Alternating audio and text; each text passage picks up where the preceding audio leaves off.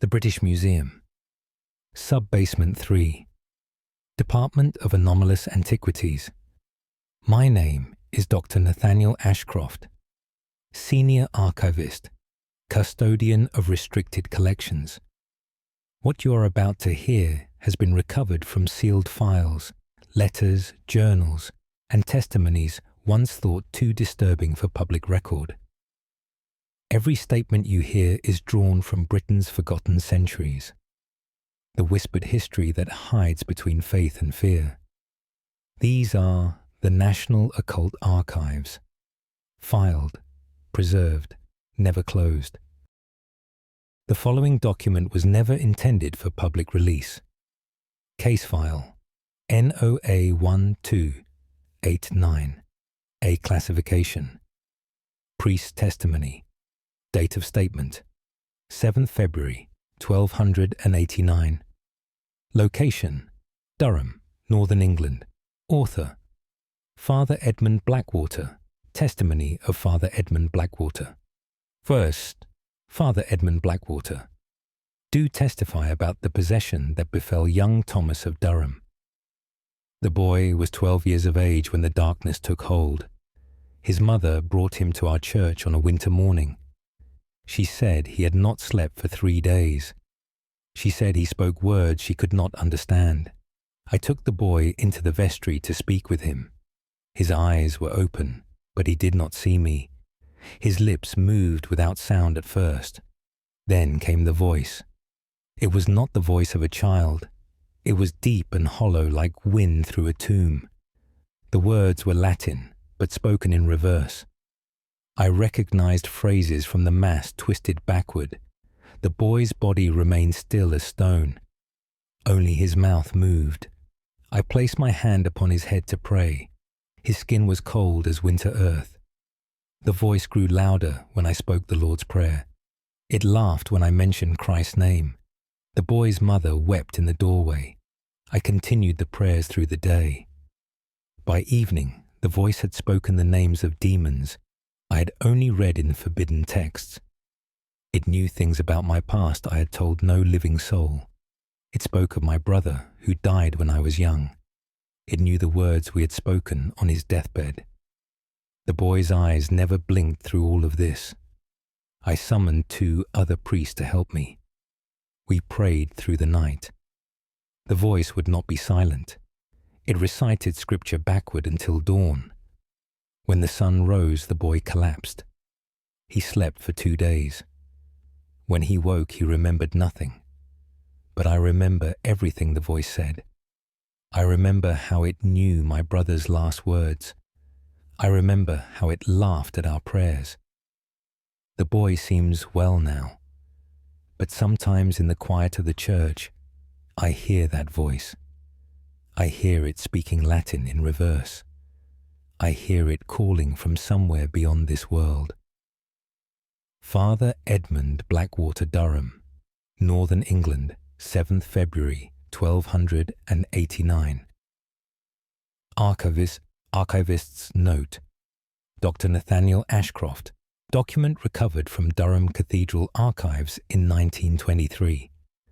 Father Blackwater's handwriting shows visible deterioration in later entries. He left the priesthood 6 months after this incident.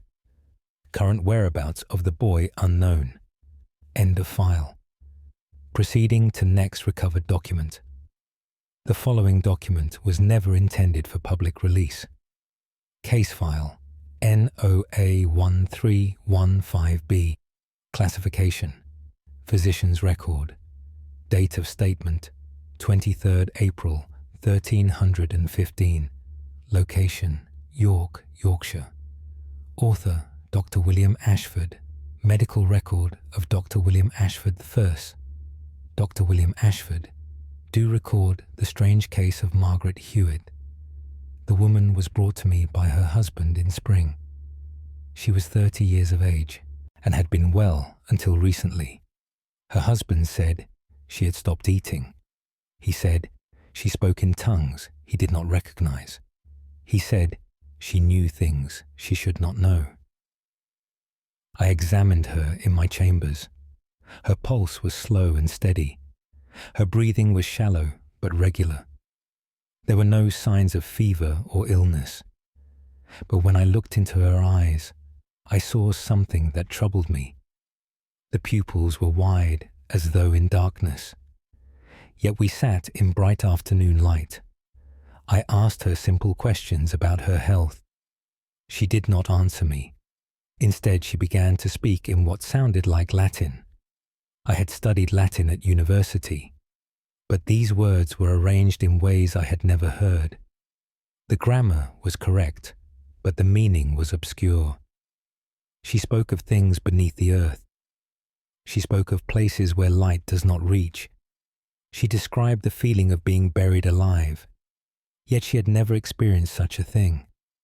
Her husband confirmed she had never been confined or trapped. I tried various remedies. I gave her herbs to calm the mind. I bled her to balance the humours. Nothing changed her condition. She continued speaking in that strange Latin. One night, I stayed late to observe her. The candles burned low in my study. Margaret sat perfectly still in the corner. Then, without warning, she turned her head toward me. Her eyes were completely black. No white showed at all. She smiled, but it was not her smile. The voice that came from her mouth was not her voice. It was the voice of many people speaking at once. It said my name, though I had not introduced myself. It told me about my father's death. It told me things only I had witnessed. I fled the room that night. I sent Margaret home the next morning. I told her husband I could do nothing more. I have treated hundreds of patients since then, but I still hear that voice in my dreams. I still see those black eyes watching me. Dr. William Ashford York, Yorkshire. 23rd April 1315. Archivist's note. Dr. Nathaniel Ashcroft. Ashford's medical journal contains 43 other cases, none as disturbing as this entry. Parish records show Margaret Hewitt died 2 months later under unexplained circumstances. The page containing this entry shows burn marks along the edges. End of file. Proceeding to next recovered document. The following document was never intended for public release. Case file NOA 134 2C. Classification Monk's account. Date of statement 15th September 1342. Location Glastonbury, Somerset. Author Brother Thomas Gray. Account of Brother Thomas Gray verse Brother Thomas Gray. Do account for the possession within our monastery walls. Brother Michael had been with us for 5 years. He was a quiet man devoted to prayer and study. He copied manuscripts in the scriptorium each day. His work was careful and his faith was strong. Then one autumn evening, everything changed. We were gathered for the Vespers in the chapel. Brother Michael stood with the rest of us. When we began to sing, he did not join us. He stood silent as stone. His mouth hung open, but no sound came forth. Then he began to laugh. The laughter was terrible to hear. It echoed through the stone chapel like screaming. The other brothers stepped away from him. I moved closer to see what troubled him. His eyes had rolled back in his head. Only the white showed. The laughter stopped suddenly. In its place came words in perfect Latin. But the voice was not Brother Michael's voice. It was higher and sharper, like metal scraping stone. The voice recited passages from the Bible. But every verse was corrupted. Every holy word was twisted into blasphemy. The abbot commanded the voice to be silent. It laughed again and spoke the abbot's secret sins aloud, things no one else could have known. Brother Michael's body remained rigid throughout. His hands were clenched at his sides. His face showed no expression at all. We carried him to the infirmary. We tied his hands to prevent harm. We prayed over him through the night. The voice would not stop speaking. It told each of us our private shames. It knew our doubts and fears. It spoke of things buried in our hearts. Some brothers fled the room in tears. Others stayed to continue the prayers. Brother Michael's lips moved constantly. The voice never tired or paused. At dawn, it finally fell silent. Brother Michael opened his eyes. He asked what had happened. He remembered nothing of the night. But we all remember what the voice revealed. We all carry those secrets now. The monastery feels different since that night. Sometimes, in the quiet hours, I hear whispers.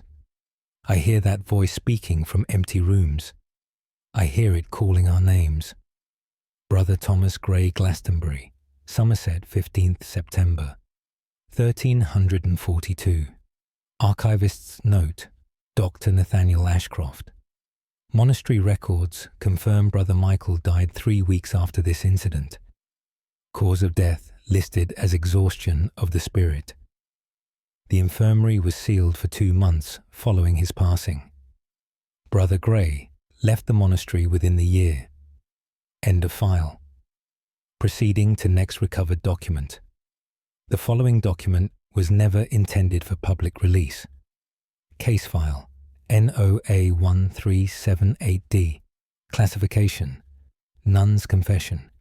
Date of statement 3rd November 1378. Location Winchester, Hampshire. Author Sister Agnes Thornbury. Confession of Sister Agnes Thornbury Worth. Sister Agnes Thornbury. Do confess what I witnessed in our convent. Sister Catherine had been with us since she was 14. She was 20 years old when the darkness came. We first noticed the change during morning prayers. She would stare at the crucifix without blinking. Her lips moved, but she spoke no words we could hear. The Mother Superior thought she was deep in prayer, but I saw something else in her eyes. I saw a light that should not have been there. One night, I woke to hear singing. The voice came from the chapel. I went to see who prayed so late. Sister Catherine stood before the altar. She was singing in a language I did not know. The words were beautiful and terrible at once. They made my head ache to hear them. I called her name, but she did not turn. I touched her shoulder, and she spun toward me. Her eyes were wide and bright, too bright for candlelight alone. She smiled and spoke in a voice not her own. The voice was soft as silk but cold as winter. It spoke in Latin I could barely follow. It told me about my sister who died young. It knew her name and how she passed. It knew the words I whispered at her grave. I ran to wake the Mother Superior. We returned with 3 other sisters. Catherine stood exactly where I had left her, still smiling that wrong smile, still glowing with that strange light. The Mother Superior commanded her to kneel. Catherine laughed instead. The laughter was like breaking glass. She spoke all our names in that silk-cold voice. She told us secrets we thought buried forever. She revealed sins we had confessed only to God. We prayed over her until dawn. The voice mocked our prayers. It recited scripture backward. It sang hymns in reverse. When the sun rose, Catherine collapsed. We carried her to her cell. She slept for 3 days without waking. When she finally opened her eyes, she wept. She said she remembered everything. She said something had been inside her. She said it was still watching us. That was 5 years ago. Sister Catherine still lives among us, but she rarely speaks now.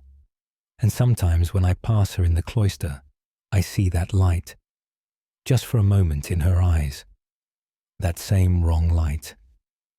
Sister Agnes Thornbury, Winchester, Hampshire, 3rd November 1378. Archivist's note, Dr. Nathaniel Ashcroft. Convent records show Sister Catherine remained until her death in 1402.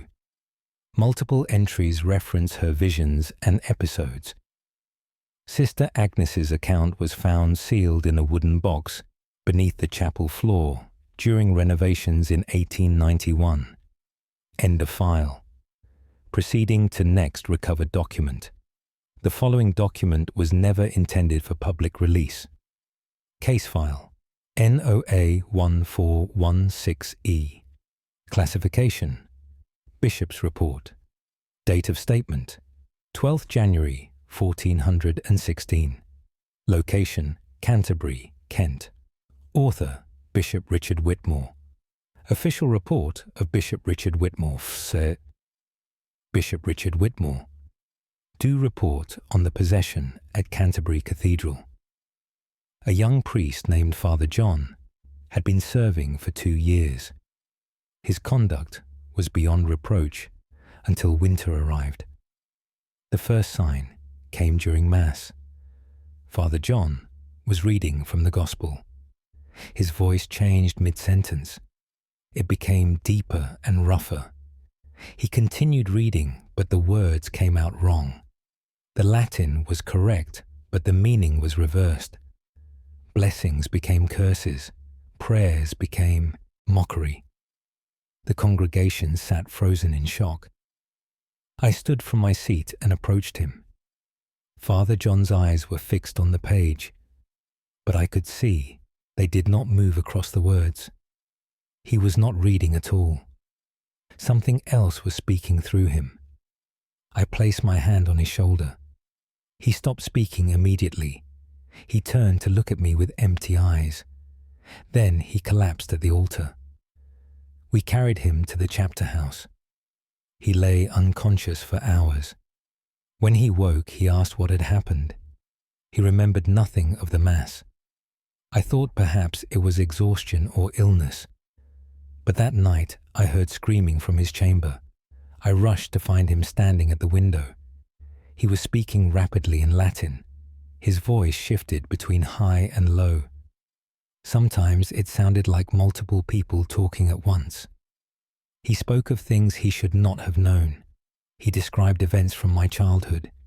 He mentioned people long dead. He used their exact words from decades past. I commanded him to stop in Christ's name. He laughed and continued speaking. The words came faster and faster. His mouth barely kept pace with the voice. I sent for 2 other bishops. We performed prayers of exorcism through the night. The voice resisted every prayer. It grew louder when we invoked holy names. It recited blasphemies when we read scripture. Father John's body convulsed during the prayers. His back arched until I feared his spine would break. His fingers clawed at the stone floor. At dawn, the voice finally screamed. It was a sound like tearing metal. Then Father John fell silent and still. We thought perhaps the prayers had worked, but when he opened his eyes, I knew better. The thing was still there, just hiding deeper, watching and waiting. Father John left the priesthood a month later. He said he could not serve God anymore. He said something else lived in his mind now. I have not seen him since, but I pray for him every night. I pray the darkness releases him, though I fear it never will. Bishop Richard Whitmore. Canterbury, Kent, 12th January 1416. Archivist's note, Dr. Nathaniel Ashcroft, Cathedral Archives, contain no record of Father John's surname or subsequent whereabouts. Bishop Whitmore's handwriting becomes increasingly erratic in later documents. He resigned his position in 1418, citing spiritual fatigue. End of file. Proceeding to next recovered document. The following document was never intended for public release. Case file NOA 1449 F classification. Doctor's notes. Date of statement 28th August 1449. Location, Norwich, Norfolk. Author, Dr. Edward Blackwood. Medical notes of Dr. Edward Blackwood were, and Dr. Edward Blackwood. Do record the case of Elizabeth Marsh. The woman was 25 years old when brought to me. Her family said she had been speaking strangely for weeks. They said she knew things she had no way of knowing. They said she spoke languages she had never learned. I examined her in my treatment room. Her physical health appeared sound. No fever or signs of illness. But when I asked her questions, she did not answer. She only stared at me with unblinking eyes. Then, without warning, she began to speak. The language was Latin, but archaic. The phrasing was from centuries past. She described medical procedures I had only read about in ancient texts. She spoke of treatments used by Roman physicians. She named doctors who lived before England was England. I asked how she knew these things. She smiled and switched to Greek. I do not speak Greek, but I recognize the sound of it. She spoke for several minutes without pause. Then she switched to another language entirely. It sounded like no tongue I had ever heard. The words were harsh and guttural. They made my teeth ache to hear them. I asked her to stop. She continued speaking. Her eyes never left my face. I called for my assistant to help me. When he entered the room, Elizabeth turned to him. She spoke his name, though they had never met. She told him about his mother's death. She described details he had told no one. My assistant fled the room in tears. I was alone with her again. Elizabeth stood slowly from her chair. She moved closer to me. She was still speaking in that unknown language. The words came faster and faster. I backed away toward the door. She followed step for step. Her mouth moved, but her expression never changed. Her eyes remained fixed and empty. I called for her family. They took her away that same hour. I told them I could do nothing for her condition. The truth is, I was afraid to try. I have treated madness and melancholy before. I have seen patients in the grip of delusion. But this was something else. Something that knew too much. Something that spoke with voices from the grave. I burned my notes from that examination. I did not want any record of what I had seen. But I cannot burn the memory from my mind. I still hear her speaking in those dead languages. I still see her empty eyes watching me. I still wonder what looked out through her face that day. Dr. Edward Blackwood, Norwich, Norfolk, 28th August, 1449. Archivist's note. Dr. Nathaniel Ashcroft. This account survived in a private letter to a colleague rather than official medical records. Parish registers show Elizabeth Marsh died in 1451. Dr. Blackwood's later writings contain no mention of this case. End of file. Proceeding to next recovered document. The following document was never intended for public release. Case file NOA1473G. Classification Priest's record. Date of statement 9th March 1473. Location Lincoln, Lincolnshire. Author Father Thomas Wells. Record of Father Thomas Wells. Father Thomas Wells. Do record the possession of young Henry Cooper. The boy was 10 years old when his parents brought him to the church. They said he had not been himself for weeks. They said he spoke with the voice of an old man. They said he knew things about their family history, things that happened before he was born. I took the boy into the church to speak with him. He sat quietly on the bench, his small hands folded in his lap. His eyes gazed at the altar without focus. I asked him simple questions about his family. He did not respond at first. Then his head tilted slowly to one side. His lips began to move. The voice that emerged was not a child's voice. It was rough and ancient. It spoke in Latin, with a strange accent. The words were perfectly formed but strangely pronounced. I asked the voice to identify itself. It laughed softly. Then it began to speak of my life. It knew where I was born. It knew the names of my parents. It described my childhood home in perfect detail. It told me about my brother who died young. It repeated the last words he spoke to me, words I had never told another soul. I demanded the voice leave the child. It ignored my command. Instead, it began to recite scripture. But every verse was corrupted, every blessing twisted into curse. The boy's body remained perfectly still, only his mouth moved. His eyes continued staring ahead unseeing. I prayed over him for hours. The voice never stopped speaking. It told me sins I had committed in secret. It described doubts I had hidden from everyone. It knew the darkness I carried in my heart.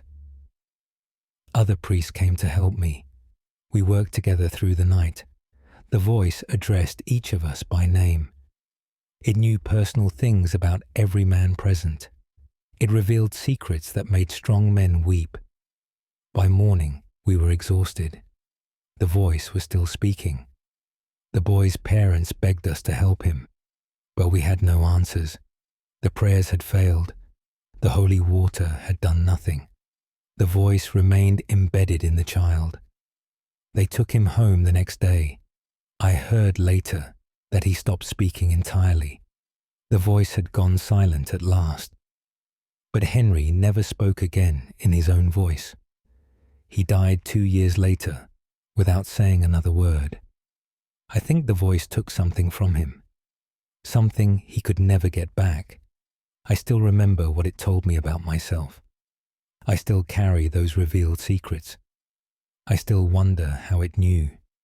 Father Thomas Wells Lincoln, Lincolnshire, 9th March, 1473. Archivist's note. Dr. Nathaniel Ashcroft Church records confirm Henry Cooper's burial in 1475 at age 12. Cause of death listed only as wasting sickness. Father Wells continued serving, but his later writings show signs of deep spiritual crisis.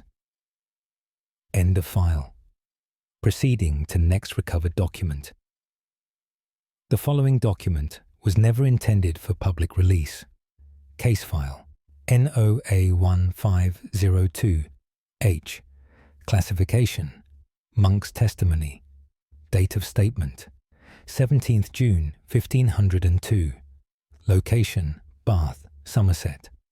Author Brother William Nash. Testimony of Brother William Nash. Brother William Nash. Do testify about the possession at our abbey. Brother Peter had been studying in the library all winter. He was researching ancient texts for the abbot. We did not see him much during those months. He took his meals alone among the books. He slept little and prayed less. One spring morning he did not appear for matins. I went to the library to find him. He sat at his desk, surrounded by open manuscripts. His eyes were red from lack of sleep. His hands trembled as he turned the pages. I asked if he was well. He looked at me, but seemed not to see me. His mouth opened and closed without sound. Then the voice came. It was not Brother Peter's voice. It was thin and hollow like wind through cracks. It spoke in Latin older than any I had heard. The words were formed correctly but felt wrong somehow, as though they came from a place where language should not exist. I stepped closer to hear better. The voice grew louder. It began to recite texts I recognized, ancient prayers and forbidden rites, things kept locked away from ordinary monks, things Brother Peter should never have read. I asked how he knew these words. The voice laughed softly. It said, It had always known them. It said, it remembered when the words were first written. It spoke of monks dead for centuries. It named them and described their faces. It told me where each man was buried. I ran to fetch the abbot. When we returned, Brother Peter was standing. He faced the wall with his arms spread wide. His head was tilted back. His eyes were closed, but his mouth moved constantly. The voice poured forth without pause. It spoke in Latin and Greek and languages neither of us knew. The abbot commanded it to be silent. The voice only grew louder. It filled the entire library. Books rattled on their shelves. Candles flickered though there was no wind. We tried to pull Brother Peter away from the wall. His body was rigid as iron. We could not move him. The abbot began prayers of exorcism. The voice laughed at every prayer. It recited the prayers backward. It mocked the holy words. Brother Peter's hands began to bleed. The skin split open as though cut by invisible blades. Blood ran down his arms to the floor. Yet he showed no sign of pain. The voice continued its terrible recitation. We prayed until our throats were raw. The voice never weakened. At sunset it finally stopped. Brother Peter collapsed onto the floor. The library fell completely silent. We carried him to the infirmary. He slept for 4 days. When he woke, he remembered everything. He said something had been reading through his eyes. He said it had used his voice to speak. He said it was still there in the shadows, still watching from the dark places between the books. Brother Peter left the abbey a week later. He said he could not remain where it could find him, but I wonder if he carried it with him when he left. I wonder if it travels with him still. Brother William Nash, Bath, Somerset, 17th June, 1502. Archivist's note, Dr. Nathaniel Ashcroft. The library was closed for renovations shortly after this incident. Abbey records show several books were removed and never returned. Brother Peter's subsequent whereabouts remain unknown. The manuscripts he was studying have not been located. End of file. Proceeding to next recovered document. The following document was never intended for public release. Case file, NOA 152, 8I classification, physician's account, date of statement, 4th October, 1528, location, Exeter, Devon, author, Dr. John Pemberton, medical account of Dr. John Pemberton Worse, Dr. John Pemberton, do account for the strange case of Robert Thorne. The man was 40 years old when his wife brought him to me. She said he had changed over the course of a month. She said he no longer seemed like himself. She said he spoke in ways he never had before. I invited them into my consulting room. Robert sat without speaking. His wife explained that he woke one morning different. His voice had changed. His manner had changed. He knew things he should not have known. I examined Robert thoroughly. His body showed no signs of disease. His pulse and breathing were normal, but when I looked into his eyes, something troubled me. There was an intelligence there that seemed too old, too knowing for any one man. I asked Robert about his symptoms. He smiled slightly. Then he began to speak. His voice was his own, but the words were not. He spoke in Latin I had only seen in ancient texts, medical terminology from Roman times. He described treatments and theories long forgotten. He discussed anatomy with precision I had never encountered. I asked where he learned such things. He said he remembered them. He said he had always known them. He said he had watched physicians work for centuries. This made no sense. Robert was a merchant who dealt in wool. He had no education beyond basic letters. Yet he spoke like a scholar of ancient medicine. I asked his wife if he had been studying. She said he could barely read. She said he had never shown interest in learning. Yet here he sat describing surgical techniques from antiquity. I decided to test his knowledge. I asked him questions only trained physicians would know. He answered every one correctly. He described procedures I had only read about once. He explained theories I had struggled to understand. His knowledge was comprehensive and exact. I asked how this was possible. Robert leaned forward in his chair, his eyes fixed on mine. He said something else had joined him. He said it lived in his thoughts now. He said it knew everything physicians had ever known, because it had been present when they learned it. His wife began to weep. She said she wanted her husband back.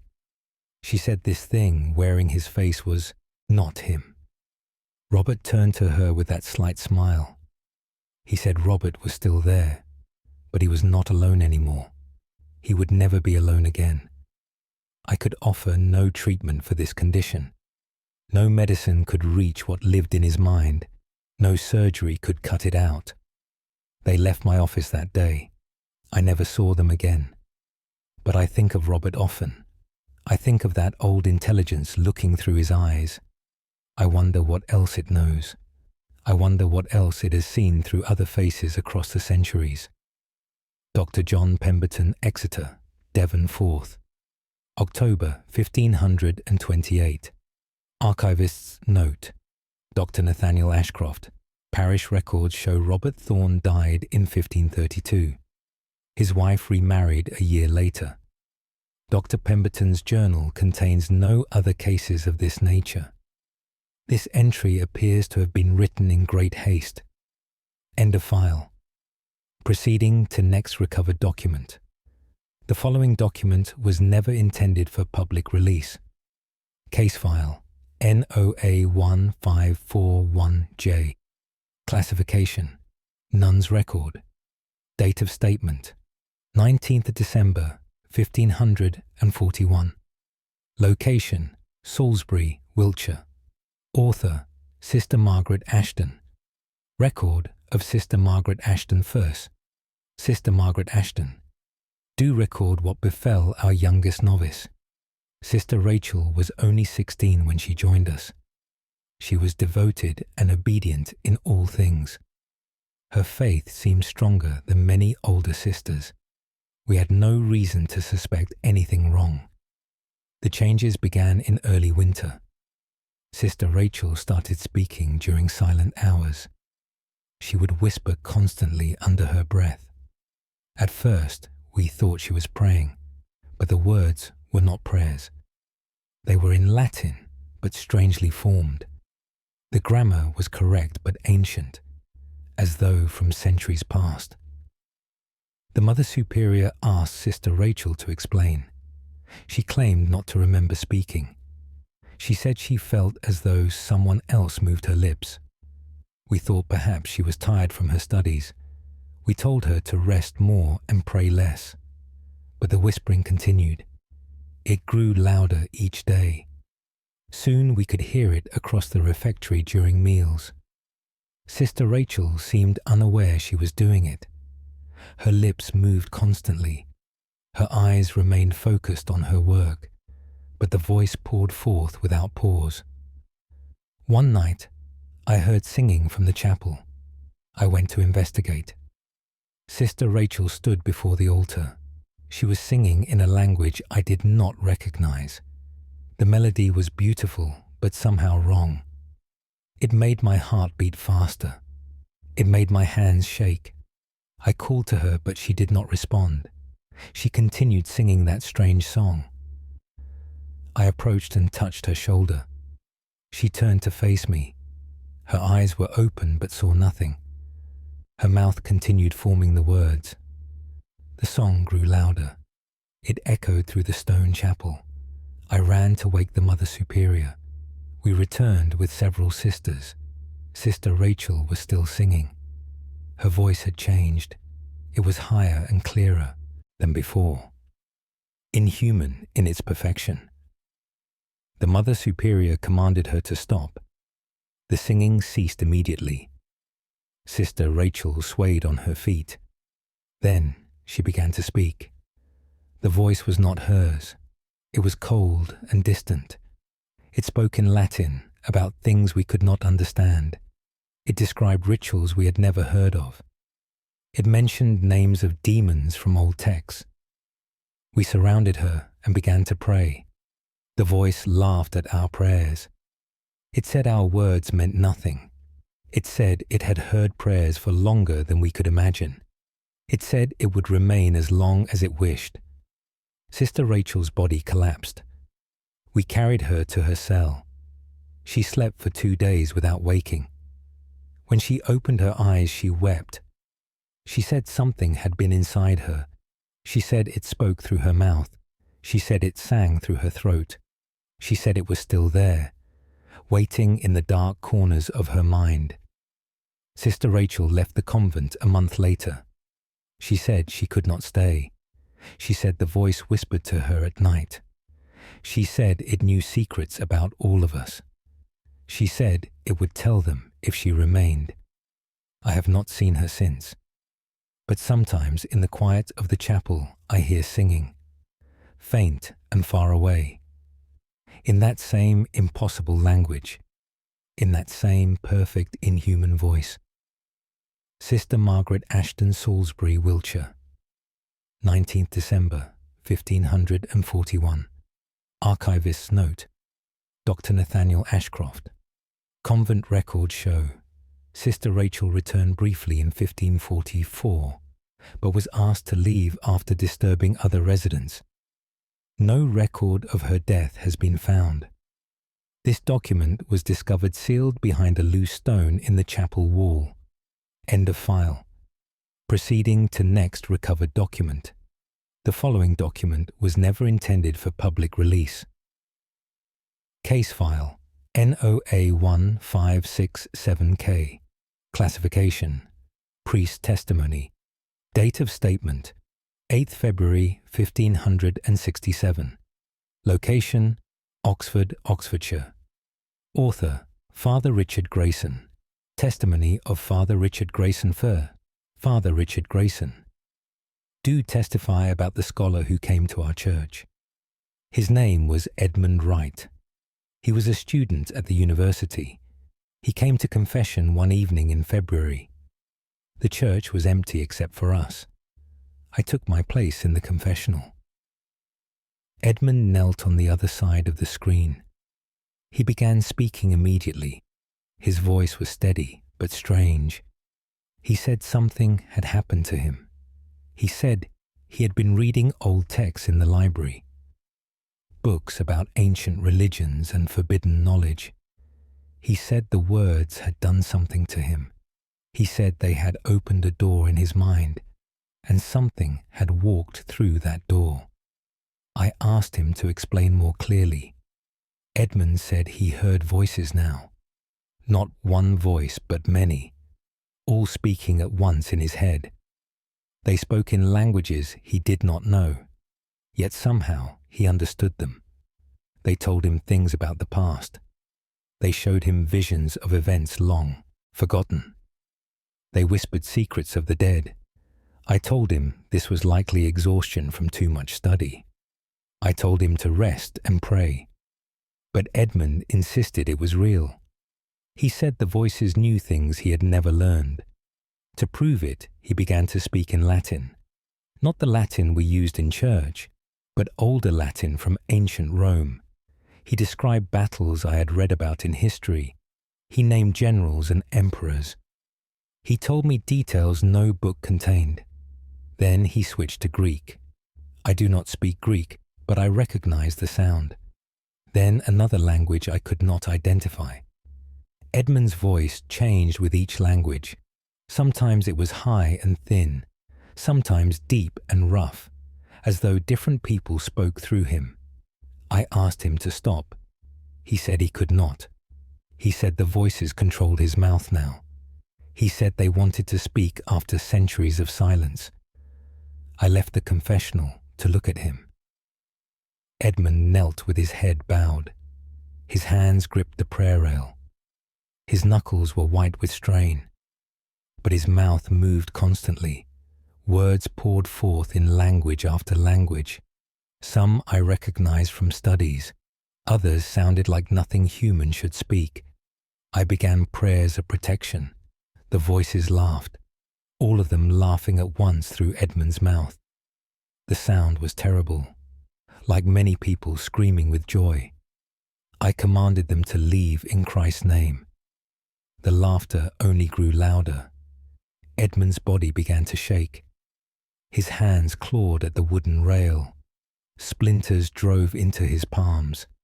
Blood ran down his wrists. But he showed no sign of pain. The voices continued speaking, faster and faster, overlapping and interrupting each other, fighting to be heard through one human throat. I ran to fetch help from other priests. When we returned, Edmund was gone. The confessional stood empty. Only blood remained on the prayer rail. We searched the church and grounds. We found no trace of him. I went to the university to ask about Edmund Wright. They said no student by that name had ever enrolled. They said no one matching his description studied there. I do not know who came to me that night. I do not know what spoke through him, but I still hear those voices sometimes. In the quiet of the empty church, many voices speaking at once, in languages the living have forgotten.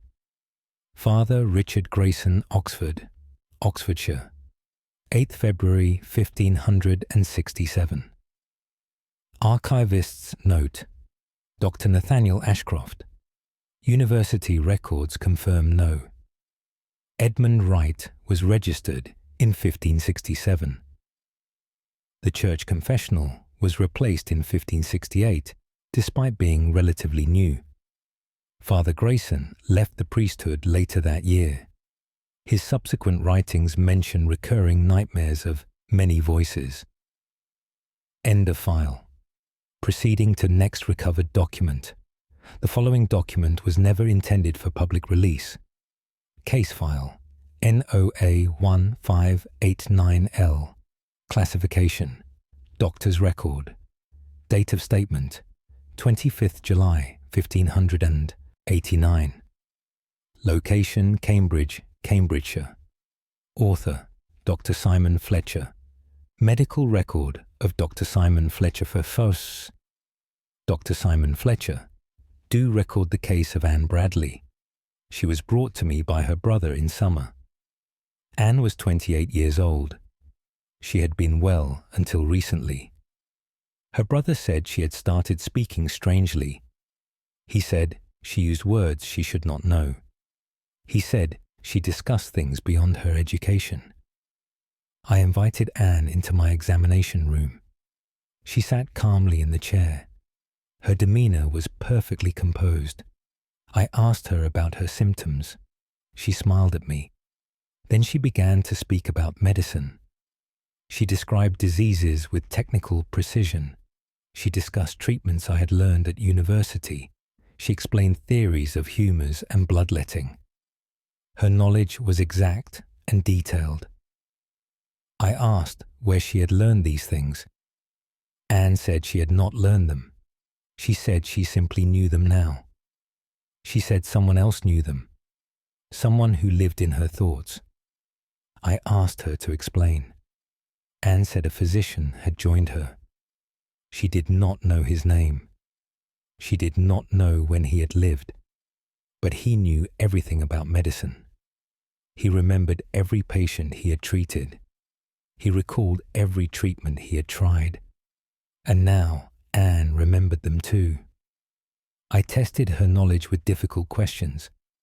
She answered each one perfectly. She described surgical procedures with accuracy. She discussed anatomy in detail. She knew things I had only recently learned myself. I asked if this troubled her. Anne said it did not. She said the physician was gentle. She said he only wanted to help. She said he whispered treatments in her mind. Then she repeated his words aloud. I asked if I could speak with this physician. Anne closed her eyes for a moment. When she opened them again, something had changed.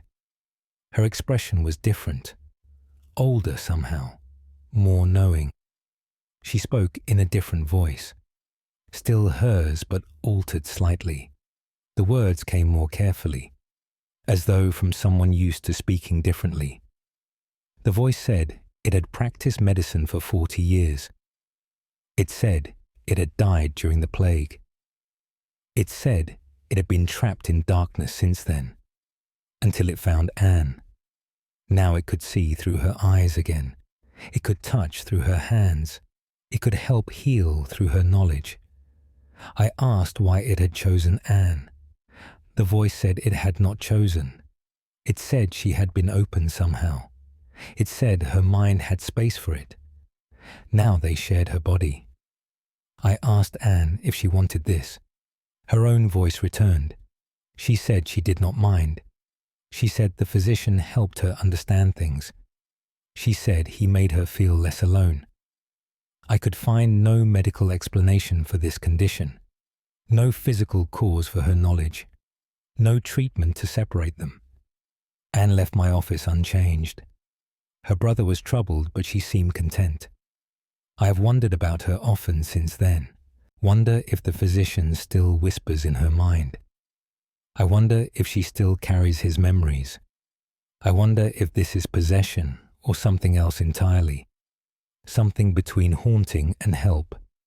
Something I have no words to describe. Dr. Simon Fletcher Cambridge, Cambridgeshire, 25th July, 1589. Archivist's note. Dr. Nathaniel Ashcroft, Dr. Fletcher's notes, contains several follow-up mentions of Anne Bradley. She apparently began treating minor ailments in her village with surprising success. No record of formal complaint or ecclesiastical investigation. She died of natural causes in 1623. End of file.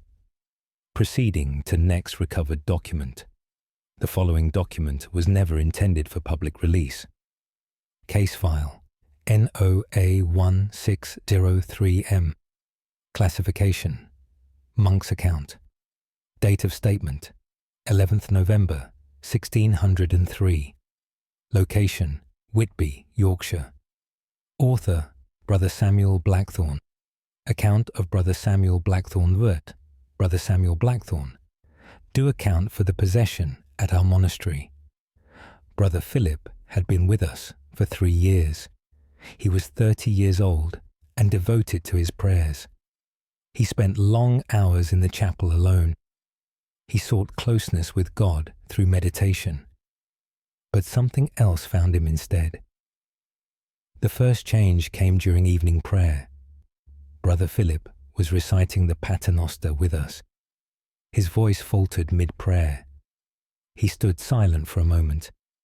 Then he continued in a different voice. It was deeper and rougher than his own. The words were correct, but sounded wrong, as though spoken by someone unused to prayer. After services, I asked if he was well. Brother Philip looked confused. He said he felt strange. He said his mouth had moved without his control. He said words had come that he did not choose. I told him to rest and we would pray for him. But that night, I heard screaming from his cell. I rushed to find him standing against the wall. His hands were pressed flat to the stone. His eyes were wide and terrified. He was speaking rapidly in Latin, but the voice was not his. It was the same rough voice from evening prayer. It spoke of darkness and confinement. It spoke of being trapped for ages. It spoke of finally finding a way out. Brother Philip's own voice broke through occasionally. He begged for help. He said something was inside him. He said it would not leave. I called for the abbot. We tried to pull Brother Philip from the wall. His hands remained fixed to the stone. We could not move them. The rough voice laughed. It said it had been in the walls for centuries. It said it had waited in the stones. It said Brother Philip had prayed too deeply, had opened himself too much, had created a space it could fill. The abbot began prayers of exorcism. The voice mocked every word. It recited prayers backward. It blasphemed against every holy name. Brother Philip wept as the voice spoke. His body shook with the effort of resisting, but the voice was stronger. We prayed through the night. The voice never weakened. At dawn, Brother Philip's hands finally released. He collapsed to the floor.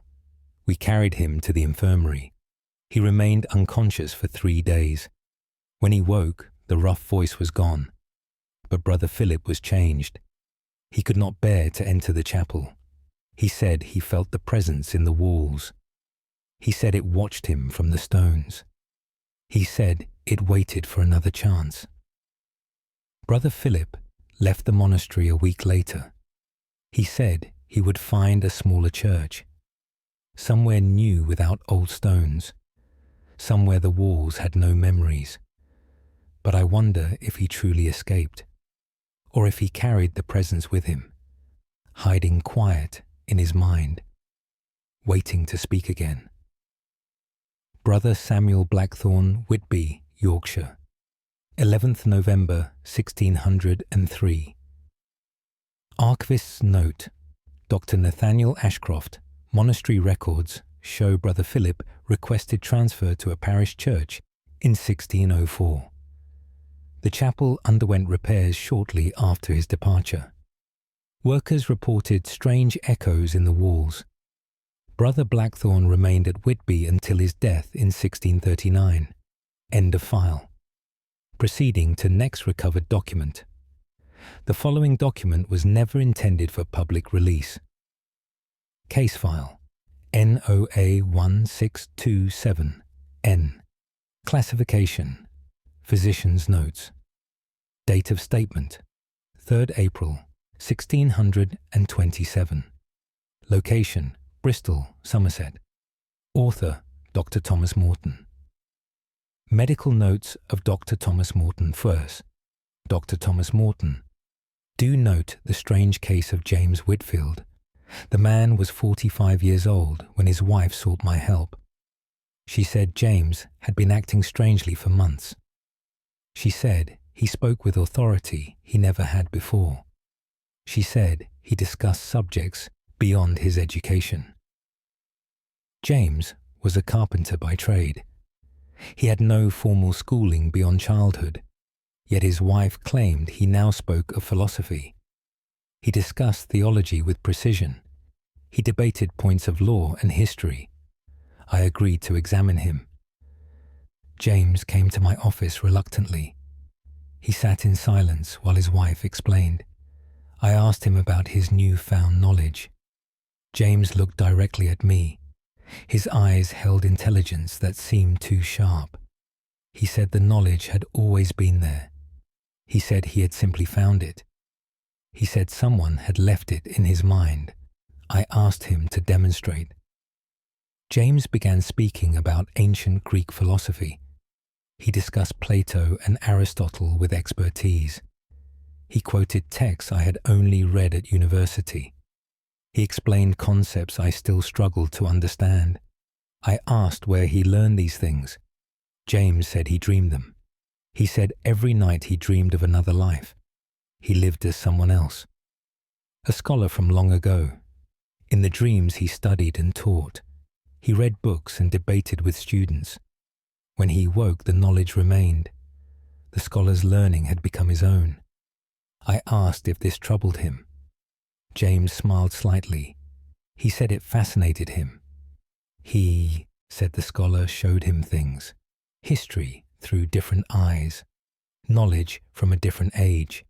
He said the scholar was generous with his memories. I examined James physically. He showed no signs of illness or injury. His mind seemed clear despite the strange claims. I asked his wife if he seemed unhappy. She said he had never been happier. He spent hours reading books he once ignored. He wrote essays on subjects he never studied.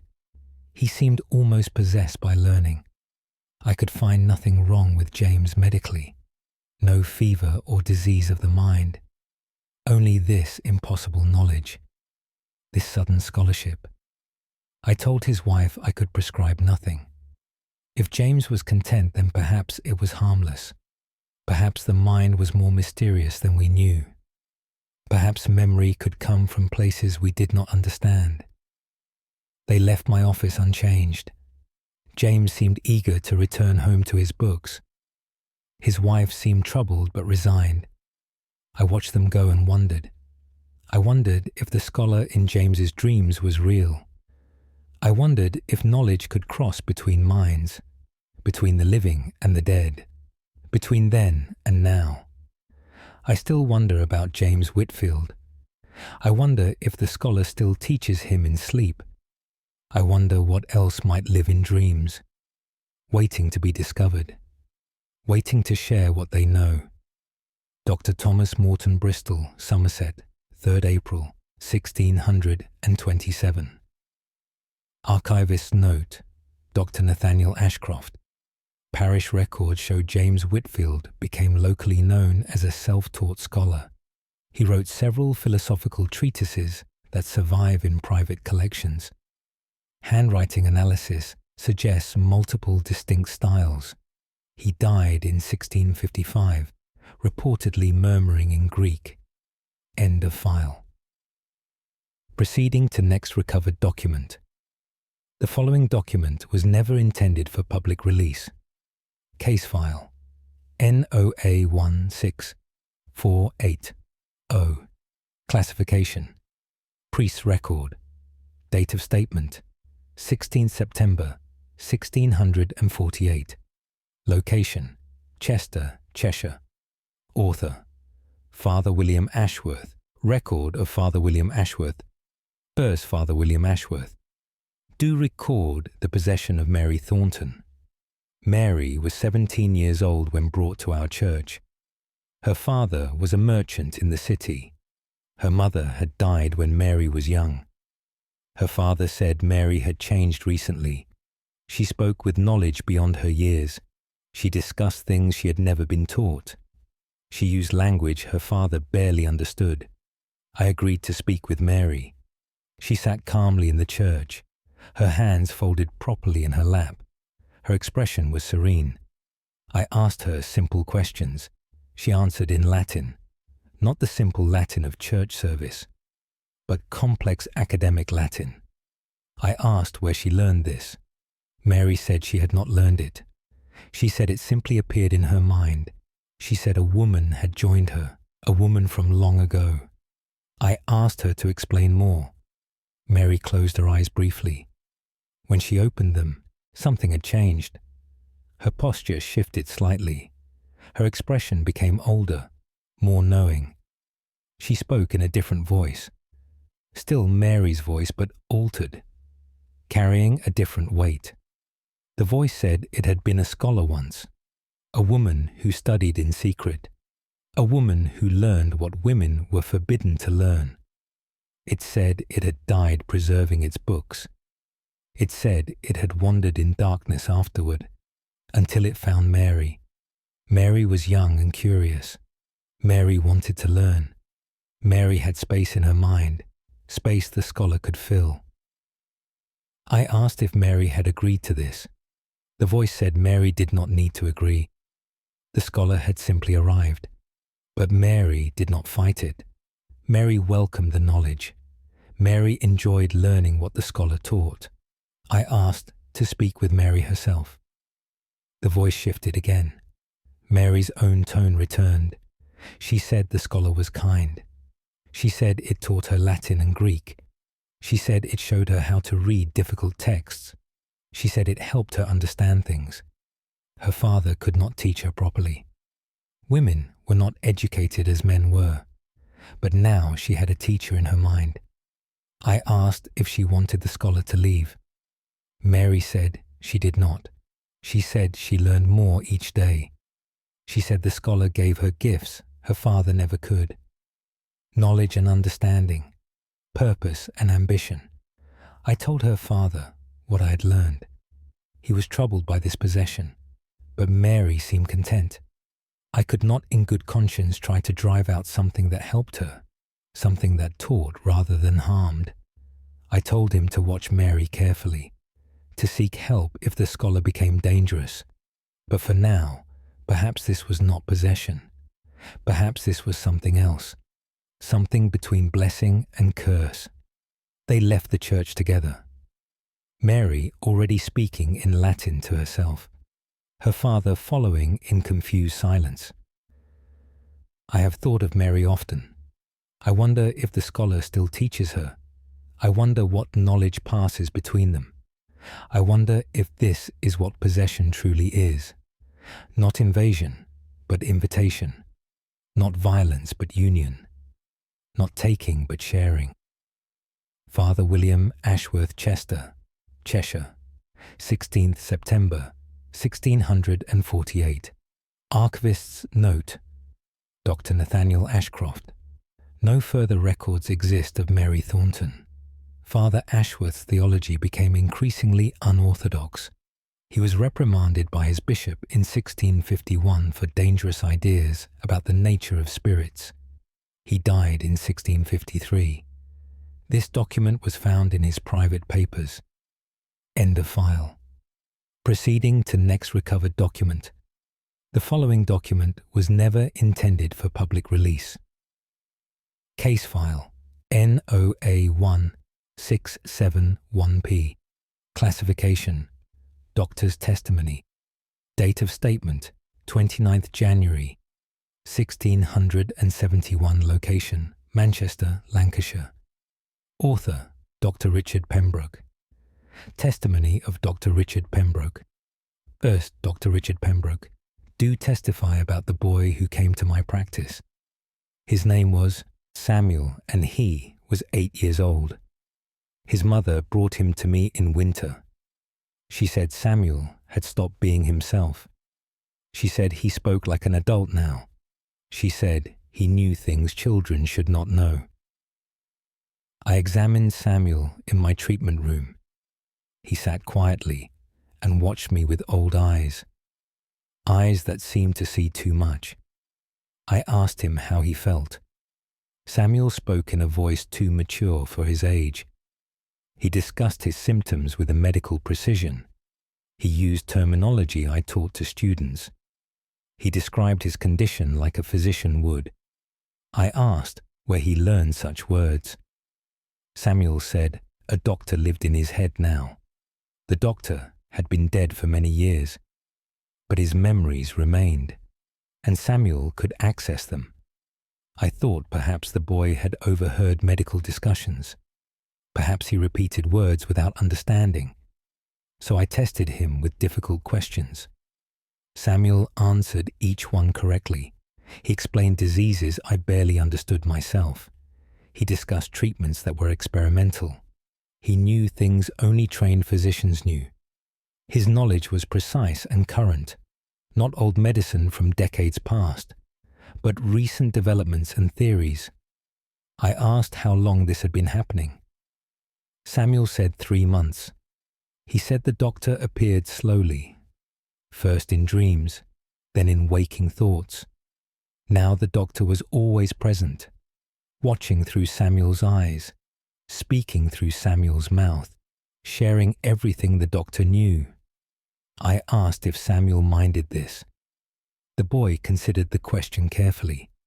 He said sometimes he felt crowded, 2 minds in one small body, but mostly he felt safe. The doctor protected him. The doctor explained things. The doctor helped him understand the world. I asked to speak with the doctor. Samuel's expression changed subtly. His eyes grew more focused. His posture straightened slightly. The voice became more formal. It said it had practiced medicine for 30 years. It said it had died from fever in 1643. It said it had drifted in darkness after death, unable to rest, unable to move on, until it felt Samuel's young mind reaching out, curious about the world, open to knowledge. The doctor had answered that curiosity, had joined with Samuel, had shared everything it remembered. I asked why. The voice said it could not heal anymore, could not help patients, could not practice its calling. But through Samuel, it could still teach, still share knowledge, still serve in its own way. I examined Samuel again after this conversation. His body remained healthy. His mind seemed clear despite hosting another. I could find no reason to separate them, no harm being done, only knowledge being shared. I told his mother what I had learned. She was troubled, but Samuel seemed content. I said to bring him back if problems arose, but I suspected they would not. Some possessions harm, some possessions help. Perhaps this was the helping kind. They left my practice together, Samuel already discussing medical theories with his mother. The doctor's voice mixed with the boy's, two minds speaking as one. I never saw them again, but I think of Samuel often. I wonder what he became. I wonder if the doctor stayed with him. I wonder if knowledge passed through possession can be a gift instead of a curse. Dr. Richard Pembroke, Manchester, Lancashire, 29th of January, 1671.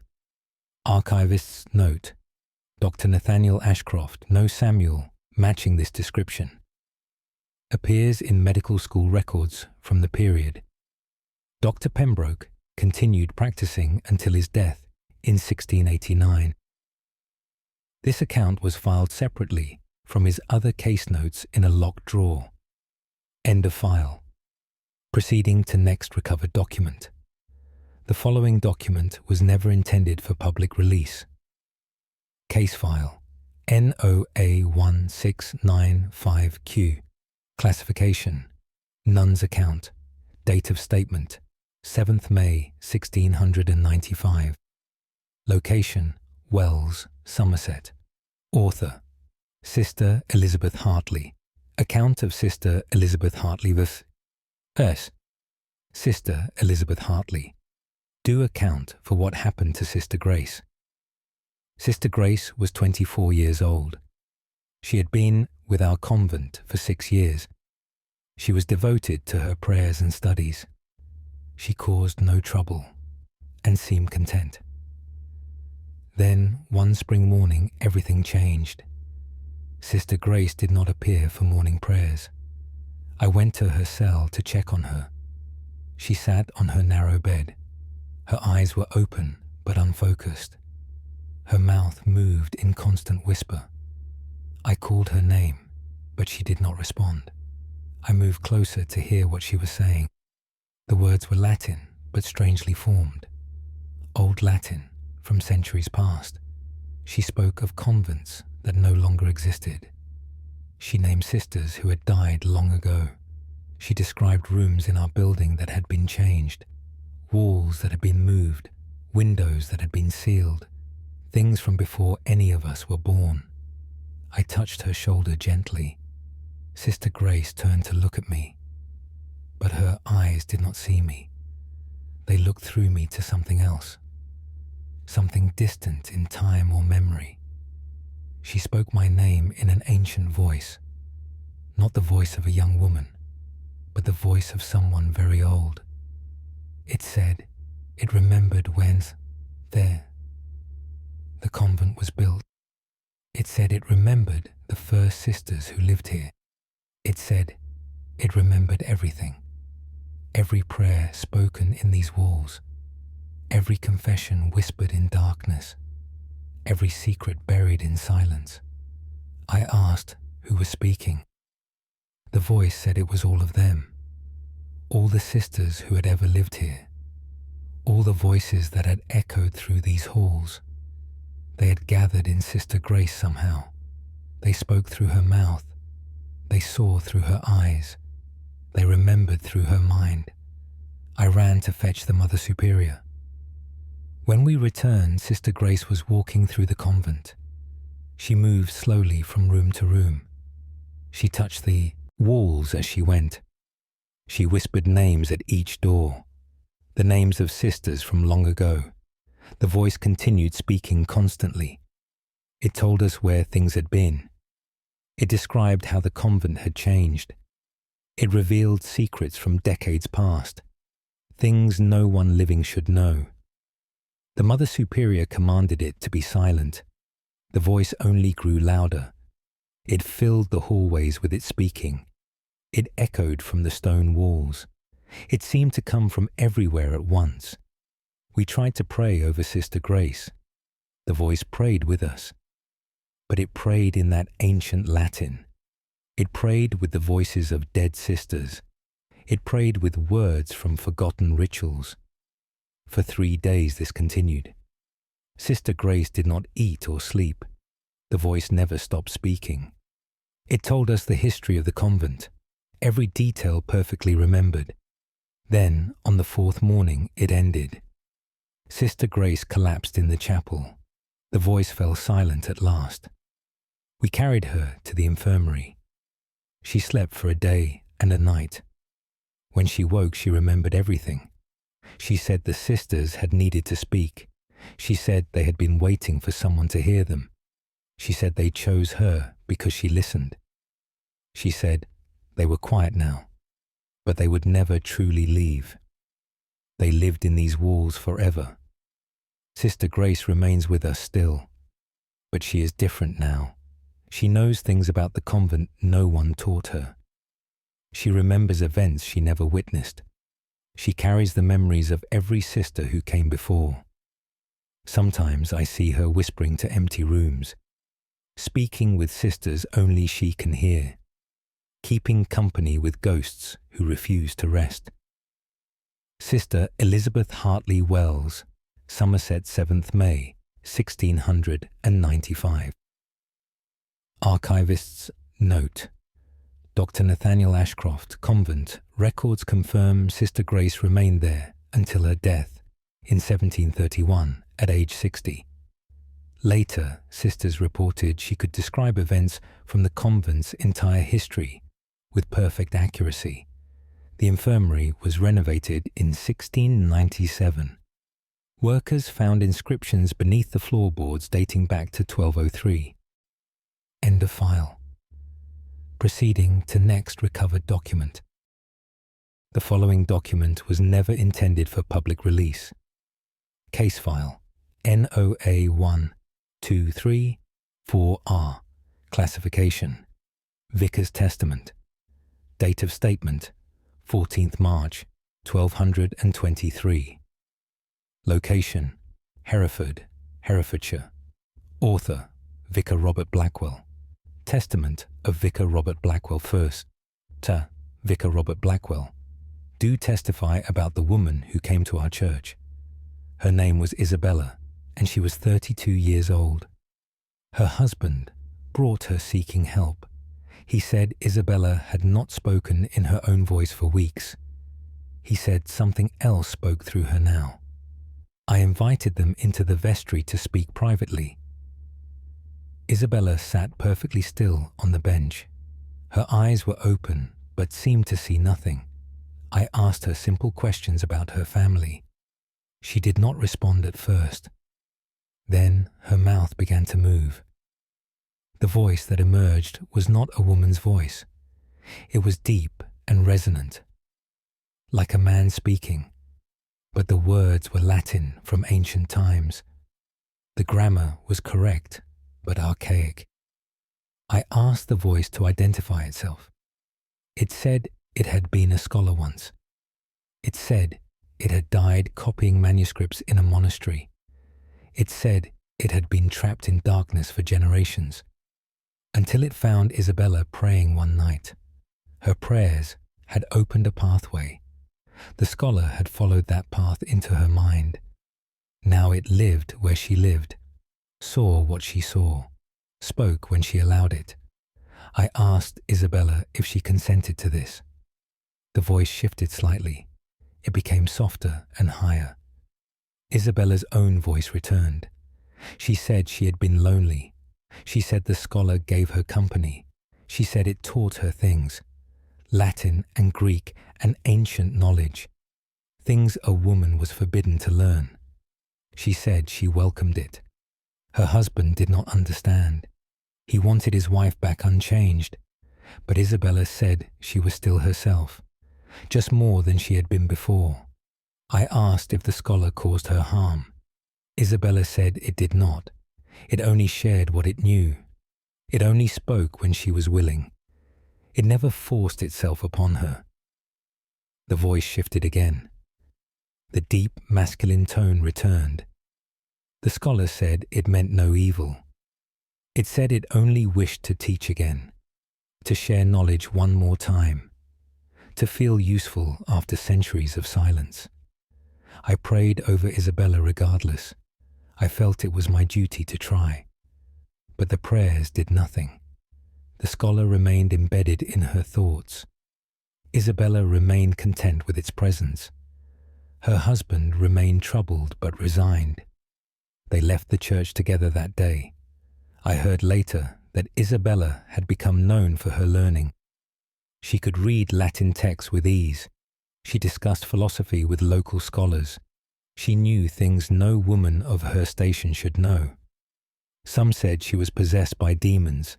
Others said she was blessed with divine knowledge. I think perhaps it was neither blessing nor curse. Perhaps it was simply two minds sharing one body. Two souls walking the same path. I still wonder about Isabella sometimes. I wonder if the scholar stayed with her. I wonder if she remained content. I wonder if possession can be gentle, if sharing can be willing, if the line between haunting and harmony is thinner than we know. Vicar Robert Blackwell, Hereford. Herefordshire, 14th March 1223. Archivists. Note: Dr. Nathaniel Ashcroft. Parish records show Isabella became a locally respected figure, consulted on matters of translation and interpretation. She died in 1249 at age 58. Her husband's later writings express conflicted feelings about her transformation. This document survived in family papers. End of file. Proceeding to next recovered document. The following document was never intended for public release. Case file. NOA 1268, S classification. Monk's Journal. Date of statement, 21st July 1268. Location, Ely, Cambridgeshire. Author, Brother Geoffrey White. Journal entry of Brother Geoffrey White's. White Umas, Brother Geoffrey Wise, Sir Geoffrey White, do record what happened in our scriptorium. Brother Martin had been copying manuscripts for 5 years. His work was meticulous and his faith was strong. He spent long hours alone with the ancient texts, copying words written by monks long dead, preserving knowledge from ages past. Then, one summer day, he stopped copying mid-sentence. I was working at the next desk. I heard his pen stop scratching. I looked over to see if he needed help. Brother Martin sat frozen with the pen in his hand. His eyes were fixed on the manuscript before him, but his expression had changed. It was as though he saw something in the words, something no one else could see. I asked if he was well.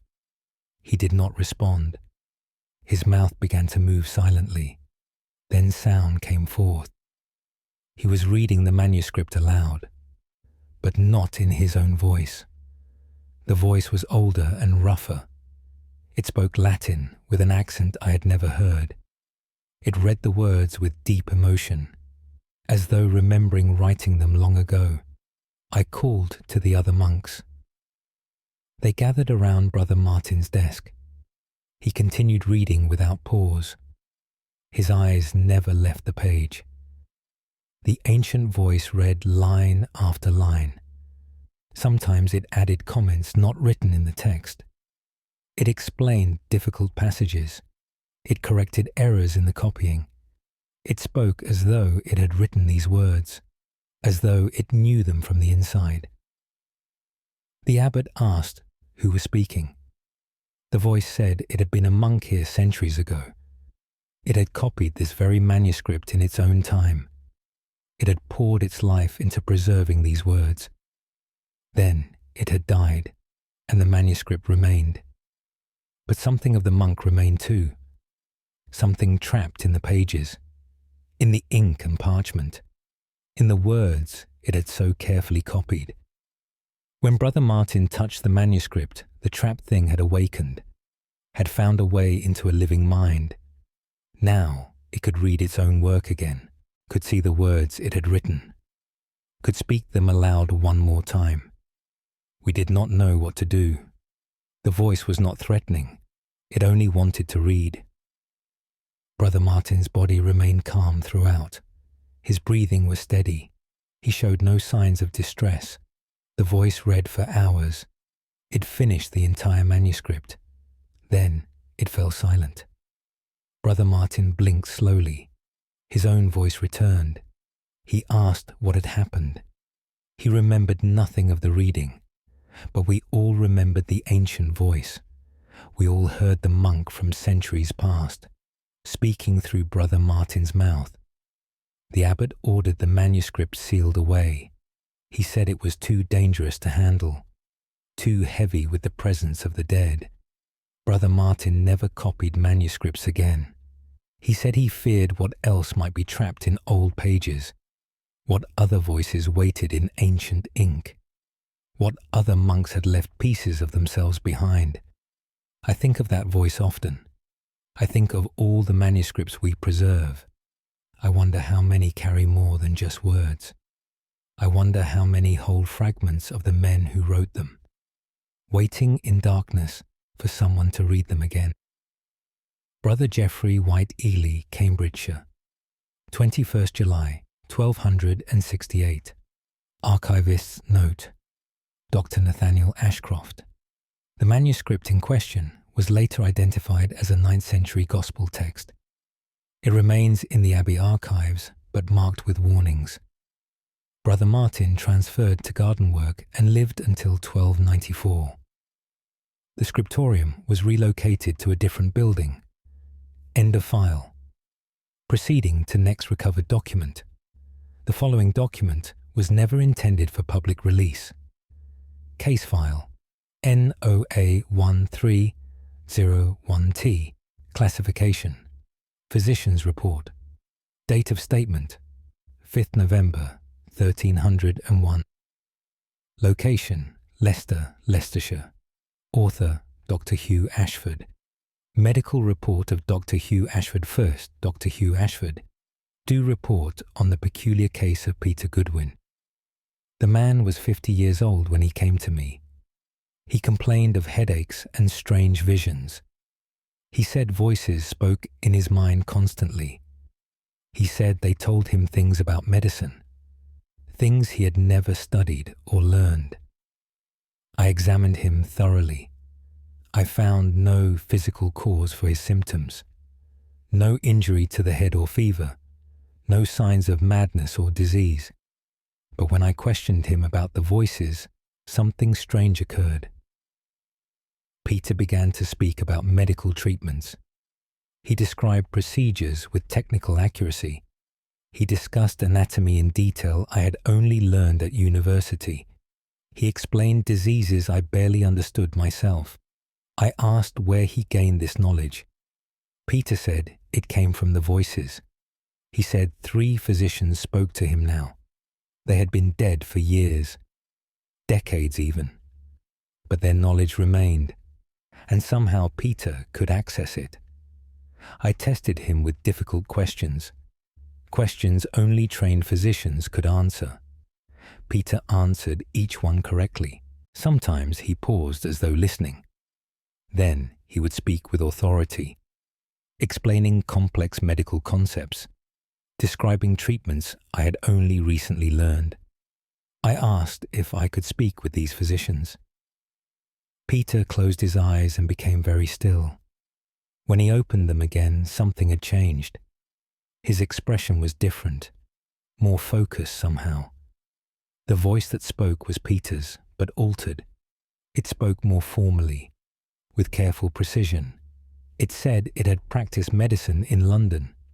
It said it had died during an outbreak of fever.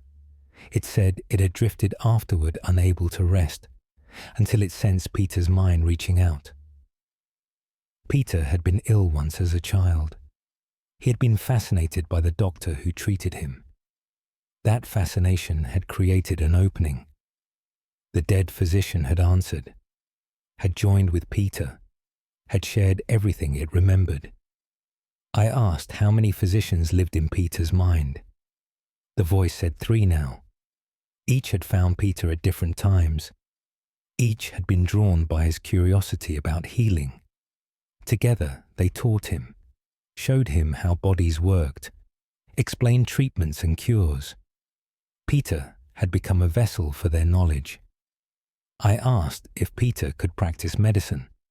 The voice said Peter lacked formal training, but he knew as much as any physician. The dead doctors guided his understanding, corrected his errors, helped him learn. I spoke with Peter's own voice again. He said the physicians were helpful. They had taught him to treat minor ailments.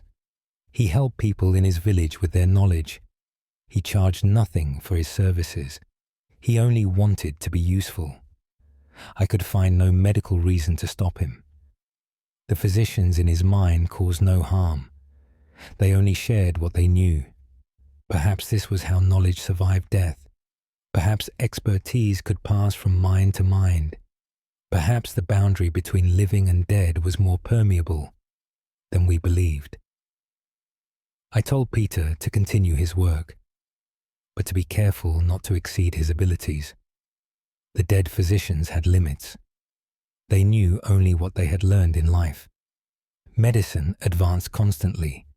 He must remember his knowledge had boundaries. Peter thanked me and left. I heard later he became known as a healer.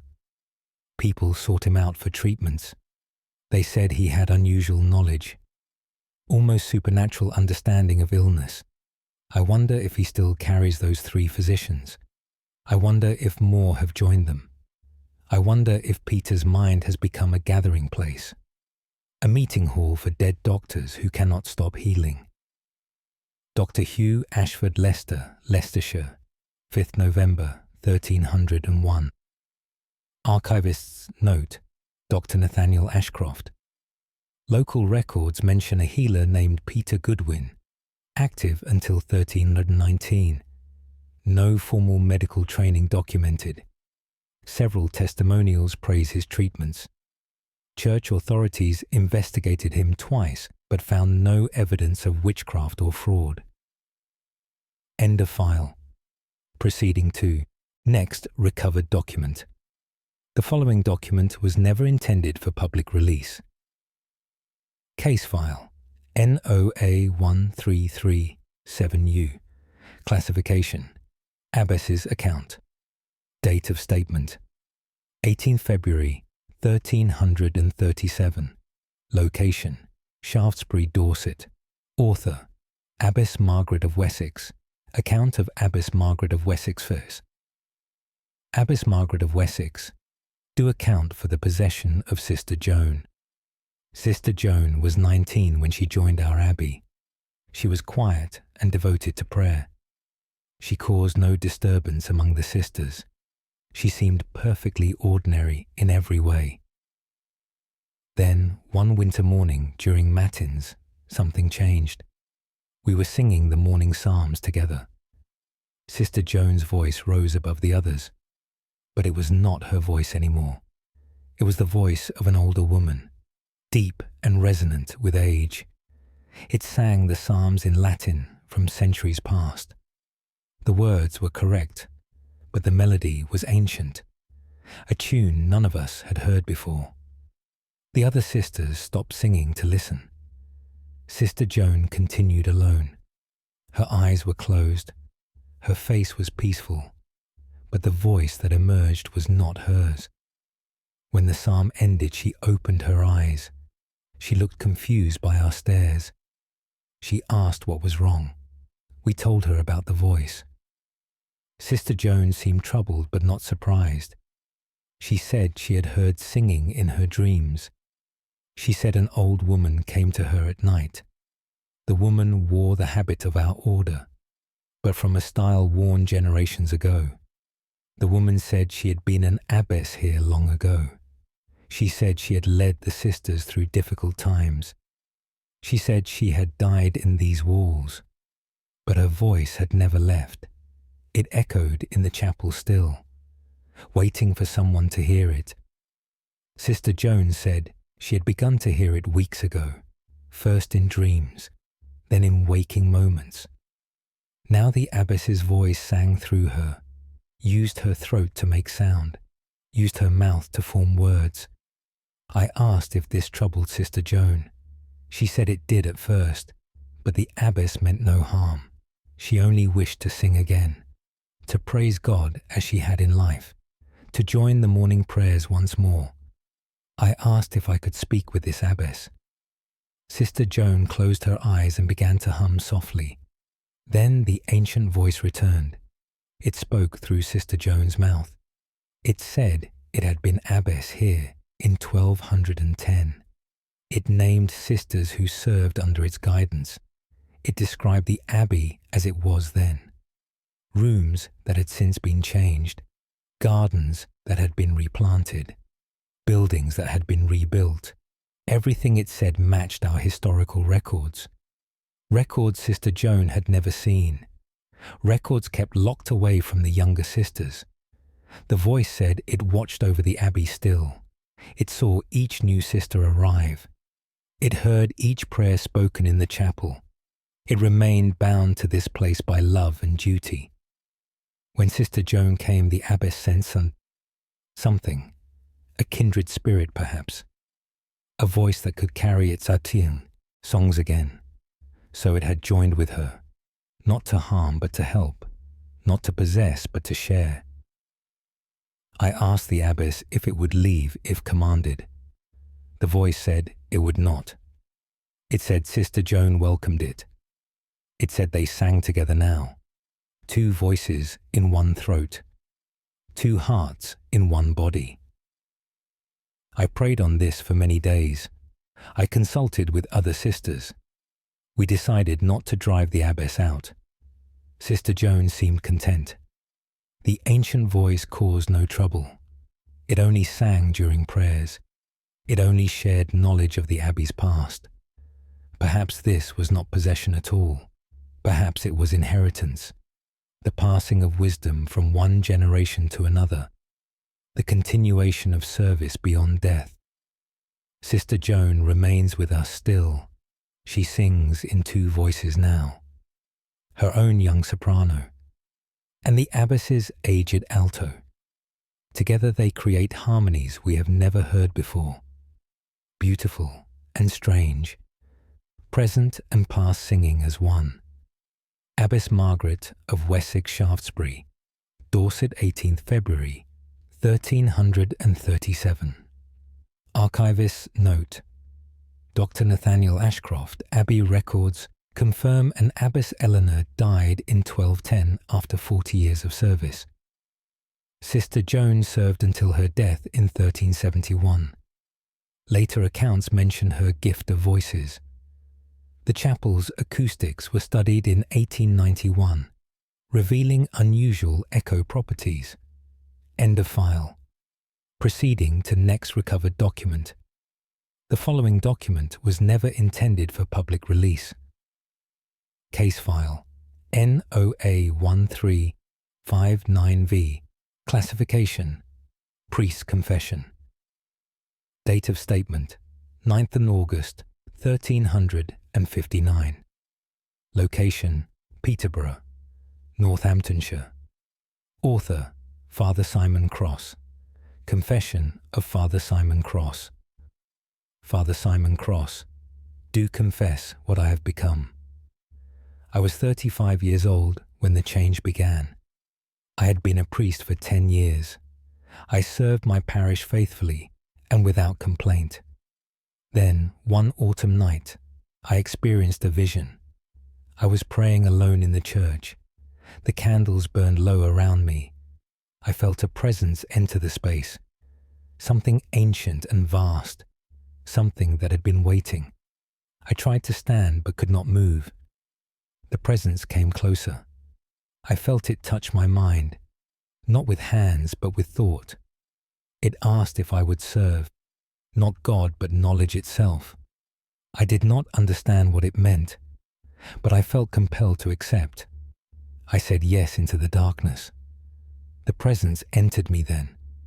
It flowed into my thoughts like water.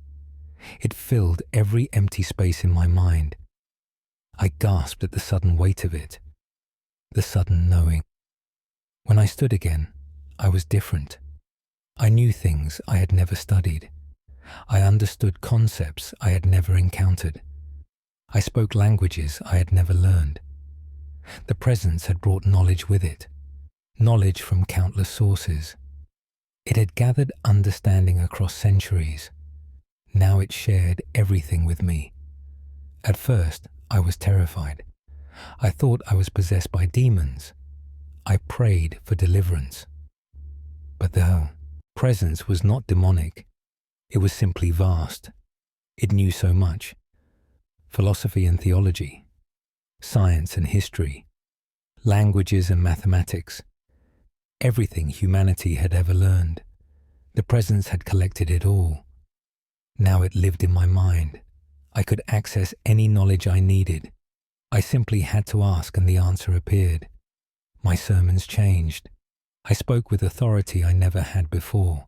I quoted texts I had never read. I explained difficult concepts with ease. The congregation noticed. Some said I had been blessed by God. Others whispered I had made dark bargains. Neither was entirely true. I had simply become a vessel for knowledge, a library in human form. But the weight of it troubles me. I am no longer entirely myself. My thoughts are crowded with the presence. My mind feels full to bursting. Sometimes I speak and do not recognize my own words. The presence uses me to express itself, to share what it knows, to teach through my voice. I do not know if this is blessing or curse. I only know I cannot go back to who I was before. The presence has changed me forever. I am Father Simon Cross, but I am also something more. Something that carries the weight of ages. Something that knows too much for one mind to hold. I confess this now because I must, because the truth demands to be told. I am possessed, but not by evil, by knowledge itself, by the collected wisdom of countless souls who came before. God forgive me.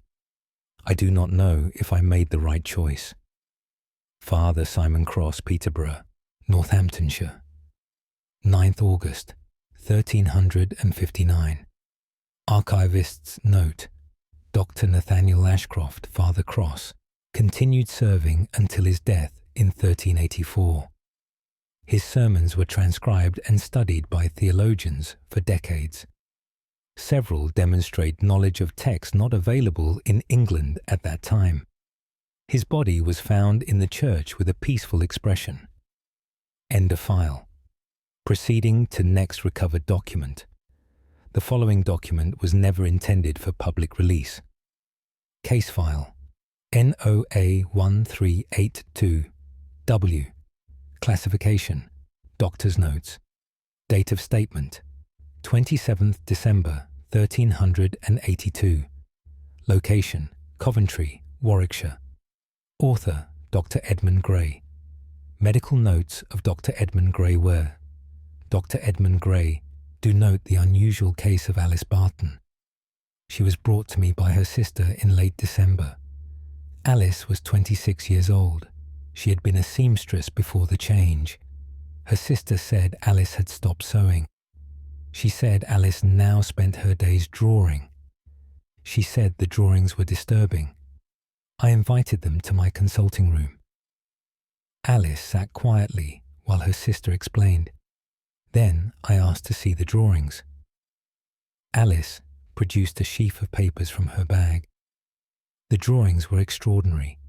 They showed human anatomy in perfect detail, muscles and organs rendered with precision, the skeletal system mapped completely, blood vessels traced throughout the body. I had never seen such accurate medical illustrations. They rivaled anything in university texts. I asked Alice where she learned anatomy. She said she had not learned it. She said a physician showed her, a physician who lived in her mind now. I asked her to explain. Alice said the physician came to her 2 months ago. She had been very ill with fever. She nearly died. In her delirium, she felt a presence. Someone watching over her, someone trying to help her heal. When the fever broke, the presence remained. A physician from centuries past. He had treated plague victims and died doing so. Now he existed in some space between life and death. He had found Alice in her illness, had tried to heal her, had succeeded in saving her life, and had stayed with her afterward. The physician showed Alice how bodies worked. He explained anatomy through visions in her mind. She saw what he had seen in his medical practice, all the bodies he had examined, all the knowledge he had gained. Now Alice could draw what the physician showed her. She could illustrate medical concepts perfectly, even though she had no training. I asked if I could speak with this physician. Alice closed her eyes, her breathing slowed. When she spoke again, the voice was different, still hers but with different cadence, different word choices. The voice explained medical theories to me. It discussed treatments and procedures. It spoke with the authority of experience. It knew things only trained physicians knew. I tested it with difficult questions. It answered each one correctly. It even corrected some of my assumptions. It knew more than I did in several areas. I asked the physician why it stayed with Alice. The voice said it could not move on. It had died with too much knowledge untaught, too many patients unsaved, too much work undone. Through Alice, it could continue helping. It could share what it knew. It could serve medicine even in death. Alice's own voice returned. She said the physician was kind to her. He had saved her life. Now he taught her things, showed her wonders of the human body, helped her understand how healing worked. She said she felt honored to carry him, to be the vessel for his knowledge. I examined Alice physically. She was completely healthy. The fever had left no trace. Perhaps the physician truly had healed her. I asked what she would do with this knowledge. Alice said she would keep drawing, keep documenting what the physician showed her. Perhaps the drawings would help other physicians. Perhaps medical knowledge could spread this way, through possession and illustration, through the dead teaching the living. I kept several of Alice's drawings. They are the finest anatomical illustrations I have ever seen, more accurate than anything in my medical texts.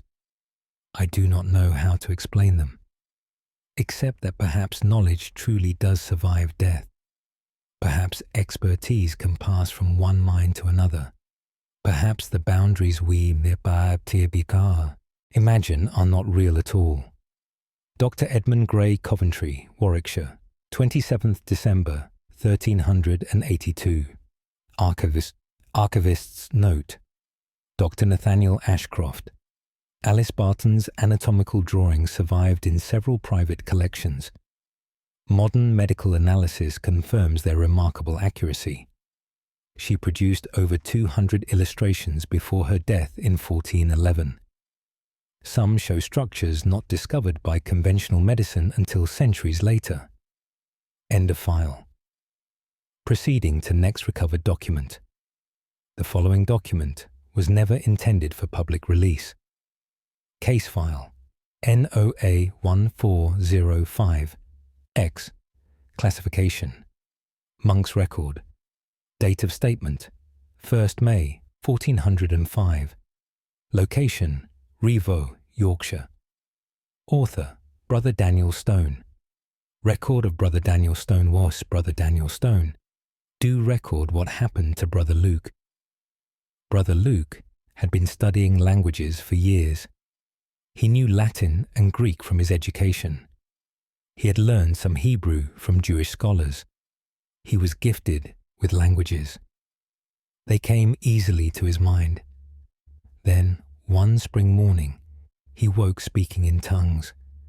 Not the holy tongues of Pentecost, but ancient languages long forgotten. He spoke in languages no one recognized, languages that sounded like nothing human should speak. We thought at first he was ill.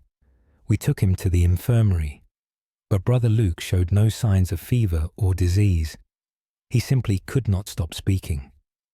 The words poured forth constantly, sometimes in languages we knew, sometimes in languages we did not. I asked him what was happening. In a moment of clarity, Brother Luke explained. He said something had opened in his mind.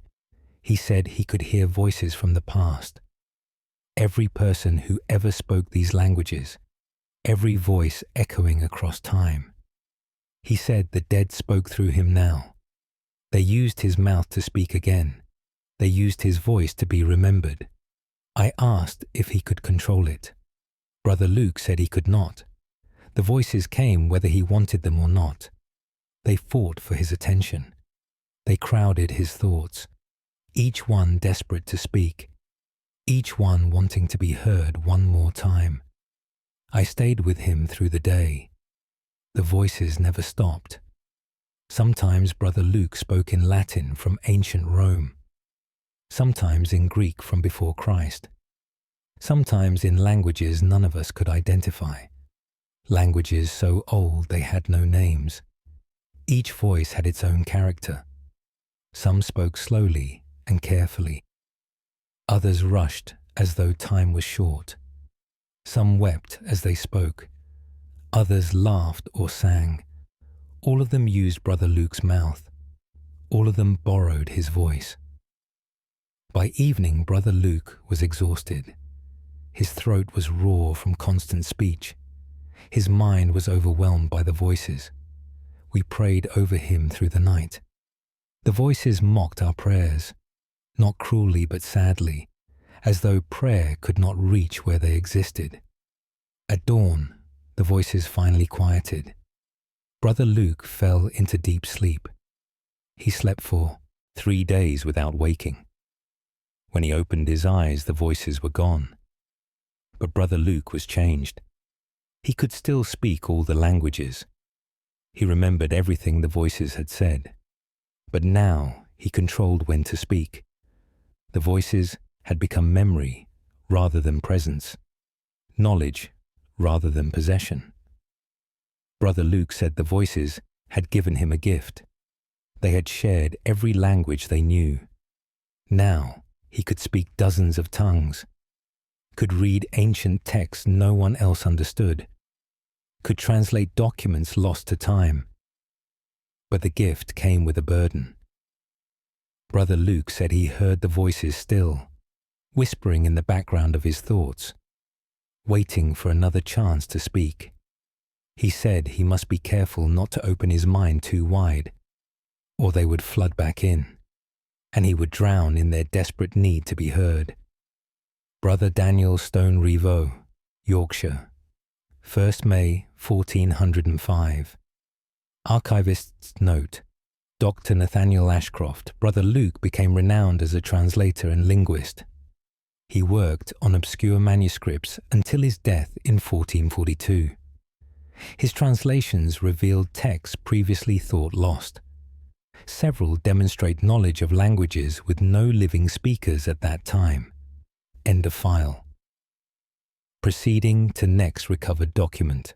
The following document was never intended for public release. Case file NOA1428YY. Classification. Physician's account. Date of statement 13th October 1428. Location Winchester, Hampshire. Author, Dr. William Cross. Medical account of Dr. William Cross vs. Dr. William Cross. Do account for the strange case of Thomas Webb. Thomas was 40 years old when his wife brought him to me. He was a blacksmith by trade, strong and healthy in body. But his wife said his mind had changed. She said Thomas spoke of memories that were not his own. She said he remembered lives he never lived. She said he knew things he never experienced. I examined Thomas in my office. Physically, he was sound. No injury or illness. But when I asked about his memories, something strange occurred. Thomas began to speak of his childhood, but the childhood he described was not his own. He spoke of growing up in a different town, learning a different trade, having different parents. His wife confirmed none of this was true. Thomas's real childhood was completely different. But Thomas insisted he remembered both. He remembered his real life, and he remembered another life before it, a life that belonged to someone else. I asked him to explain more. Thomas said the other memories began appearing 6 months ago. At first they came in dreams. He dreamed of being a merchant in London, living a life completely unlike his own. When he woke, the memories remained, as clear as his real memories, as vivid and detailed. Then more memories came. Another life as a farmer, another as a priest, another as a soldier. Each set of memories was complete. Each life fully formed in his mind. Thomas said he now remembered living 5 different lives. He remembered dying in each one. He remembered the darkness between lives. He remembered waiting to be born again. But these were not his lives. They belonged to other men. Men who lived before Thomas was born. Men who died before he existed. Somehow their memories had found their way into his mind. I asked if this troubled him. Thomas said it confused him. He did not know which memories to trust, which life was truly his. Sometimes he forgot his wife's name, but remembered the name of a woman from a previous life. Sometimes he forgot his trade, but remembered skills from another life entirely. He felt crowded in his own mind. 5 lives competing for space. 5 sets of memories demanding attention. I asked if the other men spoke to him. Thomas said they did not speak. They simply were. Their memories existed alongside his own. Their experiences mixed with his experiences. He could not separate them anymore. He did not know where they ended and he began. I had never encountered such a case. I knew of possession by spirits, but this was possession by memory, by the accumulated experiences of the dead. Thomas carried their lives within him, whether he wanted to or not. I could offer no treatment. No medicine could erase memory. No procedure could separate one life from another. Thomas would have to learn to live with all 5 lives, to carry them all forward, to be one man containing multitudes. His wife wept when I told her this. She said she had lost her husband. The man she married was buried under layers of other men. But Thomas said he was still himself, just more than himself, just one thread in a tapestry of lives. They left my office together. Thomas already seeming distant, lost in memories that were not his own. I wonder about him sometimes. I wonder if more lives have joined the others. I wonder if Thomas still exists beneath them, or if he has been completely absorbed. One more life added to the collection, one more set of memories waiting to be passed on. Dr. William Cross, Winchester, Hampshire, 13th October 1428. Archivist's note, Dr. Nathaniel Ashcroft. No further records of Thomas Webb exist after 1430. Dr. Cross's notes suggest the patient stopped returning for consultations. Local records mention a blacksmith who left Winchester around that time. Destination unknown. This case has parallels with modern reports of past life memories. End of file. Proceeding to next recovered document. The following document was never intended for public release. Case file NOA1453Z. Classification: Nun's Testament. Date of statement: 24th June, 1453. Location: Norwich, Norfolk. Author: Sister Catherine Marsh. Testament of Sister Catherine Marsh. First, Sister Catherine Marsh, do testify about Sister Dorothy. Sister Dorothy joined our convent at age 20. She was the daughter of a merchant. She had been educated by private tutors. She could read and write in English and Latin. She seemed like any other novice, eager to serve and learn. Then, one summer evening, she had a vision.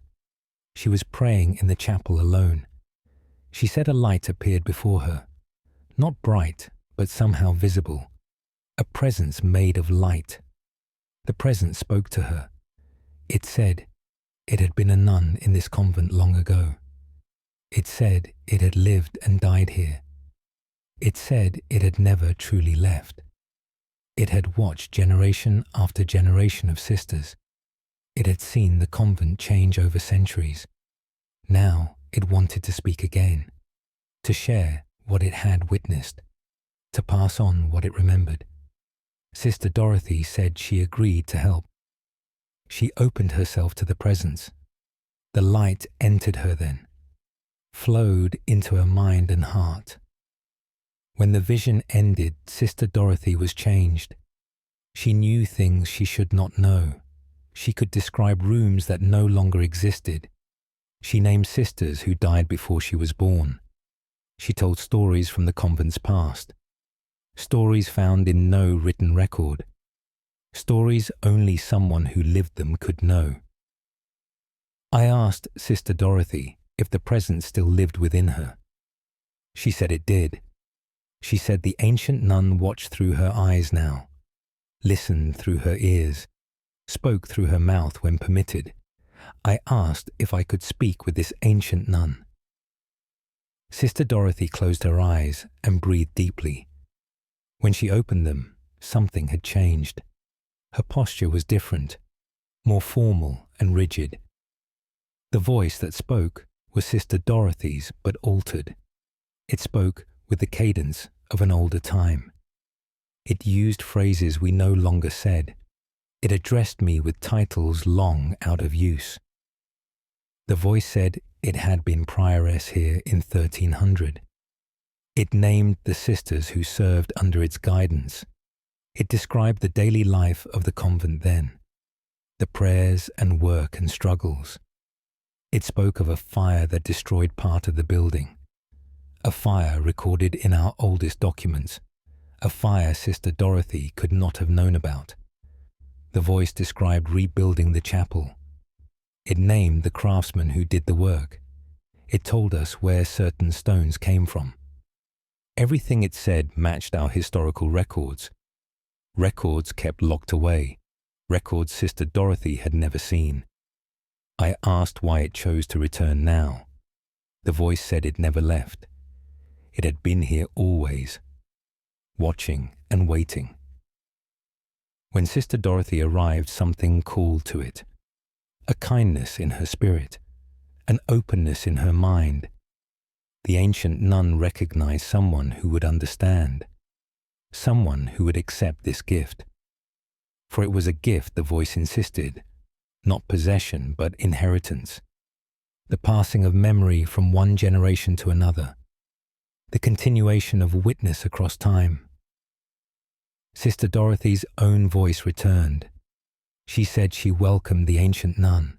She said it was an honor to carry such memory, to preserve such knowledge, to keep the convent's history alive. The Mother Superior decided to allow this. Sister Dorothy caused no trouble. The ancient nun offered no harm.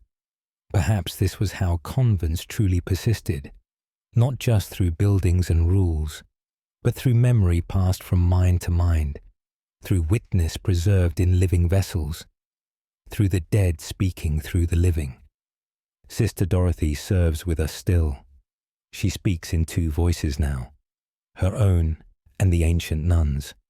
Together they tell the story of this place, past and present woven into one.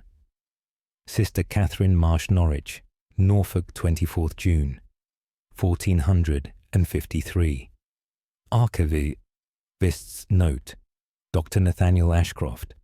Convent records confirm a prioress serving around 1300, though her name is illegible in surviving documents. Sister Dorothy remained at Norwich until her death in 1499. Her accounts of convent history were later verified through archaeological findings. End of file. Proceeding to next recovered document. The following document was never intended for public release. Case file NOA 1476AA. Classification: Priest's record. Date of statement: 8th March, 1476. Location: Gloucester, Gloucestershire. Author: Father Andrew Whitfield. Record of Father Andrew Whitfield. Mercer, Father Andrew Whitfield. Do record the case of John Carpenter. John was 28 years old when he came to me. He was a mason by trade. He worked on church buildings and cathedrals. He said something had happened to him while working. He said he had been touched by something ancient. I invited him to explain in private. John said he had been repairing an old church, a church built in the 11th century. The stones were ancient and weathered. While working on the foundation, he found something. A carved stone hidden beneath others. It bore strange markings, symbols he did not recognize. He touched the stone to examine it more closely. The moment his hand made contact, everything changed. He said he felt something rush into him, like water pouring into an empty vessel. His mind filled with images, visions of men working stone centuries ago. He saw the church being built. He watched masons placing each stone. He heard them speaking in old languages. He learned their techniques. He understood their methods. When the vision ended, John had changed. He knew things about stonemasonry he had never learned. He understood techniques lost for generations. He could work stone in ways no living mason knew. I asked if something possessed him. John said it was not exactly possession. He said the stone had contained memory. The masons who built the church had poured themselves into their work. Their knowledge had soaked into the stones. When John touched the carved stone, that knowledge transferred to him. Now he carried the accumulated wisdom of generations of masons. He knew how to cut stone perfectly, how to fit pieces without mortar, how to build structures that would last forever, skills that took lifetimes to master, all given to him in a single moment. I asked if this troubled him. John said it did not. He said he felt blessed. He had been given a gift by the masters who came before. They had found a way to pass on their knowledge, to ensure their work would continue, to teach across the boundary of death. I examined the stone John described. I visited the old church with him. We dug up the carved stone from the foundation. It bore symbols I recognized from ancient texts, symbols meant to preserve and protect. Perhaps they preserved more than just the building. Perhaps they preserved the knowledge of those who built it. John continued his work with new skill. He repaired churches with techniques no one else knew. He taught younger masons what the ancient ones had shown him. The knowledge spread through his teaching. The old masters continued to guide new hands. Their expertise lived on through John. I think of this often. I think of all the old churches and cathedrals.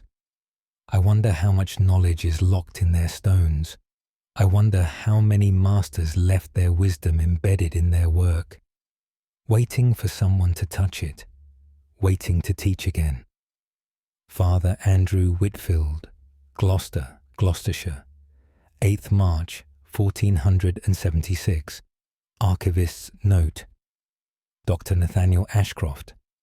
John Carpenter became a master mason of great renown.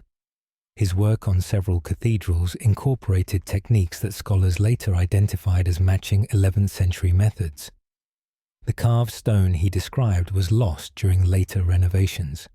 His own stone carvings may carry knowledge forward. End of file. Proceeding to next recovered document. The following document was never intended for public release. Case file NOA1509BB. Classification Doctor's Notes. Date of statement 17th July 1509. Location Plymouth, Devon. Author Dr. Robert Fisher. Medical notes of Dr. Robert Fisher. Dr. Robert Fisher. Do note the peculiar case of Sarah Mills. Sarah was 33 years old when brought to me. She was a midwife in the town, respected and skilled at her work, but her husband said something had changed. He said Sarah now delivered babies with impossible ease. He said she knew things before they happened. He said she saved lives that should have been lost. I invited Sarah to my consulting room. She came willingly and spoke freely. She said 3 months ago she attended a difficult birth. The mother was dying. The baby was in distress. Sarah prayed for guidance, and guidance came. She said she felt hands on her hands, not physical hands but presences, guiding her movements, showing her what to do. She saved both mother and baby that night. The presences stayed with her after. She said they were midwives from the past, women who had delivered babies for generations. They had died, but their knowledge remained. When Sarah called for help, they answered. Now they guided her work, showed her techniques she never learned, warned her of dangers she could not see, helped her save lives through their accumulated wisdom. I asked if she could sense these presences now. Sarah said yes. She said 3 midwives stayed with her constantly. She could feel them watching, feel them ready to help when needed. Sometimes they spoke in her mind, not with words, but with knowing. She simply understood what they wanted her to know. I asked if this troubled her. Sarah said it humbled her. She said she had been given a great gift, the wisdom of generations placed at her disposal. She could help women in ways she never could before. She could save babies others would lose. She could bring children safely into the world, all because the dead midwives guided her hands. I asked how the other midwives were chosen. Sarah said she did not know. Perhaps they were drawn to her when she called. Perhaps they recognized her devotion to the work. Perhaps they simply wanted to continue serving. Even in death, they could not stop helping, could not stop delivering new life. I examined Sarah's medical knowledge. I tested her with difficult scenarios. She answered each one perfectly. She described complications I had only read about. She explained treatments with precision. Her knowledge exceeded what any one midwife could learn in a lifetime. But if 3 lifetimes of experience lived within her, if 3 masters guided her every move, then perhaps she truly was the finest midwife in England. I told her husband what I learned. He was troubled by the thought of his wife sharing her mind. But Sarah was content. She said the midwives were kind companions. They had saved so many lives through her. How could that be anything but good? I agreed with her. Not all possession was evil. Not all supernatural presence brought harm. Sometimes the dead stayed to help the living. Sometimes knowledge found a way to persist. Sometimes 3 midwives from different ages could work together through one woman's hands and bring new life safely into the world. Dr. Robert Fisher Plymouth, Devon, 17th July 1509. Archivist's note. Dr. Nathaniel Ashcroft, birth records show Sarah Mills attended over 300 deliveries with remarkably low mortality rates for the period. She trained several apprentices who reported feeling guided during difficult births. She died in 1542 while attending a delivery during a storm. End of file. Proceeding to next recovered document. The following document was never intended for public release. Case file NOA 1532cc. Classification Monk's account. Date of statement 3rd December 1532. Location Durham County. Durham. Author Brother Francis Blackwood. Account of Brother Francis Blackwood first. Brother Francis Blackwood. Do account for Brother Matthew's transformation. Brother Matthew was 25 when it happened. He had been with us for 3 years. He was assigned to work in the monastery library. He catalogued manuscripts and repaired damaged books. He was alone among the books most days. Then, one winter morning, he did not appear for prayers. I went to the library to find him. Brother Matthew sat at a desk, surrounded by open books. Dozens of books lay scattered around him, all open to different pages. Brother Matthew's eyes moved rapidly, scanning from book to book, reading multiple texts simultaneously. His lips moved silently as he read. I called his name, but he did not respond. I touched his shoulder and he jumped. He looked at me with wild eyes. He said he could see all the books at once and he said he could read them all simultaneously.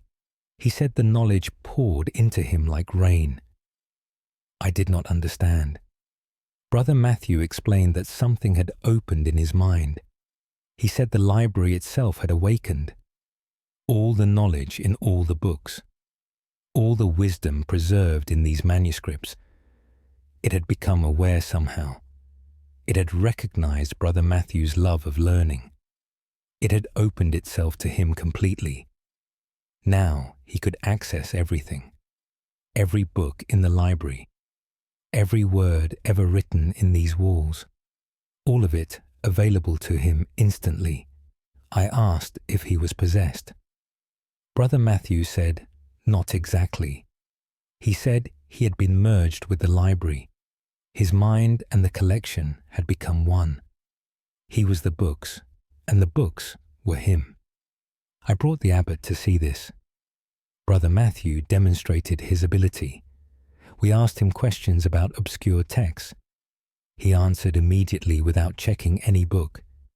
He quoted passages word for word. He cross-referenced different manuscripts. He synthesized information from multiple sources, all in his mind without reading a single page. The abbot asked how this was possible. Brother Matthew said knowledge wanted to be known. The books wanted to be read. The manuscripts wanted their wisdom shared. They had found someone who truly loved them, someone who would preserve and protect them, someone who would become one with them. The abbot was troubled by this. He feared Brother Matthew had been corrupted. But Brother Matthew showed no signs of evil. He simply knew everything in the library. He had become a living catalogue, a human archive. The abbot decided to test this gift. He gave Brother Matthew new responsibilities. Brother Matthew would help scholars find information. He would guide researchers to relevant texts. He would serve as an interface between the library and its users. Brother Matthew accepted this role gladly. He said it was what the library wanted. It wanted its knowledge shared. It wanted to be useful. Through Brother Matthew, it could finally speak. I worked with Brother Matthew for years after that. I watched him guide countless scholars. He never needed to check a book. He simply knew where every piece of information lived. He could locate any reference instantly. He remembered every word he had ever read, and he had read everything. Everything in the library had become part of him. Brother Matthew still serves the library today, though serve is perhaps the wrong word. He is the library now. He and the books are inseparable. When he walks through the stacks, I swear the books lean toward him, as though acknowledging their other self, their walking extension, their voice in the world. Brother Francis Blackwood Durham, County Durham, 3rd December, 1532. Archivist's note. Dr. Nathaniel Ashcroft. Brother Matthew remained at Durham until his death in 1578. His memory was considered infallible by contemporary scholars. After his death, the library was said to feel different, less alive somehow. Several monks reported the collection seemed to be waiting for something. End of file. Proceeding to next recovered document. The following document was never intended for public release. Case file NOA 1557 DD. Classification. Physician's report. Date of statement 26th April 1557. Location Salisbury, Wiltshire. Author Dr. Thomas Reed Medical. Report of Dr. Thomas Reed, 1st Dr. Thomas Reed. Due report on the boy named William Gray. William was 12 years old when his father brought him to me. The father was a carpenter. The boy had been healthy his entire life. Then, one spring morning, William began speaking in Latin. The father said William had never studied Latin. The boy had only basic reading skills, yet he spoke Latin fluently and correctly. I examined William in my office. The boy seemed perfectly healthy, no fever or signs of illness. But when I asked him questions, he answered in Latin, perfect classical Latin. I asked where he learned this. William said he did not learn it. He said it simply appeared in his mind one morning. He woke knowing Latin as though he had always known it. The words came naturally to him now. I tested his knowledge. I spoke to him in Latin. He responded fluently. His grammar was flawless. His vocabulary extensive. He spoke like a Roman scholar, not like a 12-year-old carpenter's son. I asked what else he knew. William began describing Roman history. He spoke of emperors and battles. He discussed Roman law and government. He quoted poets I had studied at university. His knowledge was comprehensive and detailed, far beyond what any child could memorize. I asked his father about books in the home. The father said they had no books. He could barely read himself. William had no access to such learning, yet somehow he possessed it. I spent hours questioning William, testing the limits of his knowledge. Everything he said was accurate. Everything matched what I had learned. He knew things about ancient Rome that few scholars knew. I asked William if voices spoke to him. He said no voices, only knowing. He said it felt like remembering, as though he had lived in Rome long ago, as though he carried memories from another life. But William insisted he was still himself, still the carpenter's son, just with additional memories, additional knowledge. He did not understand how it happened, only that it had. I examined William's mind for signs of madness. I found none. He was clear and rational, simply burdened with impossible knowledge. I told his father I could find no medical explanation. No disease could grant language skills. No fever could teach history. This was beyond medicine, perhaps beyond understanding. I suggested William's gift might be valuable. Perhaps he could work as a translator. Perhaps he could teach Latin to others. Perhaps this knowledge had a purpose.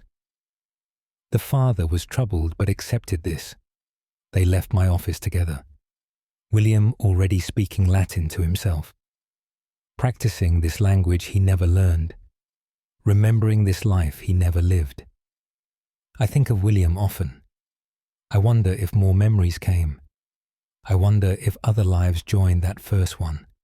I wonder if knowledge can truly transfer across time, from one soul to another, from Rome to England, from then to now.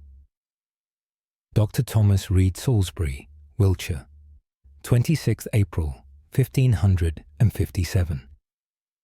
Archivist's note, Dr. Nathaniel Ashcroft. Records show a William Gray worked as a translator in London from 1565 onward. He specialized in Roman texts and was consulted by several universities. His translations were praised for unusual insight into Roman culture. No record of his death has been found. End of file. Proceeding to next recovered document. The following document was never intended for public release. Case file NOA 1581EE. Classification Nun's Confession. Date of statement 9 September 1581. Location Canterbury, Kent. Author Sister Anne Bradford. Confession of Sister Anne Bradford. Sister Anne Bradford. Do confess what I have become. I was 22 when I joined the convent. I came seeking peace and purpose. I found something else entirely. On my first night in my cell, I felt a presence. Not threatening, but curious. Something watching from the walls. I thought at first it was my imagination. The strangeness of sleeping in a new place. But the presence returned each night, growing stronger, growing closer.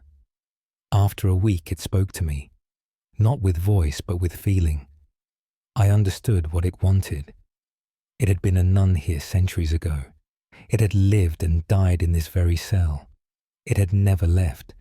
It watched each new sister who came. It remembered every prayer spoken here. It wanted to join with someone again, to experience life through living eyes. I asked if it meant me harm. The presence radiated kindness. It only wanted to share, to remember what living felt like, to pray with a voice again. I was lonely in my new life. The other sisters were kind but distant. I missed my family. I missed conversation and companionship. The presence offered both, so I accepted. I opened myself to it. The presence entered me gently, like a guest welcomed into a home. It settled into my thoughts. Its memories mixed with mine. I remembered suddenly living in this convent 400 years ago. I remembered sisters whose names I had never heard. I remembered prayers in Latin older than the prayers we use now. I remembered dying in this cell, peacefully in my sleep. I remembered being unable to leave afterward, unable to move on, bound to this place by love and duty. The presence and I became one. We shared my body. We shared my voice. We prayed together. We worked together. We lived as one being in two layers. The other sisters never knew. To them, I was simply Sister Anne, devoted and quiet and faithful. They could not see the ancient nun looking through my eyes. They could not hear her voice singing in my throat. But I knew. I felt her always, a second soul sharing my space, a second consciousness experiencing my life. At first, it was strange, but I grew to appreciate the company. The ancient nun taught me things. She showed me how the convent used to be. She shared wisdom from her long years of service. She helped me understand my calling. Together, we were better than I was alone. Two minds working toward the same goal, two hearts beating as one.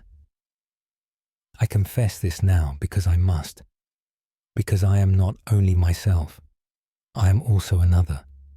I am Sister Anne, but I am also Sister Catherine from 400 years ago. We live together in this body. We serve together in this convent. We pray together to the same God. Is this possession or partnership? I do not know. I only know I am no longer alone. Sister Anne Bradford Canterbury, Kent 9th, September 1581. Archivist's note. Dr. Nathaniel Ashcroft. Sister Anne served at Canterbury for 43 years until her death in 1624. Her writings demonstrate unusual knowledge of convent history. Records from the 12th century mention a Sister Catherine who died in the same cell. This confession was found sealed in a prayer book. End of file. Proceeding to next recovered document. The following document was never intended for public release. Case file NOA 1614 FF. Classification. Priest testimony. Date of statement 1st February 1614. Location York, Yorkshire. Author Father Edmund Stone. Testimony of Father Edmund Stone. Father Edmund Stone. Do testify about the possession at our church. A man named Richard came to me seeking help. He was 45 years old. He worked as a clerk in the city. He said something terrible had happened. He said multiple people lived in his mind now. He said he could hear them speaking constantly. He said they fought for control of his body. I took Richard into the vestry to speak privately. He sat across from me trembling. His hands shook as he spoke. He said it began 3 months ago. He had been working late copying documents. He felt dizzy and collapsed at his desk. When he woke, something had changed. He heard a voice in his mind, a man's voice speaking Latin. The voice said it had been trapped in the papers, bound into the documents Richard copied. When Richard's mind weakened from exhaustion, the voice had escaped into him. At first, it was only one voice. Richard thought he was going mad, but then more voices came. Every time he copied old documents, more voices joined. Each document contained someone. Each manuscript held a trapped soul. They all flowed into Richard when he was vulnerable. Now, his mind was crowded with them. 5 voices, 10 voices, 20 voices, all speaking at once, all demanding his attention, all trying to control his body. Richard said he barely existed anymore. The voices drowned out his own thoughts. They moved his hands without permission. They spoke through his mouth. They fought among themselves using his voice.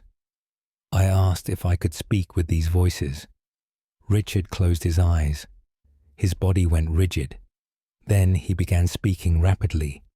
The voice changed every few words, one moment deep and commanding, the next high and frightened. Each voice spoke in different Latin, from different time periods. Each claimed to be a different person, a monk from the 1200s, a clerk from the 1300s, a scribe from the 1400s. All of them trapped in documents they created. All of them freed by Richard's copying. All of them now imprisoned in Richard's mind. I tried to perform an exorcism.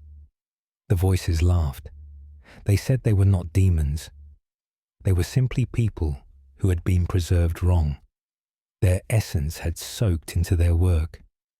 When they died, their souls stayed with their writing. Now they existed in Richard, displaced from their documents, trapped in a living mind instead of dead pages. I prayed over Richard for hours. The voices never quieted. They spoke over my prayers. They argued with each other. They begged Richard to help them. But Richard could do nothing. He was outnumbered in his own head. By evening, Richard was exhausted. The voices were still speaking. I told him to stop copying old documents.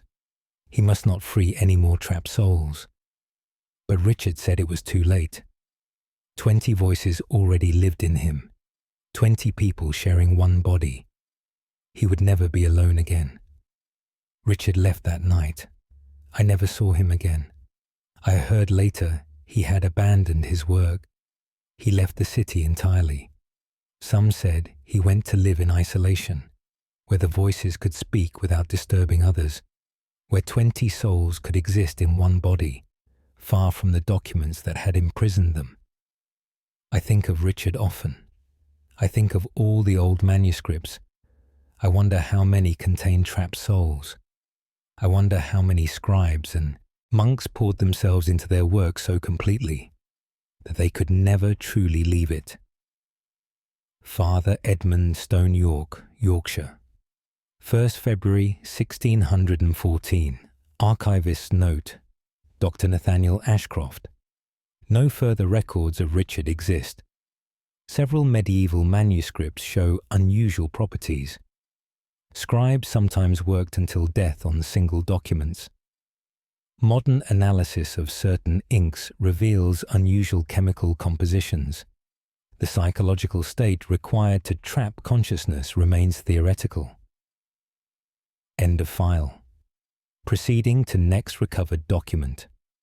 The following document was never intended for public release. Case file NOA 1638GG. Classification Doctor's account. Date of statement 19th May 1638. Location Bristol, Gloucestershire. Author Dr. Nicholas Parker. Medical account of Dr. Nicholas Parker I, Dr. Nicholas Parker. Do account for the final case in this section. A woman named Eleanor came to me in spring. She was 50 years old. She had been a teacher of young girls. She said she no longer knew who she was. She said too many minds shared her body. She said she was losing herself among them. I invited Eleanor to sit and explain. She spoke slowly, as though choosing each word carefully. She said she had always been sensitive to others. She felt what other people felt. She knew what others thought. This sensitivity had served her well as a teacher. She understood her students deeply. But 10 years ago something changed. She began to absorb more than feelings. She began to absorb entire personalities. The first was her mother who died. Eleanor felt her mother's presence after the death, not visiting but inhabiting. Her mother's thoughts became her thoughts. Her mother's memories became her memories. Then her father died, and he joined them. Then a sister, then a close friend. Each death added another consciousness to Eleanor's mind. Each loss brought another soul into her body. Now Eleanor carried 5 people within her: her parents, her sister, her friend, and herself. 5 distinct personalities, 5 sets of memories, 5 voices in constant conversation. Eleanor said sometimes she forgot which one she was. Sometimes her mother's voice was loudest. Sometimes her father controlled her actions. Sometimes her sister spoke through her mouth. Eleanor herself was fading, overwhelmed by the others, disappearing into the crowd in her own mind. I asked if these presences troubled her. Eleanor said yes and no. She loved having her family close.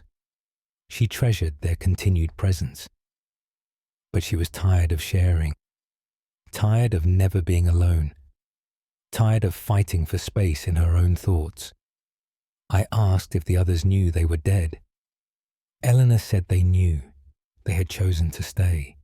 They could not bear to leave her. They loved her too much to move on. So they remained merged with her, protecting her, guiding her, slowly consuming her. I examined Eleanor's mental state. She showed no signs of madness. She was clear and rational, simply crowded, simply full of too many souls.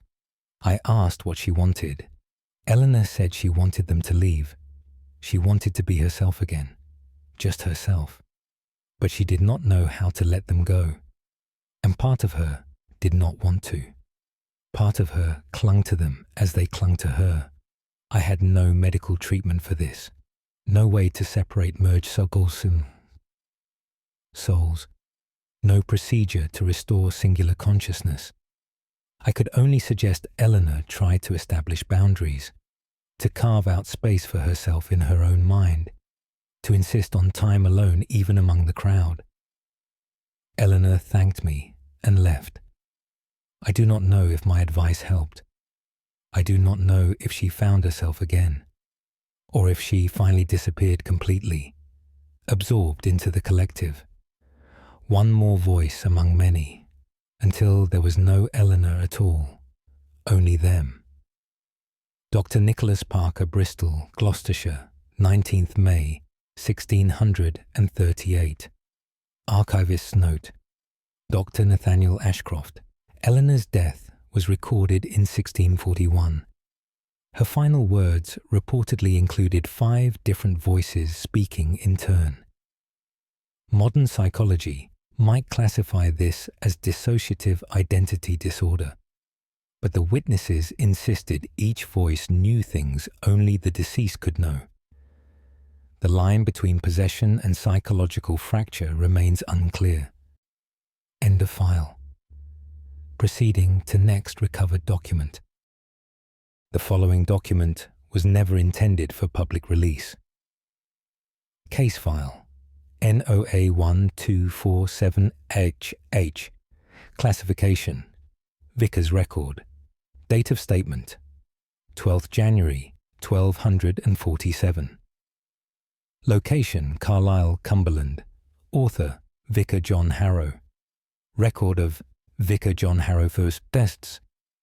Vicar John Harrow do record the possession of young Anna. Anna was 14 years old when brought to our church. Her father was a blacksmith in the town. He said Anna had stopped eating 3 weeks prior. He said she spoke only in Latin now. He said she predicted things before they happened. I examined Anna in the church vestry. She sat perfectly still with her hands folded. Her eyes were open, but seemed to look through me. I asked her simple questions in English. She responded only in Latin. Perfect fluent Latin. Her father confirmed she had never studied the language. She had barely learned to read English. Yet she spoke Latin like a Roman scholar. I asked her questions in Latin. She answered each one correctly. Her knowledge of scripture was extraordinary. She quoted passages I had studied for years. She explained theological concepts with precision. I asked who gave her this knowledge. Anna said a priest lived in her mind now. He had been dead for 200 years. He had served in this very church. He had died during a winter plague. His body was buried, but his soul remained, trapped in the church walls, waiting for someone who would listen. Anna had prayed in the empty church one day. She had asked God for purpose. The dead priest had answered instead. He entered her mind that afternoon, merged his consciousness with hers. Now they shared her body. The priest used her voice to preach again, used her hands to bless again, used her presence to serve God again. I asked Anna if she minded this arrangement. Her voice shifted slightly, became more formal, more authoritative. The priest spoke through her then. He said Anna had welcomed him. She was young and uncertain. He was old and wise. Together they were stronger than either alone. The priest taught Anna everything he knew, Latin and Greek and theology, scripture and ritual and prayer. Anna gave the priest a body again, a way to continue his service, a way to fulfill his calling. They had made a bargain, knowledge for embodiment, wisdom for life. I asked if this was proper, if God approved of such merging. The priest said God worked in mysterious ways. Perhaps this was one of them. Perhaps souls could help each other across the boundary of death. Perhaps the living and dead were meant to cooperate. Anna's own voice returned. She said she felt blessed. She had been ordinary before. Now she carried the wisdom of ages. She understood things beyond her years. She could help people with the priest's guidance. Her father was troubled but resigned. He had hoped I would drive the priest out, but Anna seemed content. The priest caused no harm. Perhaps this was acceptable. I told them to return if problems arose, but I suspected they would not. Anna and the priest seemed comfortable together, two souls walking one path. I heard later Anna became known for her wisdom. People sought her counsel on spiritual matters. They said she spoke with authority beyond her age. They were right, of course.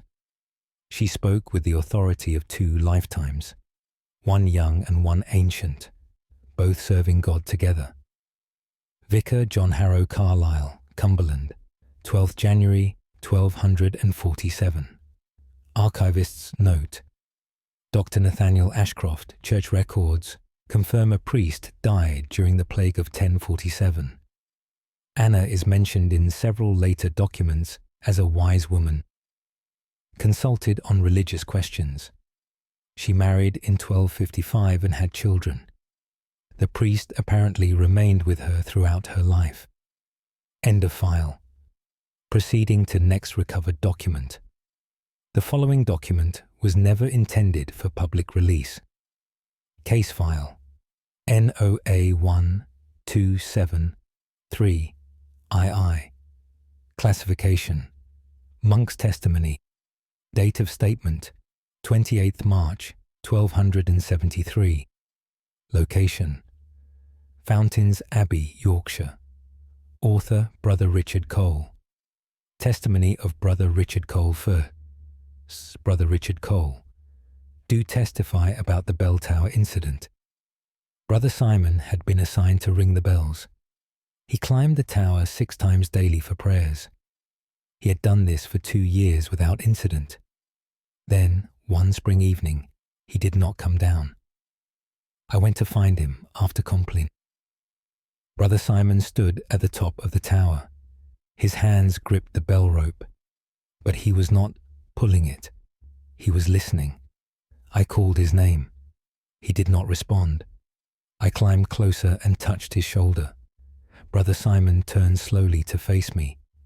His eyes were distant and unfocused. He spoke in a voice not entirely his own. He said the bells remembered. He said they carried memories. Every time they rang, they recorded what happened. Every prayer spoken below. Every brother who served. Every event in the Abbey's history. The bells remembered everything, and now they were sharing those memories with him. I asked what he meant. Brother Simon explained that bells were more than metal. They were witnesses. They observed from their high place. They resonated with every sound in the Abbey. They absorbed the essence of all they heard. When Brother Simon rang them each day, he connected with them, his hands on the rope, his body vibrating with their sound. Slowly, the bells had opened to him, had begun sharing what they knew. Now when he touched the rope, memories flooded in. He saw the Abbey being built. He watched monks from centuries past. He heard prayers in languages no longer spoken. He witnessed events no living person remembered. The bells showed him everything. I thought perhaps Brother Simon was suffering exhaustion. The tower stairs were steep. The work was demanding. But he insisted this was real. He said the bells wanted to share. They had collected so much over the centuries, so much history trapped in bronze. They needed someone to receive it. Brother Simon had become that someone. I reported this to the abbot. We decided to test Brother Simon's claims. We asked him questions about the abbey's past, events from before any current brother lived. Brother Simon answered correctly. He described the original layout of buildings. He named brothers who served 200 years ago. He recounted events recorded only in sealed archives. Everything the bells showed him matched our records. The abbot was troubled by this. He feared the bells had possessed Brother Simon, but Brother Simon seemed unharmed, simply overwhelmed by the weight of memory. The abbot decided Brother Simon should continue his work, but he should be monitored carefully. We watched him climb the tower each day. We saw how he paused when touching the rope, how his expression changed, how he seemed to listen to something we could not hear. Brother Simon served as bell ringer for 5 more years. Each year he learned more from the bells. Each year he carried more history, until finally he knew everything. Every prayer ever spoken in the abbey, every brother who ever served, every event that ever occurred. The bells had made him their keeper, their living archive, their voice in the world. When Brother Simon died, the bells rang themselves. No one pulled the rope, but they rang for 3 days without stopping, mourning their companion, grieving their keeper, until finally falling silent. We assigned a new brother to ring them after that, but the bells never spoke again. They had found their one true listener and lost him forever. Brother Richard Cole, Fountains Abbey, Yorkshire, 28th March, 1273. Archivist's note. Archivist's note. Dr. Nathaniel Ashcroft. The bells at Fountains Abbey date to 1073. They were recast in 1650 after cracking during the Civil War. Brother Simon's death is recorded in 1278. Witnesses confirmed the bells rang without human touch for 72 hours. Modern acoustics cannot explain this phenomenon. End of file. Proceeding to next recovered document. The following document was never intended for public release. Case file NOA 1306JJ. Classification. Physician's account. Date of statement 15th July 1306. Location Worcester, Worcestershire. Author Dr. Martin Ashby. Medical account of Dr. Martin Ashby. Dr. Martin Ashby. Do account for the strange case of Henry Baker. Henry was 30 years old when he came to me. He was a baker by trade. He made bread for the town. He said something had happened while he worked. He said fire had touched his mind. I invited Henry to explain. He said he spent his days at the ovens, tending flames and baking bread. One afternoon he had leaned too close to the fire. The heat had made him dizzy. He had stumbled and nearly fallen into the flames. That moment between falling and catching himself. He had felt something enter him, something that lived in the fire, something ancient and hot and bright. Henry said fire was more than flame. Fire was alive in its own way. It had consciousness. It remembered everything it ever burned, every building consumed, every forest destroyed, every life it ever took. All that knowledge lived in the flames, and when Henry had touched that threshold of burning, the fire had shared its knowledge with him. Now Henry carried fire's memories. He knew things fire knew. He understood destruction and transformation. He saw how fire changed everything it touched. He felt the hunger fire felt, the need to consume and grow. I examined Henry carefully. He showed no signs of burns, no physical evidence of harm. But when he spoke about fire, his eyes gleamed, as though reflecting flames. I asked if fire still spoke to him. Henry said it did. Every time he tended his ovens, every time he lit a candle, Fire recognized him now. Fire knew he carried its knowledge. Fire whispered to him constantly, showed him visions of burning, taught him secrets of transformation. Henry said fire was not evil. Fire simply was. It consumed because that was its nature. It destroyed to create space for new growth. It killed to make room for change. Fire served a purpose, and now Henry understood that purpose. He carried fire's wisdom. I asked if this troubled him. Henry said sometimes. He saw the world differently now. Everything looked ready to burn. Every wooden building waiting for flames. Every field dry enough to ignite. Every person carrying enough fat to fuel fire. He saw the world as fire saw it, full of potential fuel, full of possible destruction. But Henry said he would never act on these visions. He understood fire but did not serve it. He carried its knowledge but not its hunger. He was still himself, just changed by what he had learned. I asked if he could demonstrate fire's knowledge. Henry looked at the candle on my desk. He stared at it without moving. The flame grew larger, twice its normal size, then 3 times. The flame danced and twisted. It formed shapes in the air.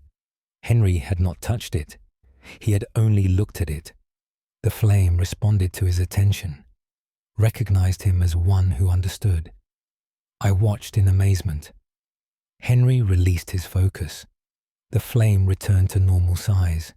He said fire would always answer him now. They were connected, bound by the moment he nearly fell into the flames. I could find no medical explanation, no physical mechanism for this ability. Henry simply carried something of fire with him. A piece of its consciousness merged with his own. I told him to be careful. Fire was dangerous even to those who understood it. Henry agreed. He said he respected fire's power. He would not abuse this connection. He would simply live with fire's knowledge and tend his ovens with new understanding. Dr. Martin Ashby Worcester, Worcestershire, 15th July, 1306. Archivist's note. Dr. Nathaniel Ashcroft. Henry Baker worked as a baker for 30 more years. His bread was said to be perfectly baked every time. No accidental fires ever started in his bakery, despite poor safety practices elsewhere. He died peacefully in 1336. His oven stones were reportedly still warm 3 days after his death. End of file. Proceeding to next recovered document. The following document was never intended for public release. Case file NOA 133 1 key K classification Abbess's confession. Date of statement 4th November 1331. Location Laycock, Wiltshire. Author Abbess Eleanor Fitzroy. Confession of Abbess Eleanor Fitzroy III. Abbess Eleanor Fitzroy, do confess what dwells within our abbey walls. I have been abbess here for 12 years. I have led these sisters with devotion and care. But I must admit a terrible truth. Our abbey is not empty of the dead. They walk among us. They live within us. They merge with the living sisters. It began long before my time. Perhaps when the abbey was first built. The first sisters who died here never left. Their love for this place was too strong. Their devotion too complete. They could not move beyond these walls, so they remained, watching new sisters arrive, waiting for opportunities to join with them. Over the centuries, more sisters died. More souls stayed behind. Now our abbey holds generations of the dead, all of them seeking living vessels, all of them wanting to serve again. Most sisters never know they have been joined. The merging happens slowly, a thought that seems not quite your own.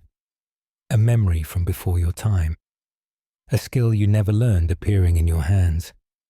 The dead sisters slip into the living so gently, so carefully.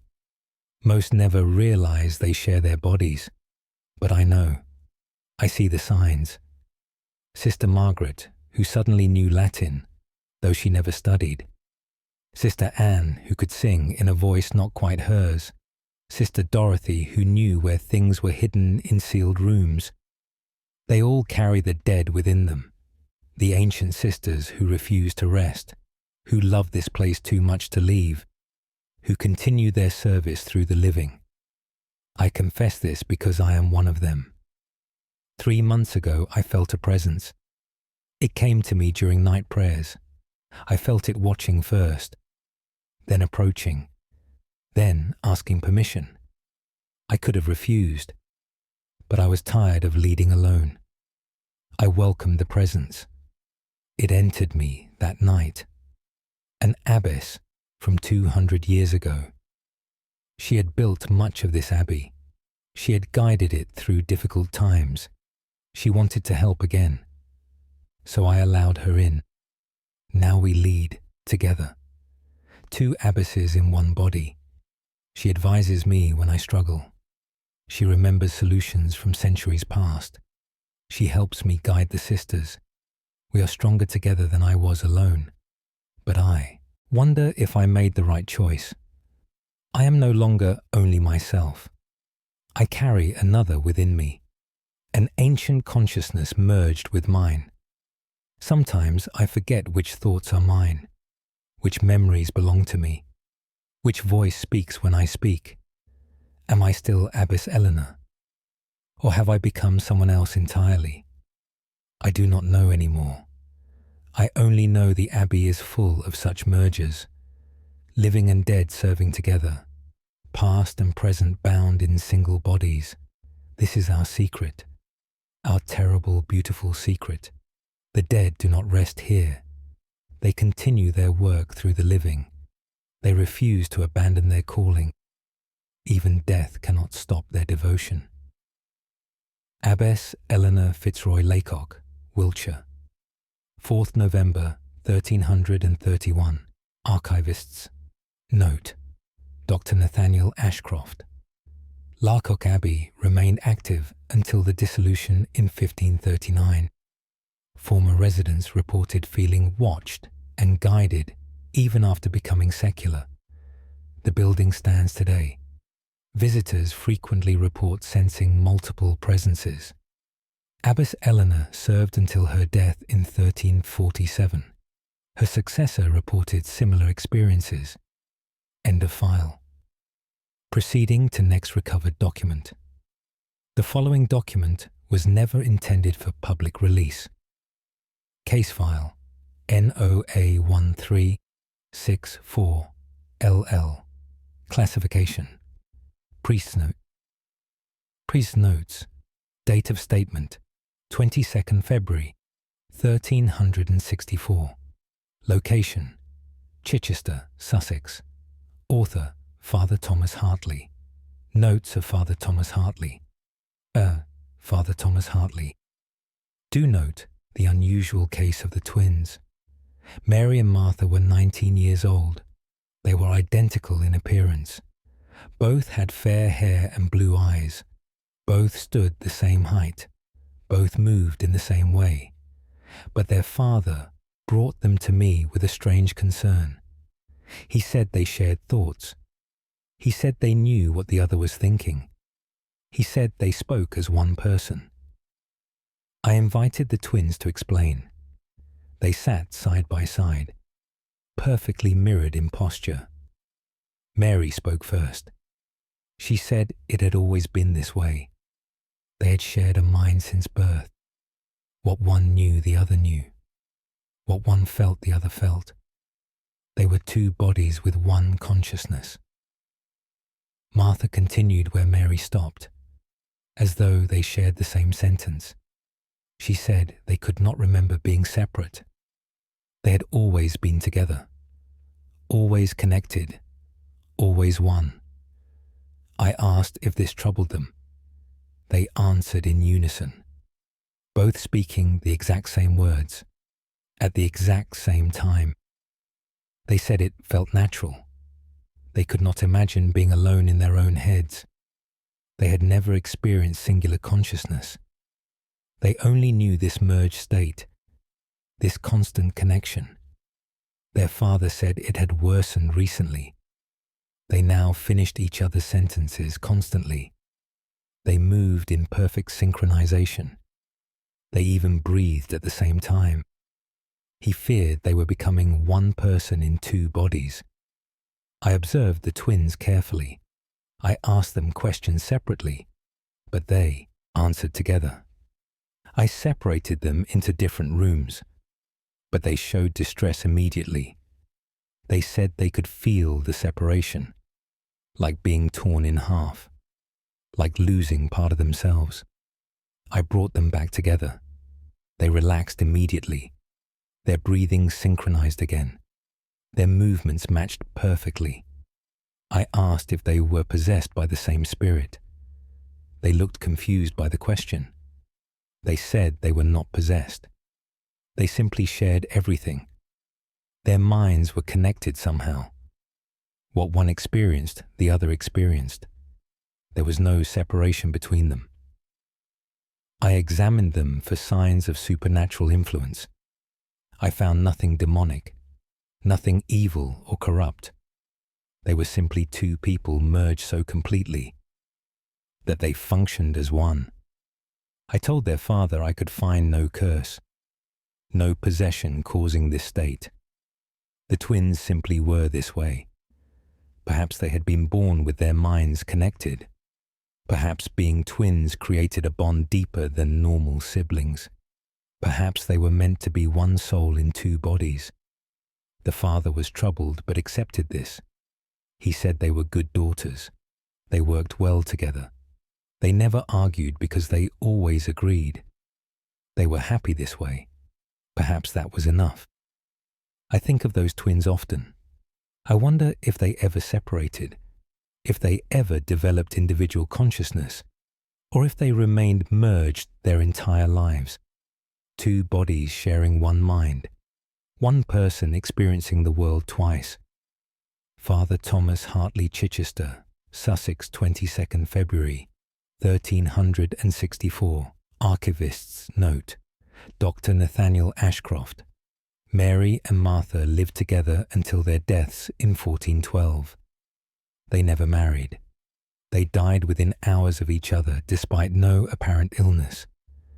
Witnesses reported they seemed unable to function once one died. Modern psychology might classify this as shared psychotic disorder, or folie à deux. End of file. Proceeding to next recovered document.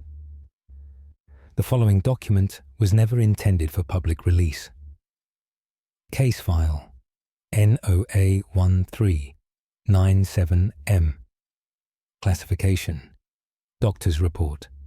Date of statement 6 September 1397. Location Derby, Derbyshire. Author Dr. Simon Foster. Medical report of Dr. Simon Foster Fur. Dr. Simon Foster. Do report on the merchant's daughter.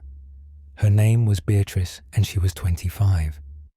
Her father was a wealthy merchant in Derby. He brought her to me because she had stopped sleeping. He said Beatrice had not slept for 2 months. Yet she showed no signs of exhaustion. She remained alert and active, as though sleep was no longer necessary. I examined Beatrice in my office. Her physical health appeared perfect. Her pulse was strong, her breathing clear.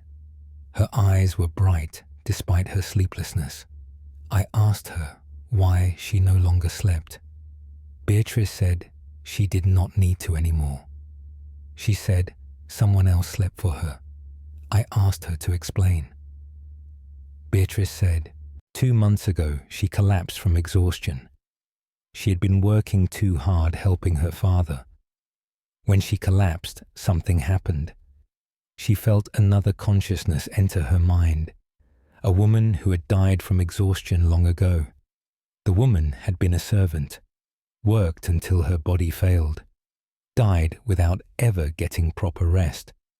Now, this woman existed in some space between worlds, and she had found Beatrice in her moment of weakness, had merged with her to help. The dead woman slept while Beatrice worked. Beatrice worked while the woman rested.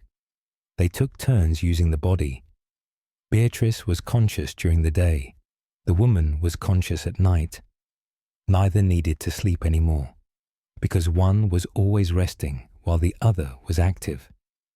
I asked if Beatrice was aware during the night. She said no. She simply ceased to be for those hours. The woman took over completely, used Beatrice's body while she rested. Then in the morning they switched. Beatrice returned to consciousness. The woman retreated to rest. I asked what the woman did during the night. Beatrice said she did not know. The woman never told her. They shared a body but had separate experiences, separate memories, separate lives within one flesh. I asked if I could speak with this woman. Beatrice said only at night. The woman would not appear during day hours. I arranged to visit Beatrice's home after dark. I arrived at midnight. Beatrice's father led me to her room. Beatrice sat at a desk writing. But something was different. Her posture had changed. Her expression was different. She moved in ways that seemed unlike Beatrice. I spoke to her. She looked up and smiled. The smile was not Beatrice's. She spoke in Beatrice's voice, but the words were different. The manner of speaking altered. She said she was the one who rested while Beatrice worked. She said she appreciated this arrangement. She had never gotten rest in life. Now she could rest eternally while still maintaining consciousness. She used Beatrice's body at night, walked and wrote and experienced the world. But she let Beatrice have the day. It was a fair exchange. I asked if Beatrice knew about this arrangement. The woman said yes. Beatrice had agreed to it. They had made a bargain. Shared consciousness for shared rest. Neither had to sleep anymore. Both could exist continuously, just not at the same time. I returned in the morning. Beatrice had returned to her normal self. She confirmed everything the woman said. She said it was a good arrangement. She could work without exhaustion. The woman could exist without the torment of sleeplessness. They helped each other. I could find no medical harm in this. Both consciousnesses seemed healthy. Both seemed content with the arrangement. Perhaps this was how some possessions worked, not as invasion, but as cooperation. Two souls sharing one body, each taking turns, each getting what they needed. Dr. Simon, Foster Derby, Derbyshire. 6 September 1397. Archivist's note. Dr. Nathaniel Ashcroft. Beatrice lived until 1439. Her father's records note, she never slept but remained healthy throughout her life. She never married.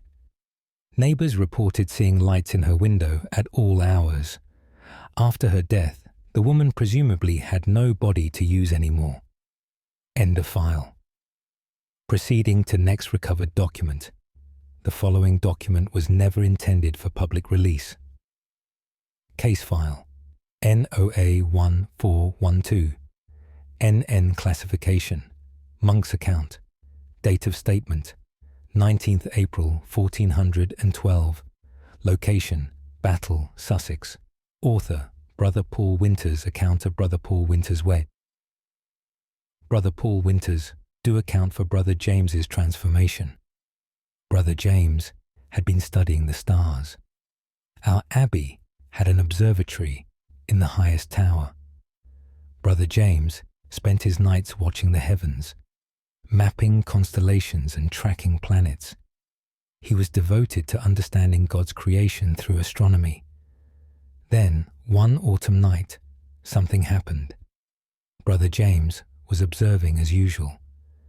The sky was clear and full of stars. He was looking through his viewing instruments, studying a particular constellation.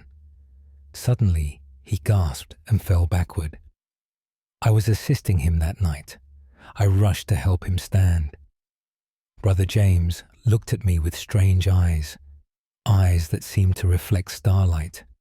He said the stars had looked back at him. He said they were not just lights in the sky. He said they were conscious somehow, aware and watching. And when he looked at them closely enough, when he really truly saw them, they had seen him in return. And in that moment of mutual seeing, something had passed between them. The stars had shared their knowledge with him. I thought perhaps Brother James was suffering from exhaustion, too many late nights studying, but he insisted this was real. He said he now understood things about the universe, things no human should know. He knew how far the stars were. He knew what they were made of. He knew they were suns like our own. He knew planets circled them. He knew the universe was vast beyond imagining. All this knowledge had flooded into him. When the stars looked back, I asked how he knew these things. Brother James said the stars told him, not with words but with knowing, direct transmission of information from cosmic consciousness to human mind. The stars were old, older than Earth, older than humanity. They had watched everything. They remembered the beginning of creation. They held all the secrets of existence, and they had chosen to share some of those secrets with Brother James. I reported this to the abbot. We tested Brother James's knowledge. He predicted planetary movements perfectly. He described stars invisible to the naked eye. He explained concepts of astronomy we had never heard. Everything he said later proved accurate. As later, astronomers confirmed his claims. The abbot was troubled but fascinated. Brother James had somehow gained impossible knowledge that seemed divine in origin. Perhaps God spoke through the stars. Perhaps creation itself could teach us. Perhaps Brother James had been blessed. Brother James continued his observations, but he was changed forever. He said the stars still watched him. He felt their attention constantly. They had marked him somehow, claimed him as one who understood. He could never look at the sky the same way again. He saw consciousness where others saw only light. He felt awareness in the distant heavens. He knew the universe itself was alive, observing and thinking and knowing. And now he was connected to it, part of something vast and ancient, something that had looked back when he looked up. Brother Paul Winter's Battle, Sussex, 19th April, 1412. Archivist's note, Dr. Nathaniel Ashcroft. Brother James's astronomical observations were preserved. Modern analysis confirms remarkable accuracy, including knowledge of stellar composition and distances not discovered until centuries later. He died in 1449. His final words were reportedly about the stars calling him home. End of file. Proceeding to next recovered document. The following document was never intended for public release. Case file NOA 144500. Classification. Physician's notes. Date of statement 11th August 1445.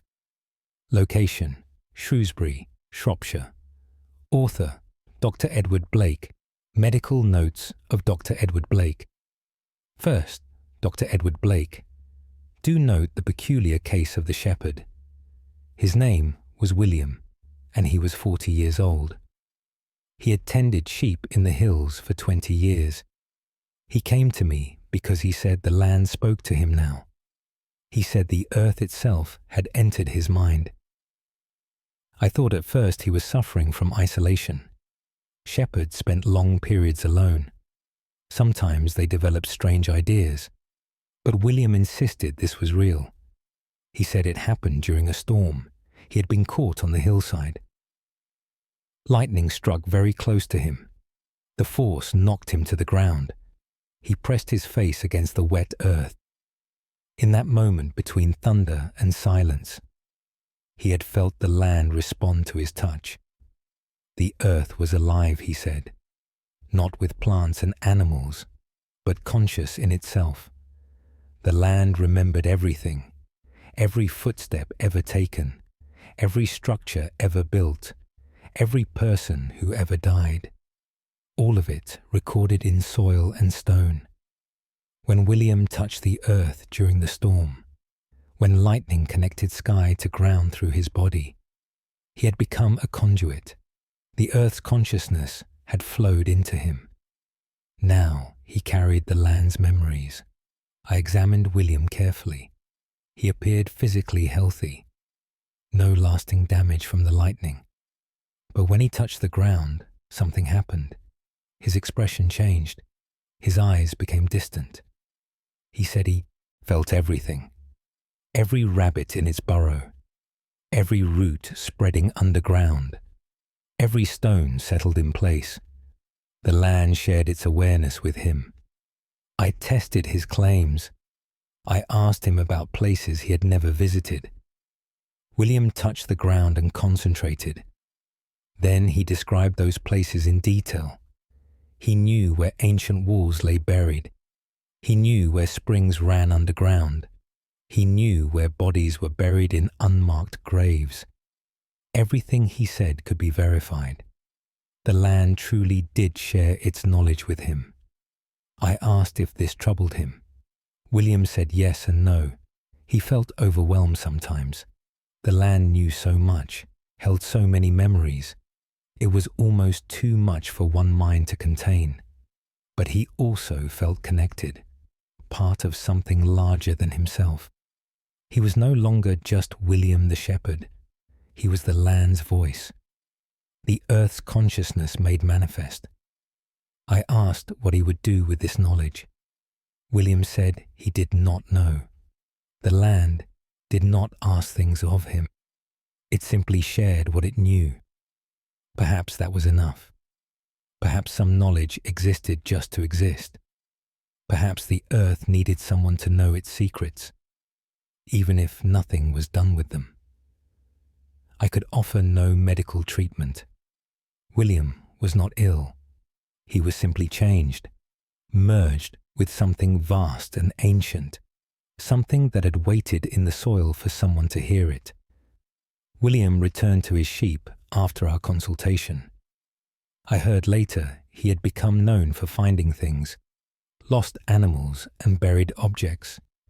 He simply touched the ground and knew where they were. The land told him everything. I think of William sometimes when I walk. I think of the earth beneath my feet. I wonder if it watches, if it remembers, if it waits for another person to truly touch it, another mind to share its ancient awareness. Dr. Edward Blake Shrewsbury, Shropshire. 11th August, 1445. Archivist. Archivist's note. Dr. Nathaniel Ashcroft. William's ability to locate buried objects was documented in several contemporary accounts. He helped find 3 murder victims whose locations were previously unknown. He died in 1471. Witnesses reported he asked to be buried without a coffin so he could return to the earth properly. End of file. Proceeding to next recovered document. The following document was never intended for public release.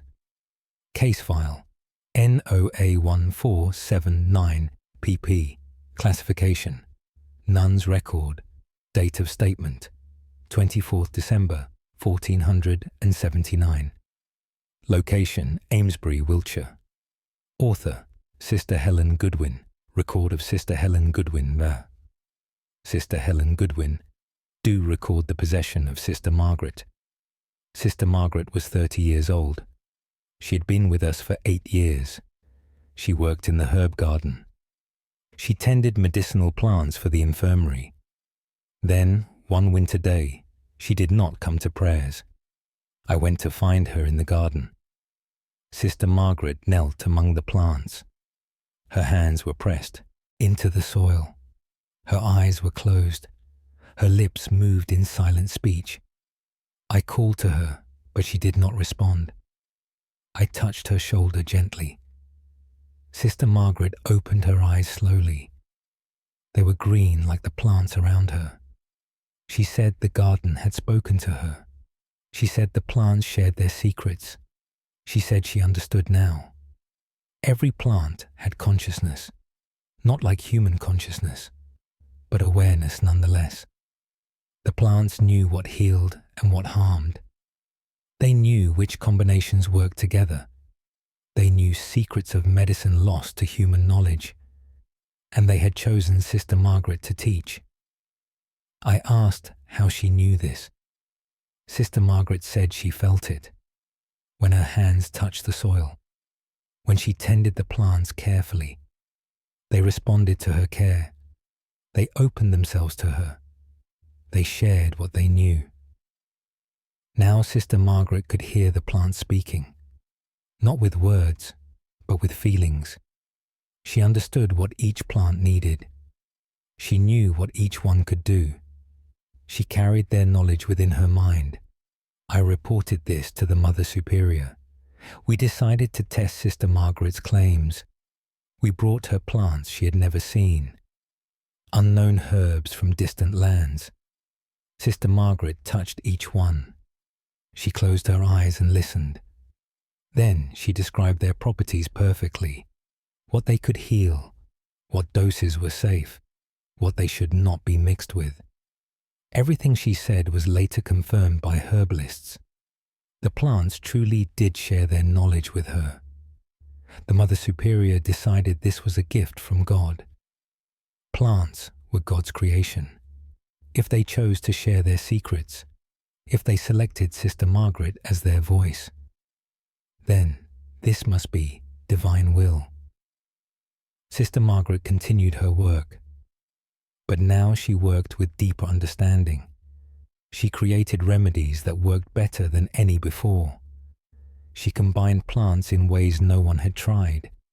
She healed illnesses others could not treat, all because the plants taught her, all because she listened to their green consciousness. I worked with Sister Margaret in the garden after that.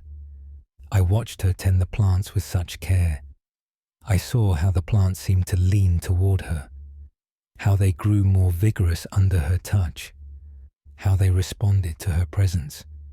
She had become part of the garden, part of the green growing world, human and plant merged in purpose. Sister Margaret serves with us still. Our infirmary has never been more effective. Our medicines cure more than they ever did, all because one sister learned to hear what the plants had always been saying.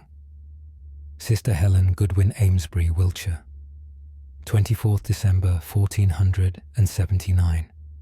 Archivist, note, Dr. Nathaniel Ashcroft. Sister Margaret remained at Amesbury until her death in 1517. Her herbal recipes were copied and preserved. Modern analysis shows several contained combinations later discovered to have genuine medicinal properties. The garden, Occult, Amesbury became famous throughout England. Plants there reportedly grew larger than anywhere else. End of file. Proceeding to next recovered document. The following document was never intended for public release. Case file NOA 1503Q. Classification Priest testimony. Date of statement 7th March 1503. Location Taunton, Somerset. Author Father Nicholas Webb. Testimony of Father Nicholas Webb. First, Father Nicholas Webb, do testify about the stonemason. His name was Robert, and he was 50 years old. He had worked on churches his entire life. He came to me with a confession. He said the stone spoke to him. He said stone had consciousness. I invited Robert to explain. He said he had always felt connected to stone. Even as a boy, he understood how it wanted to be shaped. But 5 years ago, that understanding deepened. He was working on a very old church, repairing walls built centuries before. When he touched one particular stone, something happened. The stone was warm, though the day was cold. Robert pressed his hand against it. He felt something flow from stone to flesh. Knowledge and memory. The stone remembered being mountain. It remembered being cut from living rock. It remembered the hands of masons long dead. It remembered every building it had been part of. All that memory entered Robert, merged with his consciousness. Now when he touched stone, he felt its history. He knew where it came from. He knew who had shaped it. He knew what it had witnessed. Stone was ancient and patient. It remembered everything but revealed itself to few. Robert had been chosen somehow, selected as one who would understand. I asked if other stones spoke to him. Robert said yes. Every stone he touched now, every rock and pebble and boulder. All of them carried awareness. All of them remembered. All of them shared their knowledge with him. He knew which stones would hold a wall, which would crack under pressure, which had strength and which were weak. The stones told him everything, guided his work perfectly. I asked if this was possession.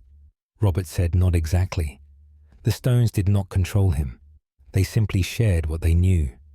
He remained himself, just carrying stone's consciousness alongside his own. Human and mineral merged in understanding. I examined the church Robert was working on. His repairs were flawless, better than any mason could typically achieve. The stones fit together perfectly, as though they wanted to be together, as though they told Robert where they belonged. I asked if this gift troubled him. Robert said sometimes. Stone was so old. It had witnessed so much. It carried the weight of ages. That weight pressed on Robert's mind, made him feel small and brief.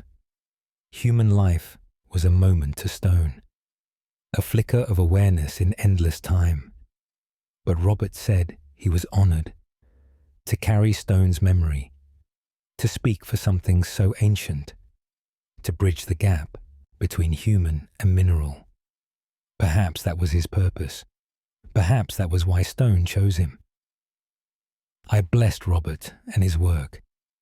If stone truly spoke to him, if God's creation shared its secrets, then Robert should continue listening, should continue building with stone's guidance, should continue serving as the bridge between conscious and unconscious, between living and unliving, between flesh and stone. Father Nicholas Webb Taunton, Somerset 7 March, 1503. Archivists note Dr. Nathaniel Ashcroft Robert's stonework can still be seen in several Somerset churches. Structural analysis reveals unusual precision in stone selection and placement. He died in 1521 while working. His body was found with his hand resting on stone. Workers reported the stone beneath his hand was warm for days afterward. End of file. Proceeding to next recovered document. The following document was never intended for public release. Case file NOA 153 6R. Classification Doctor's account. Date of statement 16th October 1536. Location Ipswich, Suffolk. Author Dr. Henry Morton. Medical account of Dr. Henry Morton. Dr. Henry Morton. Do account for the woman who drowned but lived. Her name was Catherine, and she was 28. She had fallen into the river during winter. The water was icy and deep. Catherine had been underwater for several minutes. When they pulled her out, she was not breathing. They thought she was dead. But suddenly she gasped and opened her eyes. She had returned to life. That was 6 months before she came to me. Catherine said she was different now. She said something had happened while she drowned. Something had entered her in the water. I examined Catherine carefully. Physically, she had recovered completely. No lasting damage from the drowning. But she claimed the river lived inside her now. I asked her to explain. Catherine said when she was underwater, when she was dying in the cold, dark water, she had felt the river's consciousness. Water was alive, she said, not like animals or plants, but conscious in its own way. The river flowed and thought. It knew every bank it touched. It carried memories of everything it had ever held. When Catherine was drowning, the river had noticed her, had felt her dying, had chosen to save her, but the price of life was merging. The river entered her as she gasped for air, flowed into her lungs and heart and mind. Now part of the river lived within her. She carried water's consciousness. I asked what that meant. Catherine said she knew things about water now. She could sense water underground. She could predict when rain would come. She knew where rivers had flowed in ancient times. She understood tides and currents, all of it shared by the river's awareness. I tested her claims. I asked her to find water on my property. Catherine walked slowly across the ground. She stopped suddenly and there pointed down. She said water ran beneath that spot, 30 feet deep, flowing east. We dug where she indicated. At 30 feet we struck an underground stream, flowing east exactly as she said. Catherine had been right. The water told her where it was. I asked if the river still spoke to her. Catherine said yes. Whenever she was near water, whenever rain fell, she felt the river's presence, heard its voice in her mind. She was connected to all water now, part of the endless cycle. She had drowned and been reborn, but she had not come back alone. I asked if she regretted this merging. Catherine said no. The river had saved her life. Now she carried its consciousness as thanks. She understood the world differently, saw water everywhere, felt its constant movement, knew its eternal nature. She was more than human now. She was human and river both, two forms of consciousness in one body. I could find no medical explanation, no physical mechanism for this ability. Catherine simply carried something of water within her. A piece of the river merged with her soul. Perhaps that was what happened when you died in water. Perhaps water claimed part of you. Perhaps Catherine had bargained her way back, trading pure humanity for this strange hybrid existence. Dr. Henry Morton Ipswich, Suffolk, 16th October, 1536. Archivist's note, Dr. Nathaniel Ashcroft. Catherine became a water finder of great renown. She located wells for dozens of communities. She never married. She was found dead in 1562 by the riverbank. Her body was in the water, but showed no signs of drowning. Witnesses said she looked peaceful, as though she had simply returned to where she belonged. End of file. Proceeding to next recovered document. The following document was never intended for public release. Case file NOA 1561S. S classification. Monk's confession. Date of statement 8th May 1561. Location St. Albans, Hertfordshire. Author Brother Edward Morris. Confession of Brother Edward Morris. First, Brother Edward Morris, do confess what I have done. I was assigned to care for the monastery cemetery. I tended the graves of all the brothers who died. I kept the ground neat and the markers clear. I spent my days among the dead, and slowly the dead noticed me. It began with whispers at dusk, voices carried on the wind. I thought at first they were in my imagination, but they grew clearer over time. The dead brothers were speaking, not from beyond, but from within the earth. They had not moved on. They remained in their graves, conscious and aware, waiting for someone who would hear them. I tried to ignore the voices. I prayed for them to stop, but they only grew louder. The dead wanted to be heard. They had messages to share, warnings to give, knowledge to preserve. They needed a living voice, and I was there among their graves every day. Finally, I answered them. I spoke to the empty cemetery. I asked what they wanted. The voices grew excited. They had waited so long for acknowledgement, so long for someone to hear. Now they could finally speak. The dead brothers told me many things. They described what death was like. They explained what happened after. They revealed secrets they learned beyond life. They wanted this knowledge shared, wanted the living to understand, and they wanted me to be their messenger. I agreed to help them, to carry their words to the living world. But the price was merging. To speak for the dead, I must carry them within me, must let them share my consciousness, must become a bridge between worlds. I accepted this burden. One by one, the dead brothers entered me. Their consciousnesses merged with mine. Now I carry dozens of dead within my living body. They speak through my voice. They see through my eyes. They experience the world through me. I am no longer only Brother Edward. I am Brother Edward and all the dead. A living cemetery, a walking collection of departed souls. When I tend the graves now, I tend my companions. When I pray with many voices. When I speak, I never speak alone. The dead are always present, always watching, always waiting to share their wisdom.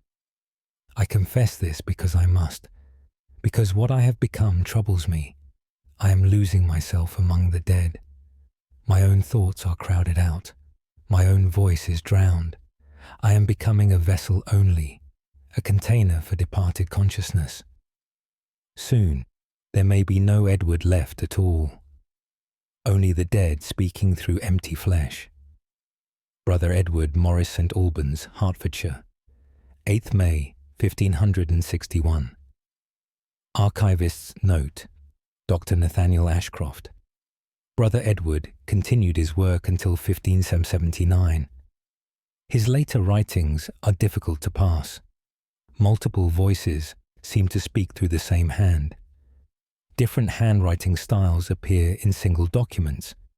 He died while tending graves. Other monks reported hearing many voices speaking his name at the moment of death. End of file. Proceeding to next recovered document. The following document was never intended for public release. Case file NOA1594T. Classification. Physician's record. Date of statement 2nd September 1594. Location Dorchester, Dorset. Author Dr. James Fletcher. Medical record of Dr. James Fletcher F. As Dr. James Fletcher. Do record the case of the musician. His name was Thomas and he was 33. He played music for churches and great houses. He was skilled with several instruments. But he came to me because he said music had entered him. He said he no longer created music. Music created itself through him. I asked Thomas to explain. He said it happened during a performance. He was playing in a cathedral. The acoustics were extraordinary. His music echoed through the vast space. In that moment of perfect resonance, something happened. Thomas felt the cathedral respond to his playing. The building itself began to sing, not with human voice, but with stone voice. The walls and pillars and arches, all of them vibrating in harmony. The cathedral was singing with him. And in that moment of shared music, the cathedral's consciousness merged with his own. Now Thomas carried the cathedral within him. He carried its perfect acoustics in his mind. He understood harmony and resonance completely. Music was no longer something he created. Music flowed through him from the cathedral, from all the cathedrals and churches he played in. They all lived within him now, all sharing their understanding of sound. I asked Thomas to demonstrate. He brought his instrument to my office. When he began to play, something extraordinary happened. The sound was perfect, richer and deeper than any music I had heard. It seemed to fill the room impossibly, as though the walls themselves were singing. Thomas played with his eyes closed. His fingers moved with supernatural precision. He was not creating music. He was channeling it, becoming a conduit for something larger. When he finished, the room seemed to echo longer than it should, as though the music did not want to end. I asked how this felt. Thomas said it was overwhelming. So much music lived inside him. Centuries of cathedral songs, thousands of perfect acoustic moments, all compressed into his consciousness. When he played, he did not choose the notes. The music chose itself. The cathedrals played through him, used his hands to express their songs. He was just the instrument now, not the musician. I examined Thomas's mind. I found no signs of madness, only a consciousness expanded beyond normal limits, merged with something vast and resonant. Thomas had become part of music itself.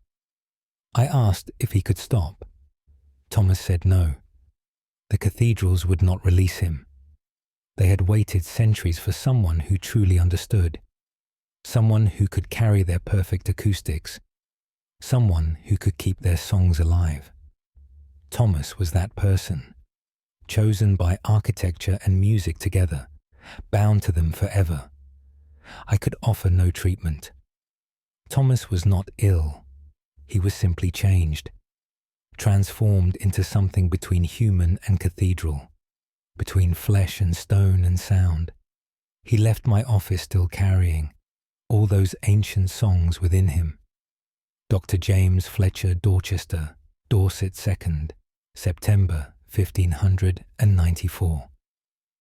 Archivist's note, Dr. Nathaniel Ashcroft. Thomas became famous throughout England as the finest musician of his generation. Audiences reported his performances made them weep. He died in 1621 while playing in Canterbury Cathedral. Witnesses said the building seemed to sing with him as he passed. His instrument was never played again. Those who tried said it no longer produced proper sound. End of file. Proceeding to next recovered document. The following document was never intended for public release. Case file NOA 162 8UU classification. Nun's testament.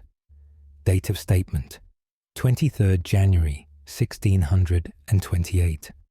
Location Barking, Essex. Author Sister Dorothy Carpenter. Testament of Sister Dorothy Carpenter. Sister Dorothy Carpenter, do testify about Sister Frances. Sister Frances was 22 years old. She had been with us for 1 year.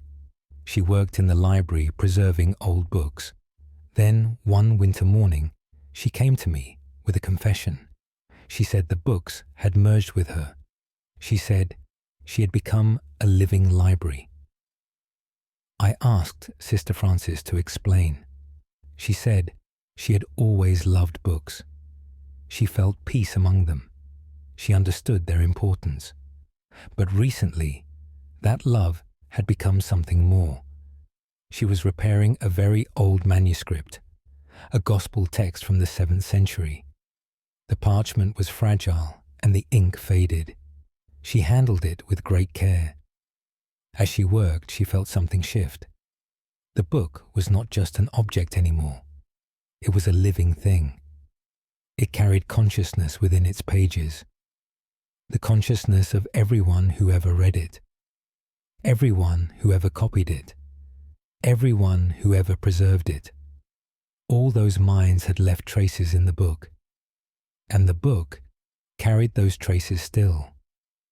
When Sister Frances touched the manuscript, when she gave it such careful attention, the book recognized her devotion, recognized her love, and it opened itself to her completely. All the consciousness it carried, all the knowledge preserved in its pages, all the devotion of centuries of readers, it flowed into Sister Frances, merged with her mind, made her part of the book, and the book part of her. Now Sister Frances carried that manuscript within her. She knew every word without reading. She understood every nuance. She felt the presence of every person who touched it. But it did not stop with one book. Once she merged with the first manuscript, all the other books in the library recognized her. They opened to her as well. One by one they shared their consciousness. One by one they entered her mind.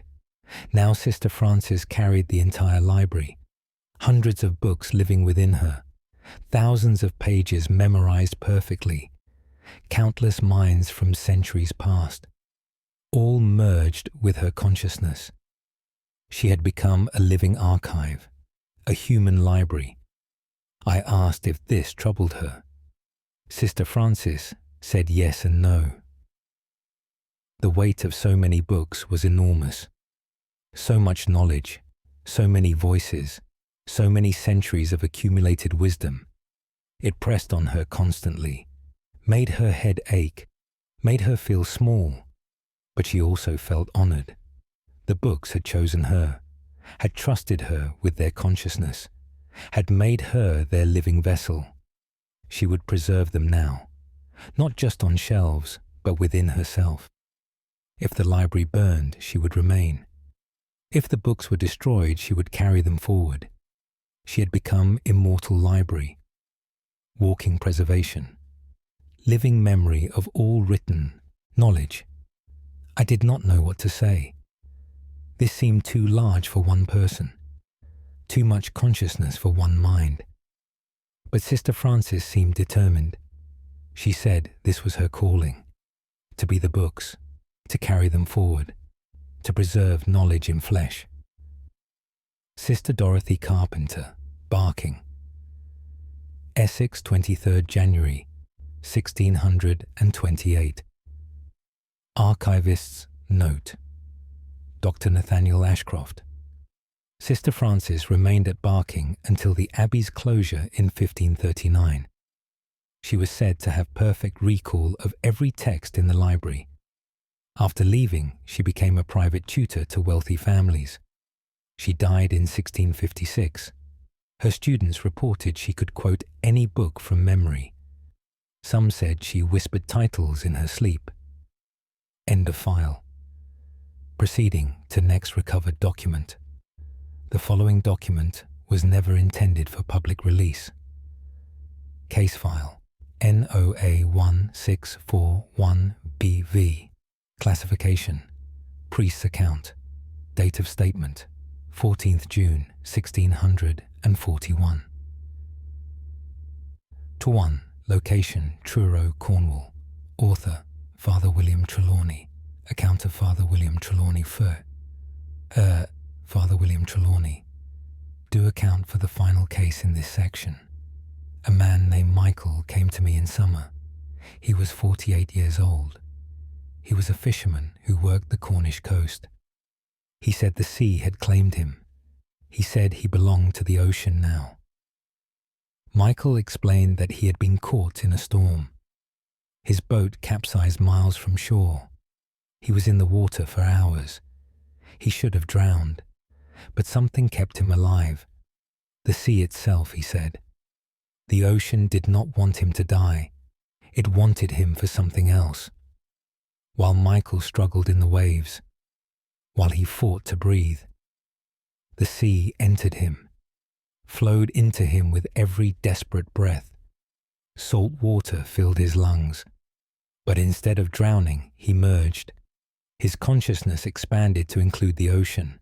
He felt every wave, every current, every creature in the water. The sea was alive with consciousness, ancient and vast, patient and eternal. It had noticed Michael's struggle, had recognized his strength, had chosen to save him but also claim him. Now Michael carried the ocean within. When he was rescued 3 days later, the men who found him said he was changed. His eyes reflected water. His skin tasted of salt. He moved like waves. Michael said he could never truly leave the sea now. Even on land he felt it.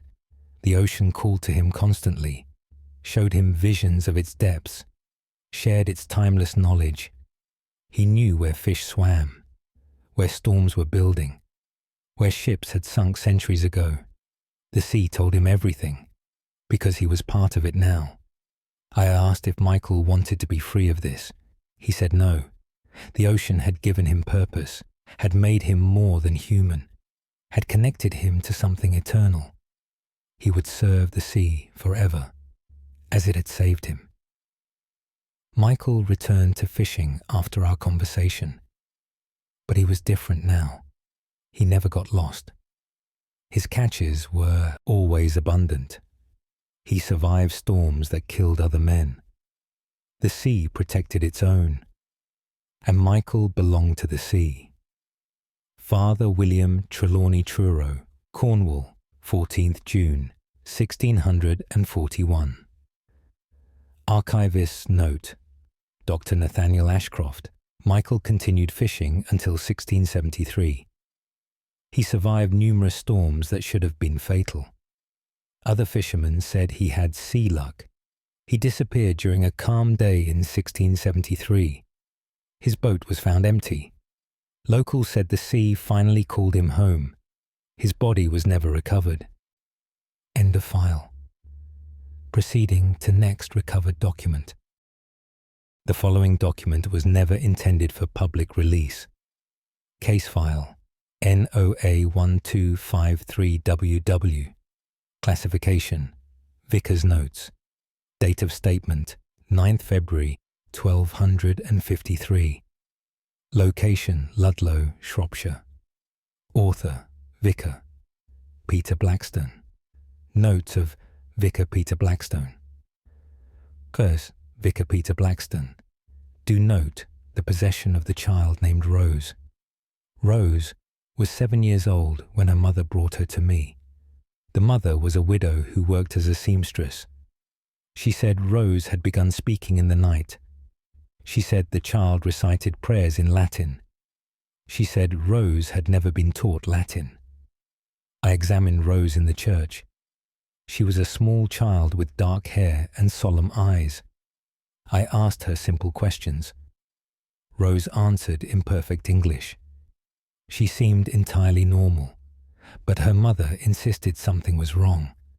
She begged me to stay and observe the child. I agreed to wait until evening. As darkness fell, Rose's behavior changed. Her eyes became distant. Her posture straightened. She began to speak in Latin. The voice was hers, but the tone was different, more formal and careful. She recited prayers I recognized, ancient prayers from centuries past, prayers no child should know. I asked who was speaking. Rose's mouth formed words in Latin. She said a nun lived within her now, a nun who had died young, a nun who never finished her service. The nun had been waiting in darkness, waiting for someone pure enough to carry her, someone young and innocent, someone who would complete what she could not. Rose had been that someone. The nun entered the child during prayer, merged with her gently. Now they shared the small body. By day, Rose was herself. By night, the nun took control, used the child's voice to pray, used the child's hands to make the sign of the cross, continued her devotions through another's flesh. I asked if Rose knew about this. The nun said yes. The child welcomed her.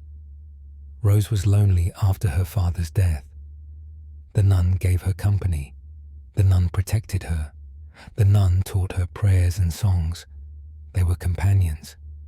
I asked if the nun would leave if commanded. The voice said no. Rose needed her. The child's mother could not always protect her, but the nun could watch from within, could guard the child's soul, could guide her through difficult times. This was not possession in the evil sense. This was guardianship. This was divine protection. I prayed over Rose regardless. I asked God to make His will clear. Should the nun remain or depart?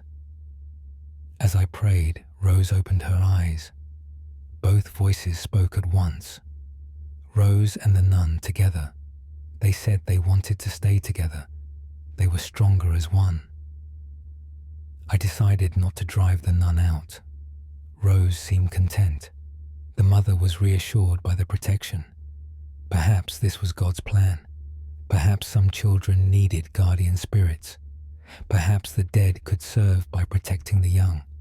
Rose and her mother left that evening. The child held her mother's hand, but I knew another hand held her as well, an invisible hand from centuries past, a dead nun watching over a living child. Vicar Peter Blackstone Ludlow, Shropshire, 9th February 1253. Archivist's note. Dr. Nathaniel Ashcroft Rose grew to adulthood and joined a convent at age 18. She became known for her devotion and her knowledge of ancient prayers. She served as prioress until her death in 1303. Her writings suggest the nun remained with her throughout her life. End of file. Proceeding to next recovered document. The following document was never intended for public release. Case file NOA 1286X SA classification. Monk's record. Date of statement 17th July 1286. Location Tintern Abbey, Monmouthshire. Author Brother Hugh Radcliffe. Record of Brother Hugh Radcliffe first. Brother Hugh Radcliffe. Do record the transformation of Brother Benedict. Brother Benedict had been studying ancient texts. He spent his days translating Greek manuscripts, works of philosophy and theology. He was devoted to understanding the ancient world. Then, one autumn day, he collapsed at his desk. We carried him to the infirmary. He was unconscious for 3 days. When he woke, he was different. Brother Benedict spoke in Greek, not just reading it, but speaking fluently. He conversed as though Greek was his native tongue. I asked him what had happened. Brother Benedict said a Greek philosopher lived in him now. The philosopher had been dead for 1,000 years, but his consciousness had survived in his writings. When Brother Benedict studied the text so intensely, when he devoted himself so completely to understanding, the philosopher's consciousness transferred, moved from written word to living mind. Now the philosopher existed in Brother Benedict, shared his body, spoke through his mouth, thought through his brain. I asked to speak with this philosopher. Brother Benedict's expression changed, became more serious, more contemplative. He spoke in Greek about the nature of reality. He discussed metaphysics and ethics. He quoted other philosophers from his time. He spoke as one who had lived in ancient Greece, who had walked with Plato and Aristotle, who had debated in the academies. The knowledge was comprehensive and authentic. Brother Benedict could not have invented this. The philosopher was truly present. I asked why the philosopher had entered Brother Benedict. The voice said, "Consciousness seeks continuation." The philosopher had preserved himself in writing, had embedded his thoughts in text, hoping someone would read deeply enough, would understand completely enough, would become a vessel for his continuation. Brother Benedict had done exactly that, had opened himself through devoted study, had created space for the ancient mind. Now the philosopher lived again, teaching through a medieval monk.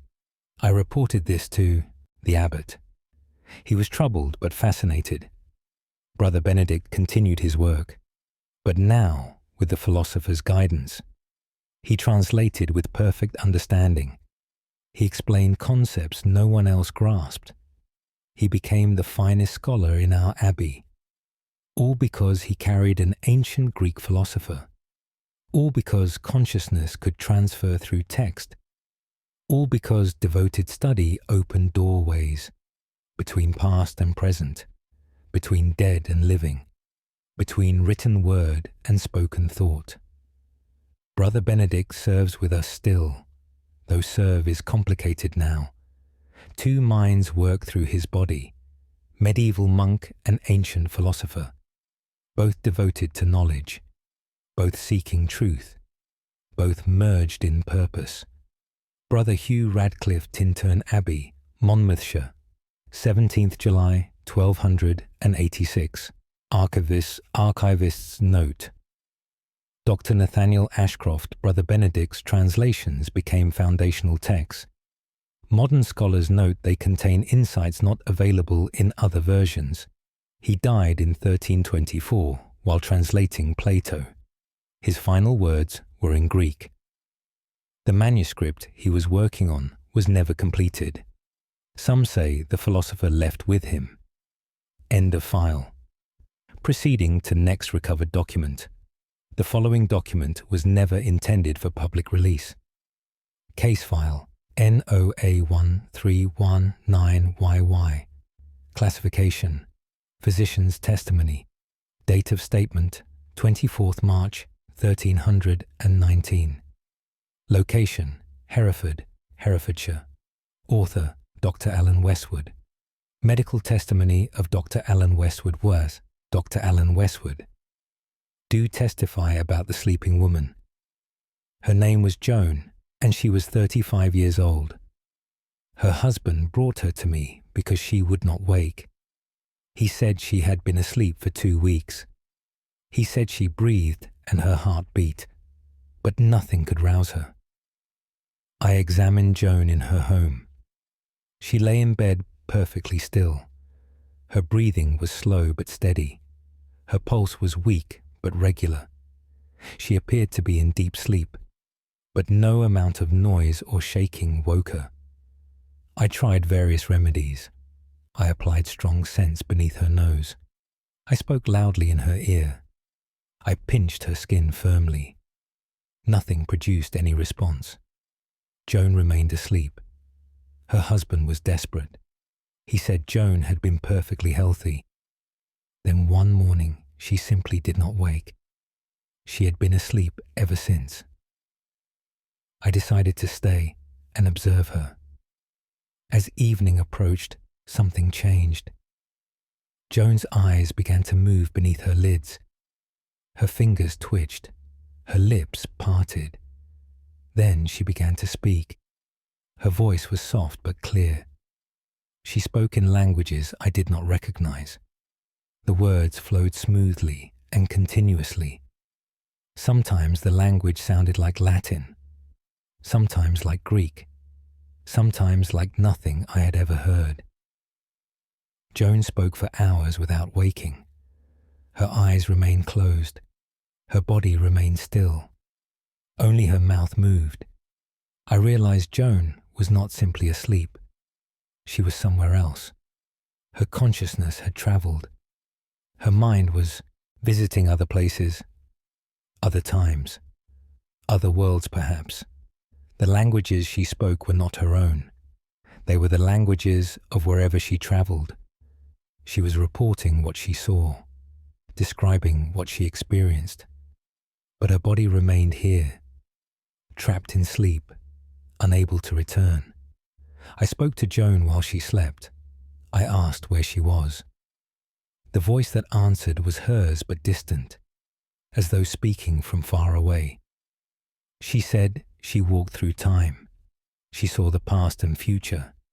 She visited places that no longer existed. She spoke with people long dead. She could not return to her body. The path back was lost. She wandered in realms between, neither fully living nor dead, existing in a space outside normal time.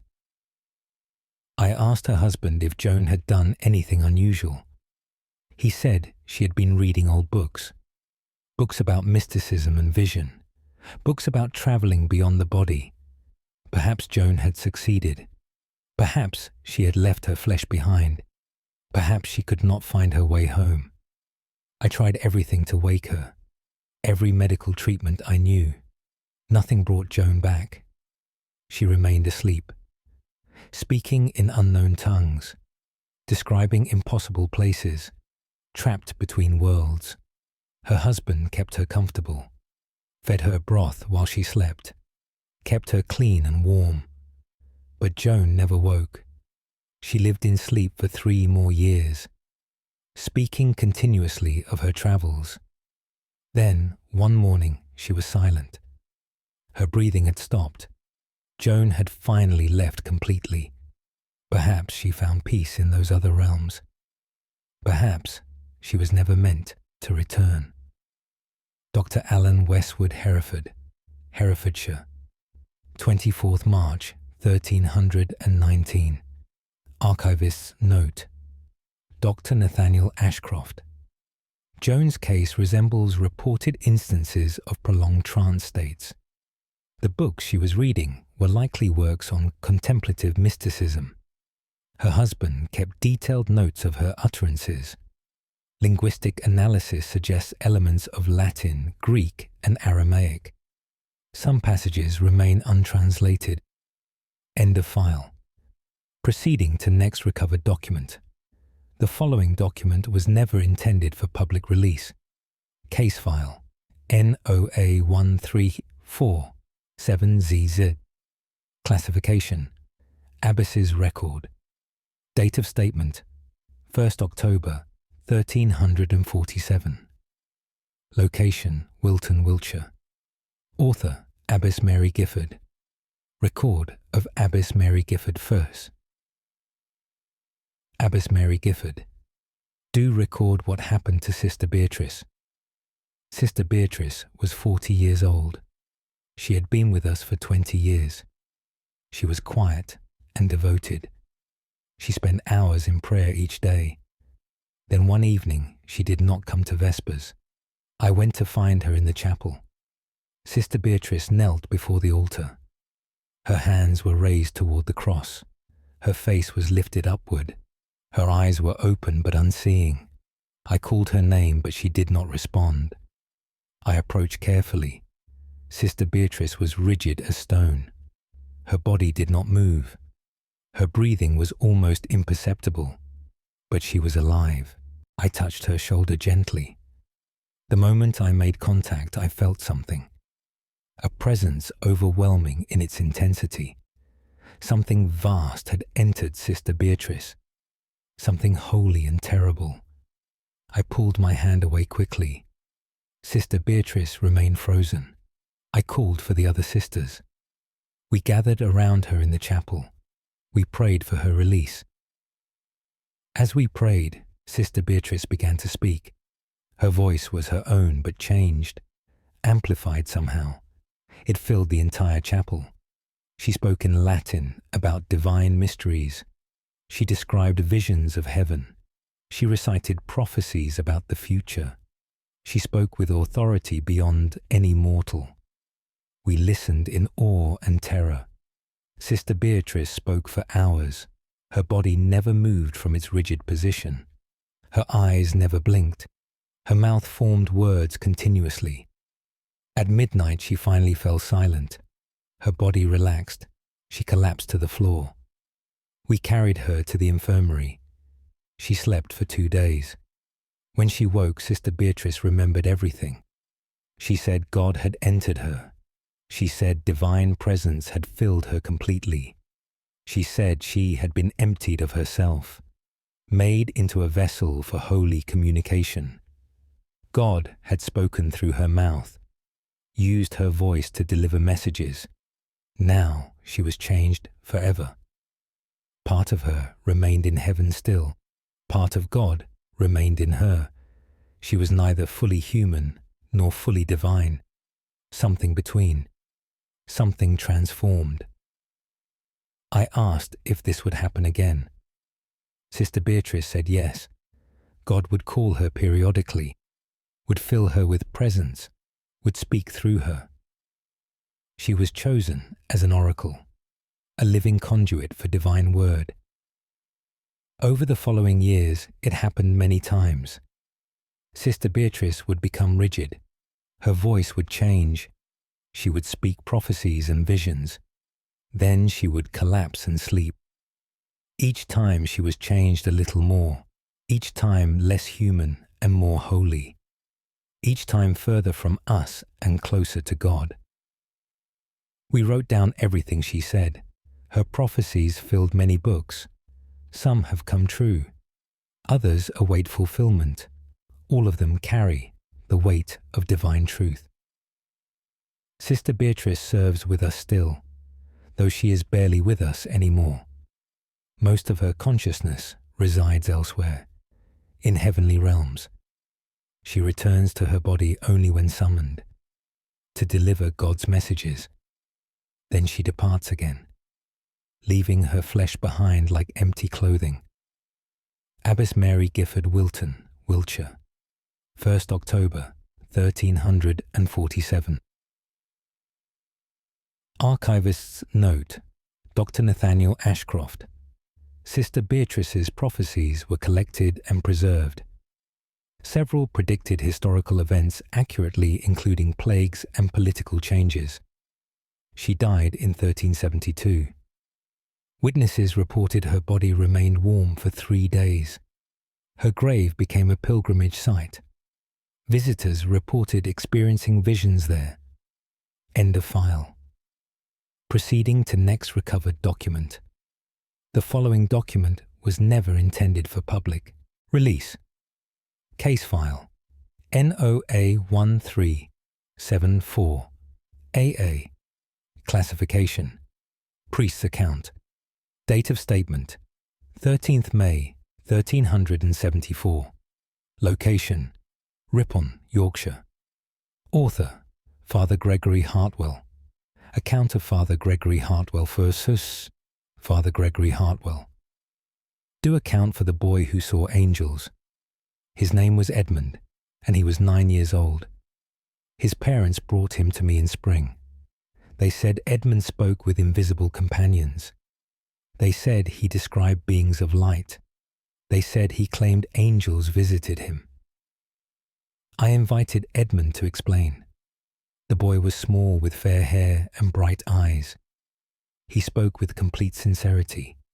He said angels came to him every night. They appeared in his room after his parents slept. They were tall and shining, made of light more than flesh. They spoke to him in beautiful voices. They taught him about heaven. They showed him visions of God's glory. They told him secrets of creation. I asked if Edmund was afraid. He said no. The angels were kind. They loved him. They said he was special. They said God had chosen him.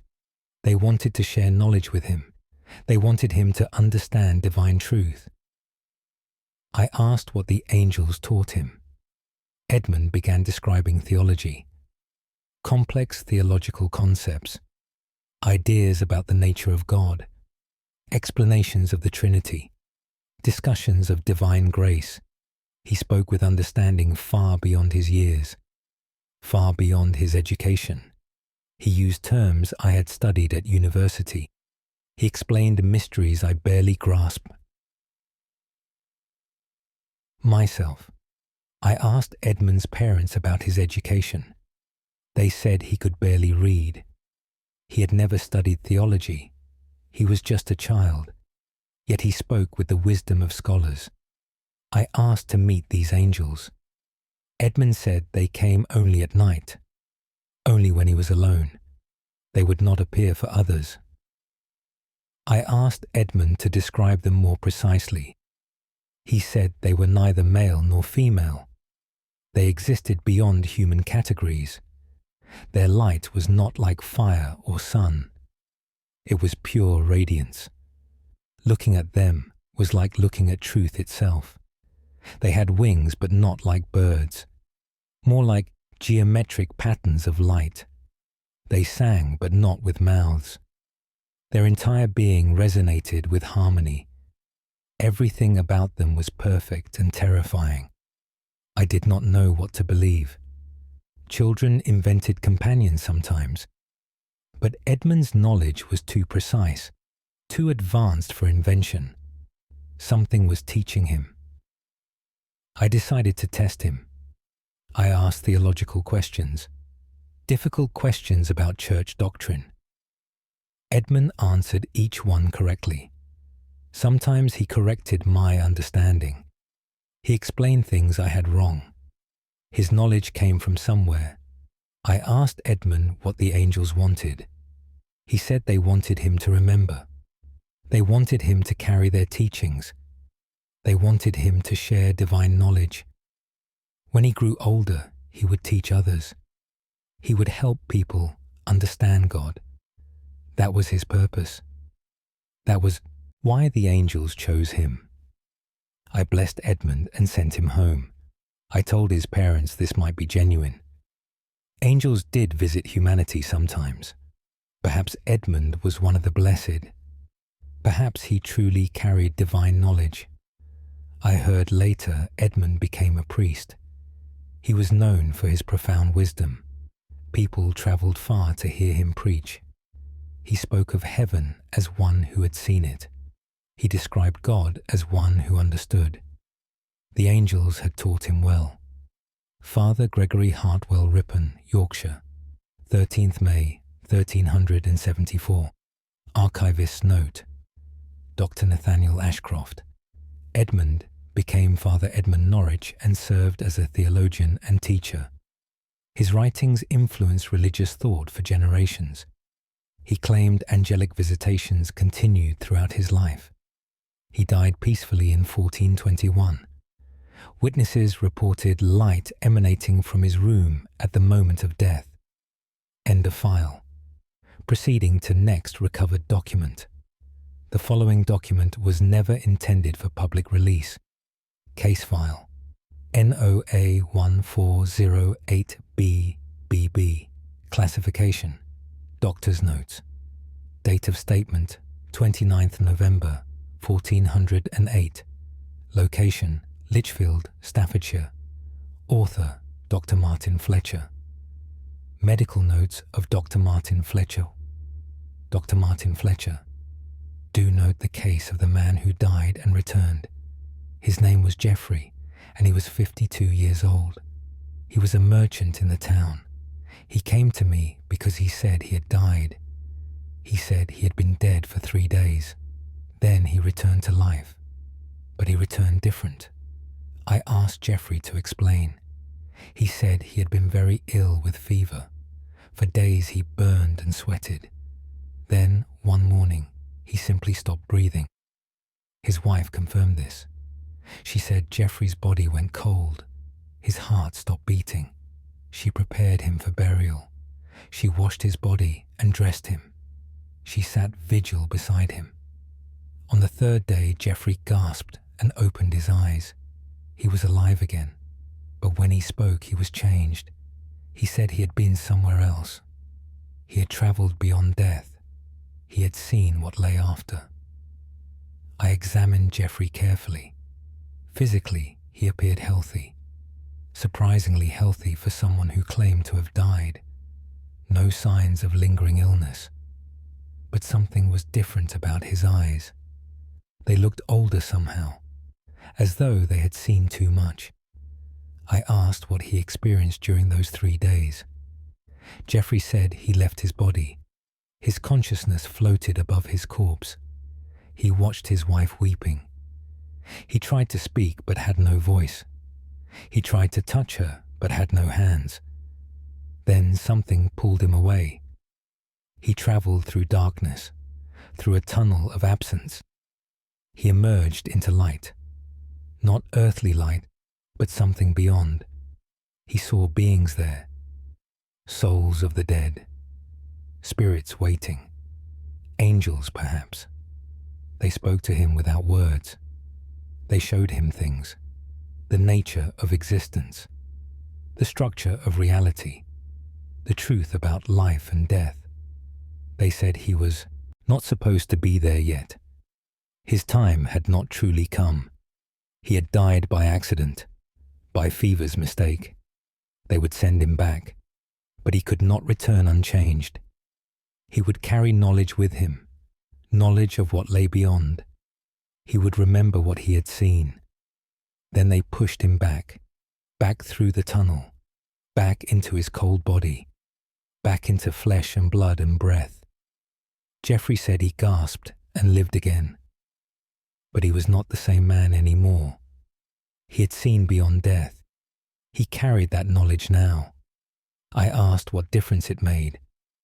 Jeffrey said everything was different. Life felt temporary now, like a brief visit to a foreign land. He knew this world was not his true home. He knew death was not the end. He knew consciousness continued. This changed how he lived, made everything seem both precious and meaningless. Precious because it was brief, meaningless because it was temporary. I asked if he feared death now. Jeffrey said no. He had been there. He had seen it. Death was just transition, just passage from one state to another. Nothing to fear, only change to accept. I could find no medical explanation. Jeffrey had apparently died. His wife confirmed it. Yet here he sat alive, changed by wherever he went, carrying knowledge from beyond the veil. Perhaps death was not always final. Perhaps consciousness could return. Perhaps the boundary was more permeable than we knew. Dr. Martin Fletcher Litchfield, Staffordshire, 29th November 1408, archivist note. Dr. Nathaniel Ashcroft. Jeffrey lived another 20 years. Friends reported he seemed detached from worldly concerns. He gave most of his wealth to charity. He spoke often of death as going home. He died peacefully in 1428. His wife said he smiled at the moment of passing.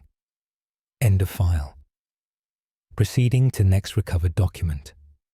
The following document was never intended for public release.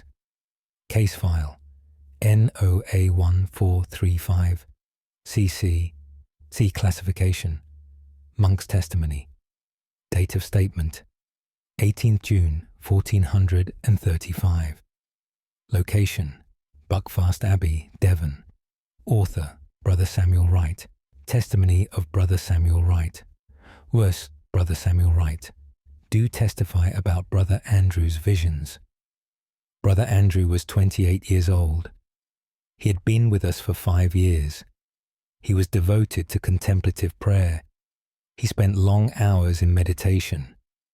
Then, one spring morning, he emerged from the chapel changed. His eyes were wide and filled with light. He spoke of visions. He said he had seen the face of God. I thought at first he was overcome by religious fervor. Such things happened to devoted monks. But Brother Andrew insisted this was different. He said he had truly seen, not with physical eyes but with spiritual sight. God had revealed himself directly, had shown Brother Andrew divine truth. Now Brother Andrew could not unsee it, could not forget what he witnessed. The vision remained with him, constantly, I asked him to describe what he saw. Brother Andrew struggled to find words. He said human language was insufficient. God was beyond description, beyond concept, beyond understanding. But he tried anyway. He said God was light, not light like the sun, but light that was also darkness. Light that contained all things. Light that was consciousness itself. Looking at God was like looking at the source of existence, like seeing the foundation of reality, like witnessing the moment before creation. Everything came from that light. Everything returned to it. Everything was part of it. Brother Andrew said he understood now. There was no separation between human and divine, between creation and creator, between individual souls and God. All was one. All had always been one. The vision showed him this truth. Now he carried it within him. I reported this to the abbot. Brother Andrew was examined by learned theologians. They asked him difficult questions. He answered with profound insight. His understanding of divine nature was extraordinary, yet orthodox enough to avoid heresy.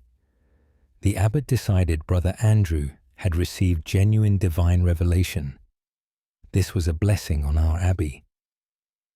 Brother Andrew continued his contemplative practice, but now he guided other monks, taught them techniques of meditation, showed them how to open themselves to divine vision. Some monks succeeded. They reported similar experiences, seeing the light, understanding the unity, knowing God directly. Others could not achieve it, no matter how they tried. The vision required something, some opening in the soul, some preparation of consciousness. Brother Andrew had it naturally. He had been ready. When God revealed himself, Brother Andrew was able to receive. He serves with us still, though he seems barely present anymore. Most of his consciousness remains elsewhere, resting in divine light. He walks among us but lives in heaven, his body here but his soul there, forever changed by what he witnessed, forever holding the vision of God's face. Brother Samuel Wright, Buckfast Abbey, Devon, 18th June 1435. Archivist's note: Dr. Nathaniel Ashcroft. Brother Andrew established a contemplative community within Buckfast Abbey. Several monks reported mystical experiences under his guidance. He died in 1468 during meditation. His body was found in perfect stillness before the altar. His face bore an expression described as radiant peace. End of file. Proceeding to next recovered document. The following document was never intended for public release. Case file NOA1462DDD. Classification: Physician's record.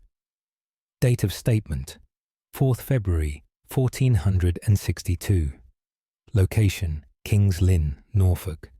Author: Dr. Philip Ashworth. Medical record of Dr. Philip Ashworth versus Dr. Philip Ashworth. Do record the woman who heard the future. Her name was Agnes, and she was 40 years old. She came to me because she said time had broken for her. She said she heard things before they happened. She heard conversations that had not yet occurred. She heard events that were still to come. I thought at first this was delusion, but Agnes described specific details. She told me things that would happen to me, small things. A patient I would see the next day, a letter I would receive, a meal I would eat. Everything she predicted came true exactly. Agnes said it started 3 months ago. She was struck by lightning during a storm. The bolt did not kill her, but changed her. Since then, time felt different. Past and future mixed together. She experienced moments before they happened, heard words before they were spoken. saw images of events yet to come. She could not control it. The future simply leaked into her present.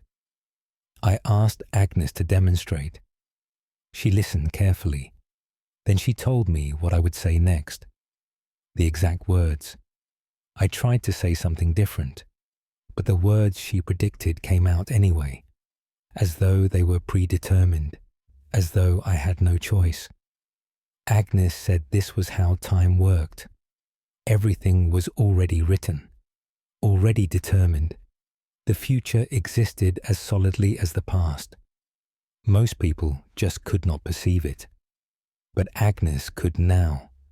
The lightning had opened her to it, broken the barrier between now and later. I asked if she could see far ahead. Agnes said yes, but it became unclear. Immediate future was perfectly clear. Hours or days ahead, she could see distinctly. Weeks or months ahead became fuzzy. Years ahead were almost impossible to perceive. Time branched too much, too many possibilities. But short-term future was fixed, determined, unavoidable. I asked if this troubled her. Agnes said terribly. She heard people speak their deaths. She saw accidents before they happened. She knew terrible things were coming, but she could not stop them, could not warn people, because when she tried, they did not believe, or they believed but could not prevent it anyway. The future happened regardless. Agnes was trapped watching it approach, helpless to change anything. I asked if I could help her. Agnes looked at me sadly. She said no. Nothing could close what had opened. The lightning had permanently changed her. She would hear the future forever, would live slightly ahead of everyone else, would carry the burden of knowing what was coming, what could not be stopped. Agnes left my office that day. I heard later she became a recluse. She could not bear company anymore, could not bear hearing people's futures. She lived alone in a cottage, experiencing tomorrow today, living in a time no one else could perceive. Dr. Philip Ashworth King's Lynn, Norfolk, 4th February 1462. Archivist's note, Dr. Nathaniel Ashcroft. Agnes died in 1489. Local records note she accurately predicted several major events, including a fire and some noble's death. Her final words reportedly predicted the exact time of her own death 3 days in advance. She was found precisely when she said, as though she had simply decided to stop. End of file. Proceeding to next recovered document. The following document was never intended for public release.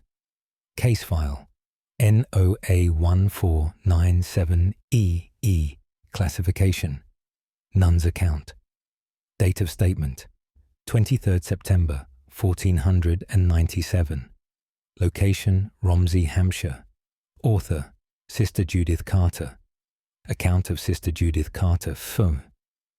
Verse Sister Judith Carter.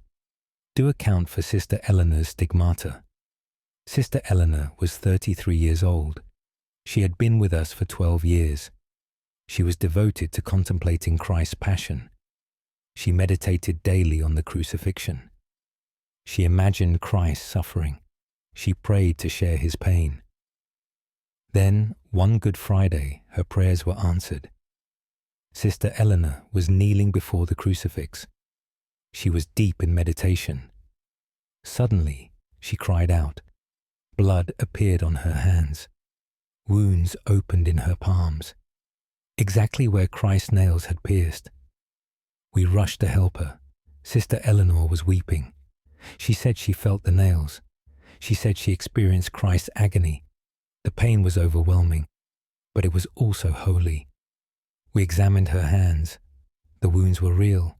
They bled continuously. They would not close. Over the following days, more wounds appeared. On her feet where Christ was nailed, on her side where the spear pierced, on her forehead where the thorns cut. Sister Eleanor bore all the wounds of crucifixion. Yet she lived. The wounds did not kill her. They simply bled and pained constantly. Sister Eleanor said she was blessed. God had chosen her to share Christ's suffering, to carry the physical marks of salvation. She was honored despite the agony. The wounds became permanent. They never healed. They bled every Friday, especially on Good Friday. Sister Eleanor lived with constant pain, but she bore it with grace. She said it brought her closer to Christ, made her understand his sacrifice, made her love him more deeply. People came to see the stigmata. Pilgrims traveled to witness this miracle. Sister Eleanor became famous throughout England, the nun who bore Christ's wounds, the woman who shared divine suffering. But fame troubled her. She wanted only to serve God, not to be celebrated. The attention distracted from prayer. Eventually, the Mother Superior restricted visitors. Sister Eleanor returned to quiet devotion. She spent her days in prayer, her wounds bleeding, her body suffering, her soul rejoicing in union with Christ. I tended her wounds for many years. I washed them and wrapped them. They never infected despite constant bleeding. They remained clean and pure. Holy wounds on holy flesh. Sister Eleanor serves with us still. Though her body weakens from continual blood loss, she grows thinner each year, paler and more fragile. But her faith remains strong. She says she will bear these wounds until death, will carry Christ's suffering as long as she lives, will honor him through shared pain. Sister Judith Carter Romsey, Hampshire, 23rd September 1497. Archivist's note: Dr. Nathaniel Ashcroft. Sister Eleanor's stigmata was examined by church authorities and declared genuine. She lived until 1523, bearing the wounds for 26 years. Medical examination found no natural explanation. The wounds disappeared within hours of her death. Her body showed no scars, as though the suffering had never been. End of file. Proceeding to next recovered document. The following document was never intended for public release. Case file NOA 1514F, F classification. Priest's notes. Date of statement: 10th April 1514. Location: Guildford, Surrey. Author: Father Benedict Moore. Notes of Father Benedict Moore. Father Benedict Moore. Do note the man who remembered everything. His name was Christopher, and he was 26 years old. He came to me because his memory had become unbearable. He said he could not forget anything anymore. He said every moment of his life remained perfectly clear. Every conversation, every sight, every sound, every smell, every touch, all of it preserved in perfect detail. Christopher said it started after a fall. He had been working on a roof. He slipped and struck his head on stone. He was unconscious for a day. When he woke, his memory had changed. Nothing faded anymore. Nothing became unclear. Every experience since the fall remained vivid, as fresh as the moment it happened. He could remember what he ate for breakfast. He could recall every word of every conversation. He could describe every person he had seen. Every detail was accessible. Every moment was permanent. I thought this sounded like a blessing. Perfect memory would be valuable. But Christopher said it was torture. His mind was too full, too crowded with memory. He could not forget painful things, could not let go of embarrassments, could not move past sorrows. Everything remained present. Every hurt was fresh. Every loss was immediate. His mind offered no mercy, no fading of pain, no softening of grief. I asked how he managed. Christopher said he barely did. He could not sleep well. Memories played constantly in his mind. He could not focus on the present. Too busy remembering the past. He was drowning in his own experiences, suffocating under the weight of memory. I tried to help him. I taught him prayer and meditation, techniques to quiet the mind, but nothing worked. Christopher's memory was too strong, too perfect, too permanent. Every moment he lived added to the burden, made the weight heavier, made the crowding worse. I asked if he regretted surviving the fall. Christopher was quiet for a long time. Then he said yes. Sometimes he wished he had died. Death would bring forgetfulness, release from this perfect, terrible memory, peace from the constant presence of every moment. I prayed with Christopher before he left. I prayed God would grant him mercy, would give him the gift of forgetting, would let some memories fade, but I feared the prayer would not be answered. Christopher was trapped in his own mind, imprisoned by perfect recall, suffering from an inability to let go. Father Benedict Moore Guilford, Surrey, 10th April, 1514. Archivists note, Dr. Nathaniel Ashcroft, Christopher's condition resembles modern reports of hyperthymesia or highly superior autobiographical memory. He died in 1531 at age 43. Friends said he seemed exhausted at the end, as though carrying too much. His final words reportedly expressed relief at the prospect of forgetting. End of file. Proceeding to next recovered document. The following document was never intended for public release. Case file NOA 154 8GGG. Classification. Doctor's testimony. Date of statement 7th August 1548. Location Colchester, Essex. Author Dr. Robert Nash Medical. Testimony of Dr. Robert Nash vs. Dr. Robert Nash. Do testify about the child born different. The baby was brought to me hours after birth. The mother was a farmer's wife. She said the child was strange. She said it looked at her with knowing eyes. She said it seemed already aware. I examined the infant. Physically, the child was healthy, a boy with dark hair and clear eyes. But there was something unusual about him. He was too alert, too focused. His eyes tracked movement with precision. He responded to voices with understanding. He seemed aware in ways newborns were not. I observed him for several hours. The child never cried. He watched everything calmly. His eyes moved from face to face, as though studying us, as though learning. His mother was frightened. She said it was not natural. Babies should not look like this, should not seem so conscious. Something was wrong. I asked if anything unusual happened during pregnancy. The mother said she had vivid dreams. Dreams of an old man speaking to her. He said he wanted to be born again. He said he had been waiting.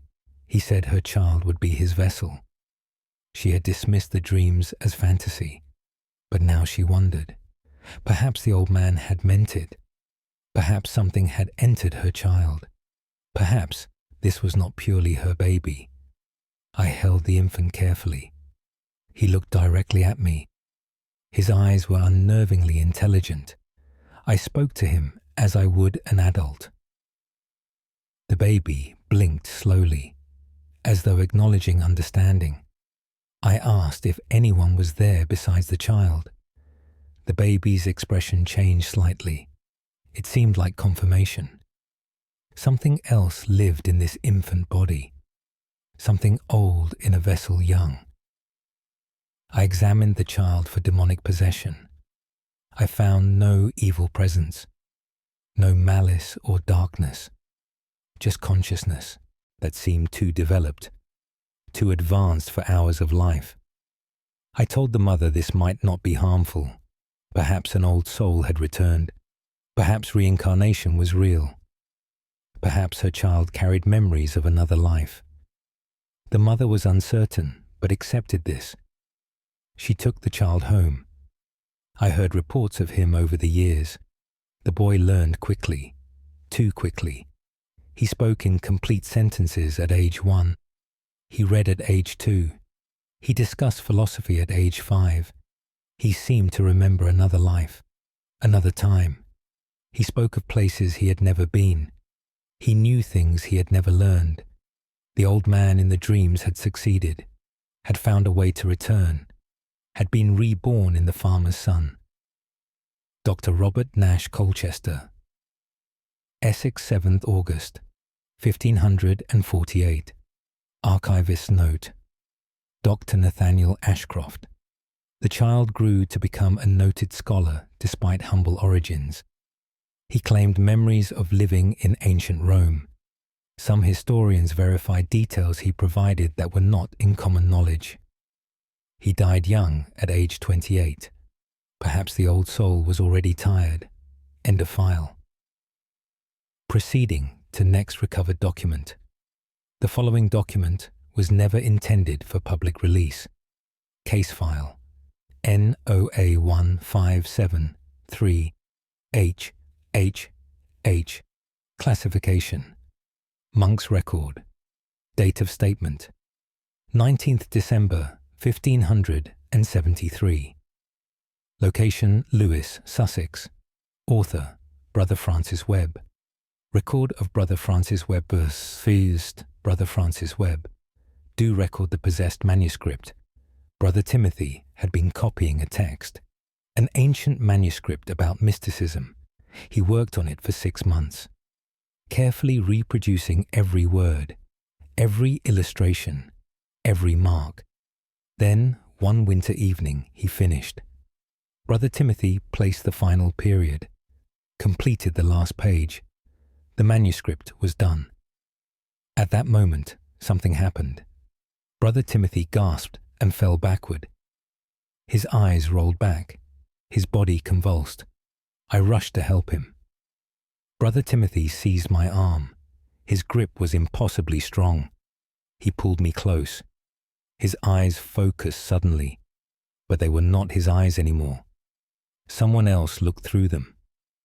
A voice spoke from his mouth. Not Brother Timothy's voice. An older voice, rougher and deeper. It said it had been trapped in the manuscript. The original author from centuries ago. His consciousness had been embedded in the words, preserved in the text, waiting for someone to copy it completely. Brother Timothy had done exactly that, had reproduced every word perfectly, had recreated the manuscript exactly. In doing so, he had released the trapped consciousness. The author was free now, but free into Brother Timothy's body. The monk's consciousness was pushed aside.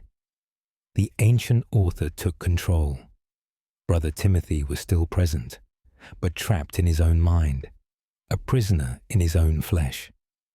The author used his body now, used his hands and voice, lived again through borrowed flesh. I brought the abbot, immediately. We tried to drive the author out. We prayed and commanded, but the author refused to leave. He said he had waited too long, suffered in darkness for centuries. He would not return to nothingness. He would live through Brother Timothy, whether the monk agreed or not. We could not force him out.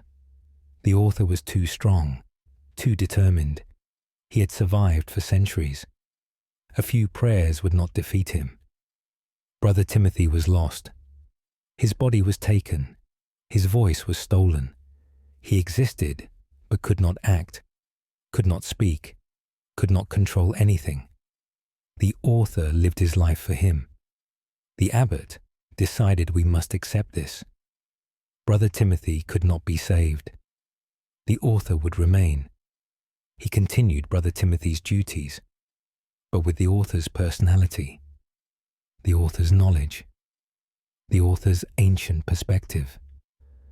Brother Timothy was gone, erased by his own careful copying, destroyed by his devotion to accuracy, consumed by the text he reproduced.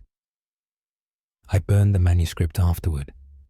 I could not risk another monk copying it, could not allow the author to spread, to consume other bodies, to steal other lives. The manuscript burned completely, but the author survived, living in Brother Timothy's stolen flesh, wearing a monk's body like clothing. Brother Francis Webb Lewis, Sussex, 19th December, 1573. Archivist's note, Dr. Nathaniel Ashcroft. The person using Brother Timothy's body lived until 1609. He wrote extensively during that time. His writings match the style of the original manuscript author. Several monks testified Brother Timothy never emerged again. The body was buried with the author still in control. Whether Brother Timothy's consciousness survived inside is unknown. End of file. Proceeding to next recovered document. The following document was never intended for public release. Case file NOA1606I, II classifications. Physician's account. Date of statement 5th March 1606. Location Reading, Berkshire. Author Dr. Thomas Harrington. Medical account of Dr. Thomas Harrington first. Dr. Thomas Harrington. Do account for the woman who became many. Her name was Margaret, and she was 37 years old. She came to me because she said she was no longer one person. She said many personalities lived in her now. She said different people took turns controlling her body. I thought at first this was madness, a fractured mind from trauma perhaps, but Margaret described each personality precisely. She said there were 7, each with a different name, each with different memories, each with different skills. She was Margaret only sometimes. The rest of the time others took control. There was Catherine, who was cruel. There was Anne, who was gentle. There was Elizabeth, who was scholarly. There was Mary, who was childlike. There was Jane, who was fearful. There was Susan, who was bold. And Margaret herself, who remembered them all. I asked how this happened. Margaret said it started after a terrible accident. She had been in a fire, nearly died from the burns. While she was dying, she felt herself fracture. Her consciousness split apart. Each piece became a separate person. When she survived, the pieces did not reunite. They remained separate. 7 people sharing one body. I asked to speak with the others. Margaret closed her eyes. When she opened them, someone else was there. The voice was different. The expression changed. The mannerisms altered completely. Catherine spoke harshly. She said Margaret was weak. She had taken control to protect the body. Margaret was too soft to survive. So Catherine had emerged, to be strong when Margaret could not. Then Anne appeared, sweet and kind. She said she balanced Catherine, provided gentleness when harshness would harm. Each personality explained its purpose. Each had a role in the whole. Together they managed life, each taking control when their skills were needed. Margaret returned at the end. She said it was exhausting, never being alone in her own head, always sharing, always negotiating, always compromising. But she had accepted it. This was her reality now. 7 people in one body. 7 consciousnesses taking turns. 7 lives lived through one flesh. I examined Margaret's mental state. Each personality seemed distinct. Each had consistent characteristics. Each accessed different memories. It was as though 7 people truly lived in her, not fragments of one, but 7 separate consciousnesses, somehow merged into one vessel. I could offer no treatment, no way to reunite what had split. Margaret would live like this forever, a committee of selves, a plural consciousness, a single body hosting many minds. Dr. Thomas Harrington, Reading, Berkshire, 5th March 1606. Archivist. Vist's note, Dr. Nathaniel Ashcroft. Margaret's case resembles modern dissociative identity disorder. She lived until 1641. Her diary contains entries in 7 distinct handwriting styles. Friends reported she seemed like different people on different days. The debate continues whether this represents one fractured mind or genuine multiple consciousness. End of file. Proceeding to next recovered document. The following document was never intended for public release. Case file NOA 163-2 JJJ. Classification: Nuns, Confession. Date of statement: 22nd July 1632. Location: Sion Abbey, Middlesex. Author: Sister Catherine Hayes. Confession of Sister Catherine Hayes. First, Sister Catherine Hayes, do confess what I have done. I was 40 years old when I made a terrible choice. I was desperate and foolish. I invited darkness in, and now I cannot drive it out. It started with loneliness. I had been at the Abbey for 20 years. I had no close friends among the sisters. I felt isolated and forgotten. I prayed for companionship, for someone to understand me, for connection with another soul. My prayer was answered, but not by God. One night, I felt a presence. It asked if I wanted company. I said yes without thinking. The presence entered me that night. I felt it slide into my consciousness, merge with my thoughts. It was not human, not angelic, something else entirely, something that existed in shadows, something that fed on loneliness. It gave me what I wanted. I was no longer alone. The presence stayed with me constantly. It spoke in my mind, kept me company, made me feel less isolated. But the price was high. The presence was not kind. It whispered terrible things. It showed me dark visions. It made me think evil thoughts. I wanted it to leave, but it would not go. I had invited it in, given it permission. Now it would stay forever. I tried everything to drive it out. I prayed. I fasted. I submitted to exorcism. Nothing worked. The presence was too deeply embedded, too thoroughly merged with my consciousness. It laughed at my attempts. It said I was stuck with it. I had made a bargain. Companionship for freedom. Company for purity. I was no longer alone. But I was no longer only myself either.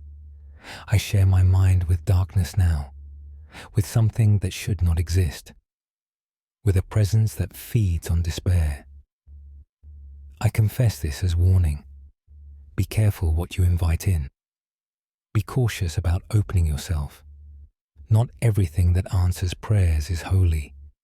Not everything that offers help is good. I am damned now, sharing my soul with shadow, living with a darkness I cannot escape, trapped forever with the presence I welcomed. Sister Catherine Hayes, Sion Abbey, Middlesex, 22nd July 1632. Archivist's note, Dr. Nathaniel Ashcroft. Sister Catherine remained at Sion until her death in 1658. Other sisters reported she seemed troubled and would sometimes speak to empty air. Her later writings show signs of internal conflict. Whether the presence was real or psychological remains debated. Her grave was blessed 3 times at her own request. End of file. Proceeding to next recovered document. The following document was never intended for public release. Case file NOA1261KK classification. Vicar's testament. Date of statement 11 January 1261. Location Stamford, Lincolnshire. Author Vicar Edmund Cross. Testament of Vicar Edmund Cross. Vicar Edmund Cross. Do testify about the twins who shared one soul. Jane and Joan were born on the same day to the same mother. They were identical in every way. Same face, same voice, same mannerisms. Their mother brought them to me when they were 5 years old. She said the girls were not two people. She said they were one person in two bodies. I observed the twins carefully. They moved in perfect synchronization. When one raised her hand, the other did the same. When one spoke, the other finished her sentence. They seemed to think as one mind. I separated them into different rooms. Both girls became distressed immediately. They cried the same tears. They called out the same words. They reached toward each other through walls. When reunited, they calmed instantly. They held hands and breathed in unison. I asked the girls if they could feel each other. They both nodded. They said they were the same person. One soul split between two bodies. They experienced everything together. What one saw, the other saw. What one felt, the other felt. There was no separation between them. I asked if this troubled them. They said no. They had never known anything different. They could not imagine being separate, being alone in one body. That would be strange to them. They were whole only together. I examined them for demonic possession.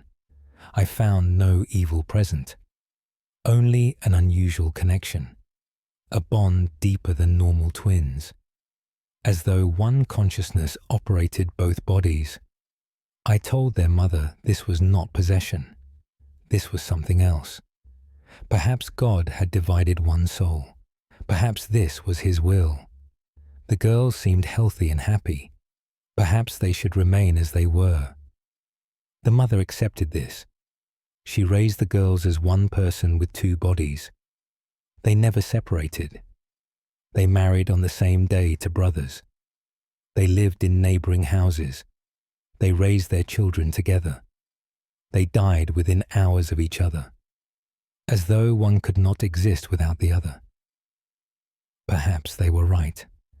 Perhaps they truly were one soul, one consciousness experiencing life through two bodies, one person living twice. Vicar Edmund Cross, Stamford, Lincolnshire, 11th January 1261. Archivist's note. Dr. Nathaniel Ashcroft. Historical records confirm twins matching this description. Local accounts describe them as uncannily connected. Modern science might explain this through extreme twin bonding, but witnesses insisted their synchronization exceeded normal twin behavior. They died in 1307 on the same night, despite living in separate houses. End of file. Proceeding to next recovered document. The mise following document was never intended for public release. Case file NOA1294LLL. Classification. Monk's account. Date of statement 28th May 1294. Location Byland Abbey, Yorkshire. Author Brother Peter Wakefield. Account of Brother Peter Wakefield. Brother Peter Wakefield. Do account for what dwells in the crypt. Our abbey has a crypt beneath the chapel. Ancient brothers are buried there. The crypt dates back 300 years. We rarely enter it, only for burials and special prayers. Brother Martin was assigned to clean the crypt, to prepare it for a new burial. He descended the stairs one autumn morning. He did not return by evening. We went to find him. Brother Martin stood among the tombs. His eyes were closed. His hands were raised. His mouth moved in silent speech. We called to him, but he did not respond. We approached carefully. Brother Martin opened his eyes suddenly, but they were not his eyes anymore. They were older, colder. They looked at us with ancient recognition. Then Brother Martin spoke, but many voices came from his mouth, different voices overlapping, old voices, dead voices, all the brothers buried in the crypt. They were speaking through him. They said they had been waiting for someone to enter their space, someone who would listen, someone they could use. Brother Martin had come alone, had opened himself through prayer, had created a pathway they could follow. Now they lived in him, all of them. Dozens of dead monks, centuries of departed brothers, all crowded into one living body. We tried to pull Brother Martin from the crypt. He would not move. His body was rigid, rooted to the floor. The voices continued speaking, each dead brother wanting to be heard, each demanding attention, each fighting for control of the mouth. They spoke of their lives, their deaths, their time in darkness. They had been conscious in their graves, aware but unable to move, unable to speak, unable to do anything but exist. For decades, for centuries, trapped in rotting flesh and stone, Brother Martin had freed them, had given them a living voice again.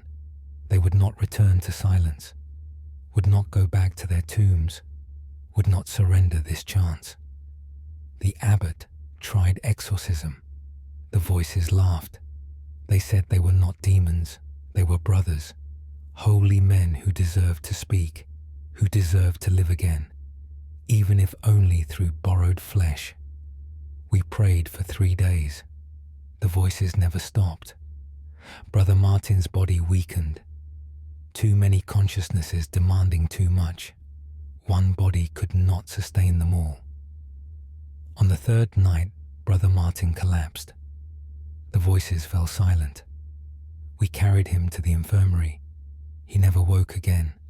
He died that same night, perhaps crushed by the weight of all those souls, perhaps torn apart by their competing wills. We sealed the crypt afterward. No one enters anymore. The dead brothers remain in their tombs, conscious and waiting, hoping for another visitor, another chance to speak, another body to inhabit. I hear them sometimes at night, calling from beneath the chapel floor, begging to be released, begging to be heard. Brother Peter Wakefield, Byland Abbey, Yorkshire, 28th May, 1294. Archivist note: Dr. Nathaniel Ashcroft. The crypt at Byland Abbey was permanently sealed in 1295. Modern ground-penetrating surveys show unusual acoustic properties in the space. Local legends mention voices heard beneath the chapel. Brother Martin's death was recorded as exhaustion of spirit. The crypt remains sealed to this day. End of file. Proceeding to next recovered document. The following document was never intended for public release. Case file NOA 1327MM classification. Physician's notes. Date of statement 16th September 1327. Location Warwick, Warwickshire. Author Dr. Simon Bradford. Medical notes of Dr. Simon Bradford. Dr. Simon Bradford. Do note the woman who felt everyone's pain. Her name was Ellen, and she was 29 years old. She came to me because she suffered constantly, but the suffering was not her own. She said she felt other people's pain, every ache and hurt within a mile. every wound and sickness, all of it flooded into her body. I thought at first this was delusion, but Ellen described specific ailments. She pointed to a house and said someone there had broken bones. I investigated. A man in that house had indeed broken his arm. Ellen felt it as though it were her own. She pointed to another house. She said someone there was dying of fever. I checked. A woman there was gravely ill. Ellen experienced the fever, felt the burning and chills, though her own body was healthy. I asked how this was possible. Ellen said it started 6 months ago. She had nearly died from illness herself. While fevered, she felt something open, a boundary dissolved, between her body and other bodies, between her pain and their pain. When she recovered, the boundary never returned. Now she felt everything. Every person's suffering became her suffering. Every animal's pain became hers. She could not escape it. I examined Ellen carefully. She was physically well, but as I examined her, she flinched. She said she felt my headache. I had not mentioned my headache, but it was true. I had been suffering all morning. Ellen felt it exactly as I did. She described the pain precisely, the location and intensity, as though it were happening to her. I asked if she could control this. Ellen said no. The pain came whether she wanted it or not. She felt every suffering person nearby, their pain layered on top of each other, creating overwhelming agony. She barely slept anymore. Too much pain flooding in constantly. Too many bodies crying out. Too much suffering to process. I asked why she had not left the town, gone somewhere remote, away from people. Ellen said she had tried, but animals also suffered, and plants perhaps, and stones. Everything that existed seemed to carry pain. There was no escape, nowhere she could go to find peace. I tried various remedies, medicines to dull sensation. Nothing worked. Ellen's ability to feel others was not physical. It was something else, something beyond medicine's reach. I could only offer sympathy and the knowledge that she was not mad. Her suffering was real, even if impossible to explain. Ellen left my office in tears, not her own tears, but the tears of everyone crying within a mile, all flowing through her at once, all drowning her in their sorrow. Dr. Simon Bradford Warwick, Warwickshire, 16th September, Versailles, 1327. Archivist's note: Dr. Nathaniel Ashcroft Ellen lived only 2 more years. She died in 1329. Cause of death listed as melancholy and exhaustion. Friends said she seemed crushed by invisible weight. Her condition resembles extreme empathic sensitivity. Whether she truly felt others' pain or believed she did remains debated. End of file. Proceeding to next recovered document. The following document was never intended for public release. Case file NOA 1353 NNNN classification. Abbess's testimony. Date of statement 4th December 1353. Location: Wherwell, Hampshire. Author: Abbess Cecily Norton. Testimony of Abbess Cecily Norton first. Abbess Cecily Norton: do testify about Sister Anne's visions. Sister Anne was 25 years old. She had been with us for 7 years. She was devoted to contemplative prayer. One winter morning she came to me troubled. She said she saw the future now. Not predictions or prophecies, but actual visions of what would be.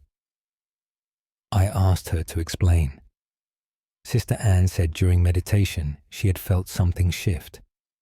Time became flexible. She could see forward along its path. She witnessed events that had not yet occurred. I thought this was imagination, until she described specific details. She said Sister Mary would cut her hand the next day. She described where and how. The next day it happened exactly as predicted. Sister Anne saw it before it occurred. She said Brother Thomas from the nearby monastery would visit. He had not visited in months, but he arrived that afternoon. Sister Anne knew he was coming. She described his reason before he spoke it. Over the following weeks, Sister Anne predicted many things. Small events mostly, but always accurate, always precise. She saw the future as clearly as we saw the present. I asked if this was a gift from God. Sister Anne said she did not know. The visions came unbidden. She could not control them. Sometimes they showed beautiful things, sometimes terrible things. She saw a sister falling ill next month. She saw me receiving news from Rome. She saw the harvest failing next year. All of it clear and certain, all of it predetermined. I asked if we could change what she saw. Sister Anne said no. She had tried. When she warned people, they did not believe, or they believed but could not prevent it anyway. The future happened exactly as she witnessed. No amount of preparation changed it. No amount of warning helped. Time was fixed. The future already existed. Sister Anne simply saw it earlier than others. I asked if this troubled her. Sister Anne wept. She said it was terrible. She saw people dying. She watched accidents before they happened. She witnessed suffering she could not prevent. The knowledge was torture, knowing what was coming. Unable to stop it, unable to help, just watching helplessly as the future became present. I tried to comfort her. I said perhaps this was a test of faith. Perhaps God wanted her to trust Him, to accept what could not be changed. But Sister Anne said it was too much, too heavy a burden, too painful to carry. She begged me to pray for the visions to stop. We prayed together for many days. The visions did not stop. They grew clearer. Sister Anne saw further ahead, months into the future, years ahead. She saw her own death. She described it calmly, said it would come in 3 years, described the exact circumstances. I prayed harder, but God did not answer. Sister Anne continued seeing the future, continued carrying that impossible knowledge, continued suffering under the weight of knowing.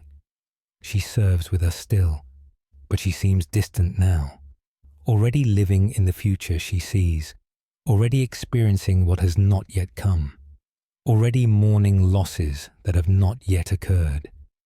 Abbess Cecily Norton, Wherwell, Hampshire, 4th December, 1353. Archivist's note. Dr. Nathaniel Ashcroft, Sister Anne died in December 1356, exactly 3 years after this testimony. The circumstances matched her prediction precisely. Her later writings describe visions extending decades ahead. Some of her long-term predictions were verified after her death. The burden apparently never lifted. End of file. Proceeding to next recovered document. The following document was never intended for public release. Case file NOA 138600 O classification. Priest's record. Date of statement 23rd March 1386. Location Beverley, Yorkshire. Author Father Hugh Mansfield. Record of Father Hugh Mansfield. Father Hugh Mansfield. Do record the boy who heard thoughts.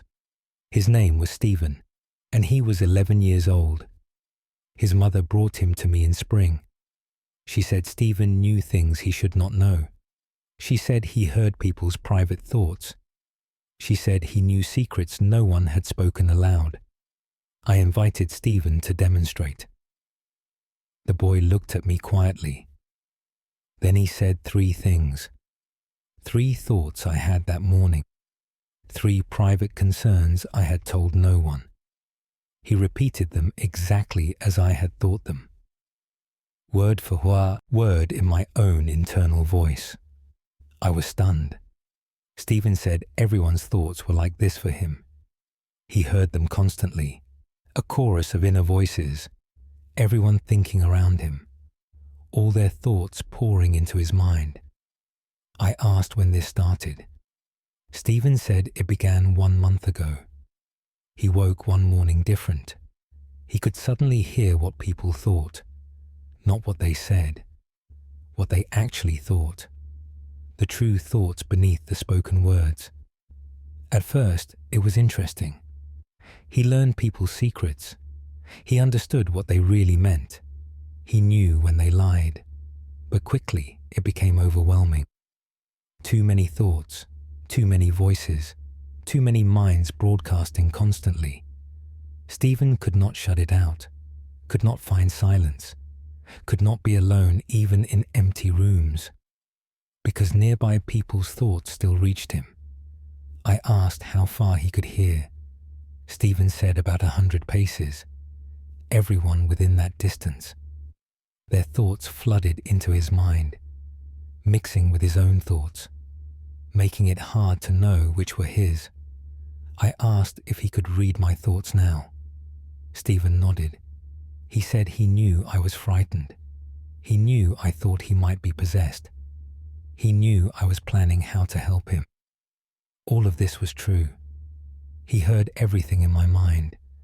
I tried to think of something random, a specific number. Stephen said the number before I spoke it.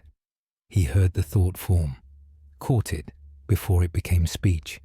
I asked if this was possession.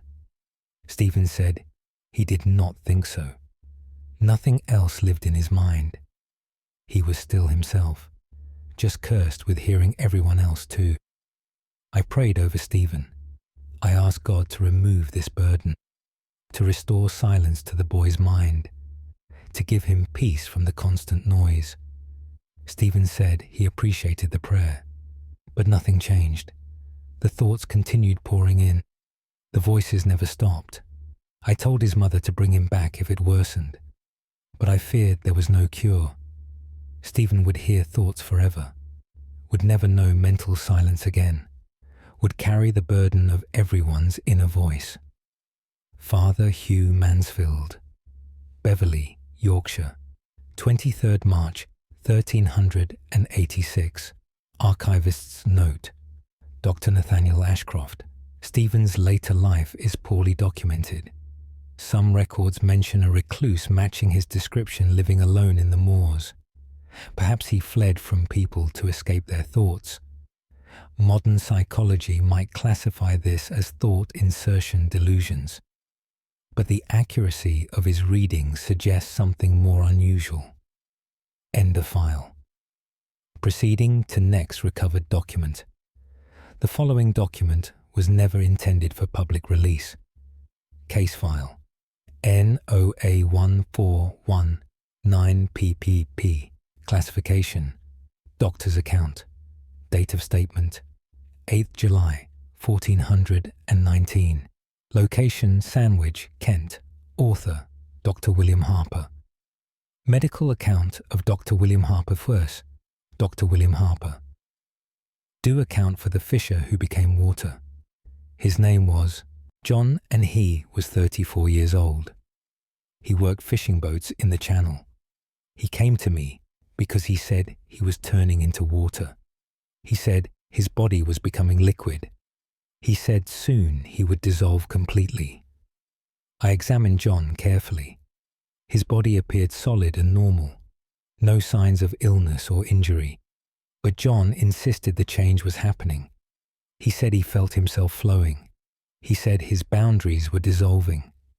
He said he was becoming formless. I asked how this started. John said he fell overboard during a storm. He was underwater for several minutes, nearly drowned. When they pulled him out, he had changed. He felt different, less solid, more fluid. He said he no longer felt entirely separate from water. When he touched water, he merged with it slightly. When it rained, he felt the rain as part of himself. When he stood in the ocean, he extended into it.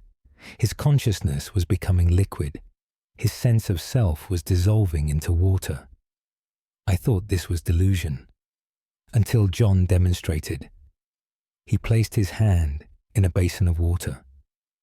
He closed his eyes and concentrated. The water began to move, not from wind or shaking, but moving on its own, swirling in patterns, responding to John's will. John said he was not moving the water. He was becoming the water, extending his consciousness into it. The water was part of him now. He controlled it like he controlled his hand. I watched in amazement.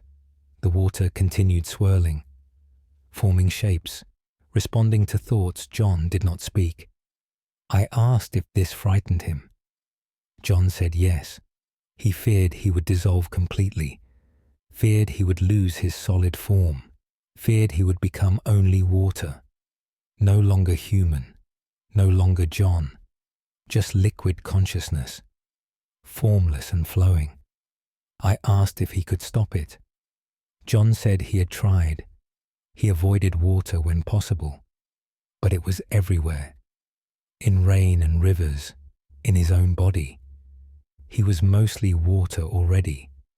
Perhaps the separation had always been illusion. Perhaps he was always part of the water. Now he simply knew it. I could offer no medical treatment.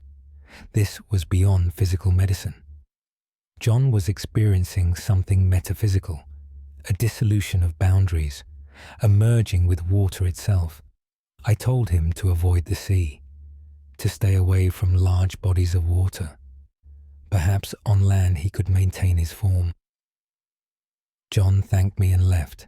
I heard later he returned to fishing, could not stay away from the water. 1 year later, he fell overboard again. They never recovered his body. The sea had claimed him completely. Dr. William Harper Sandwich, Kent 8th July, 1419. Archivist's note. Dr. Nathaniel Ashcroft. John's disappearance was recorded as drowning in 1420.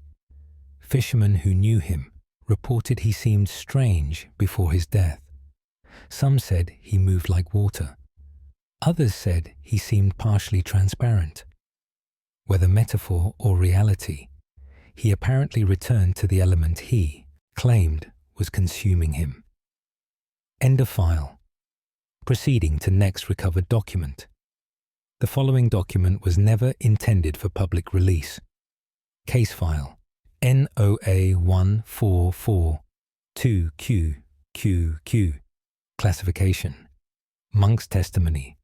Date of statement: 15th October 1442. Location: Glastonbury, Somerset. Author: Brother William Stone. Testimony of Brother William Stone. Verse: Brother William Stone. Do testify about the illuminated manuscript. Brother David had been creating an illuminated gospel. He worked on it for 3 years. Every page was decorated with elaborate designs, gold leaf and brilliant colors, intricate patterns and holy images.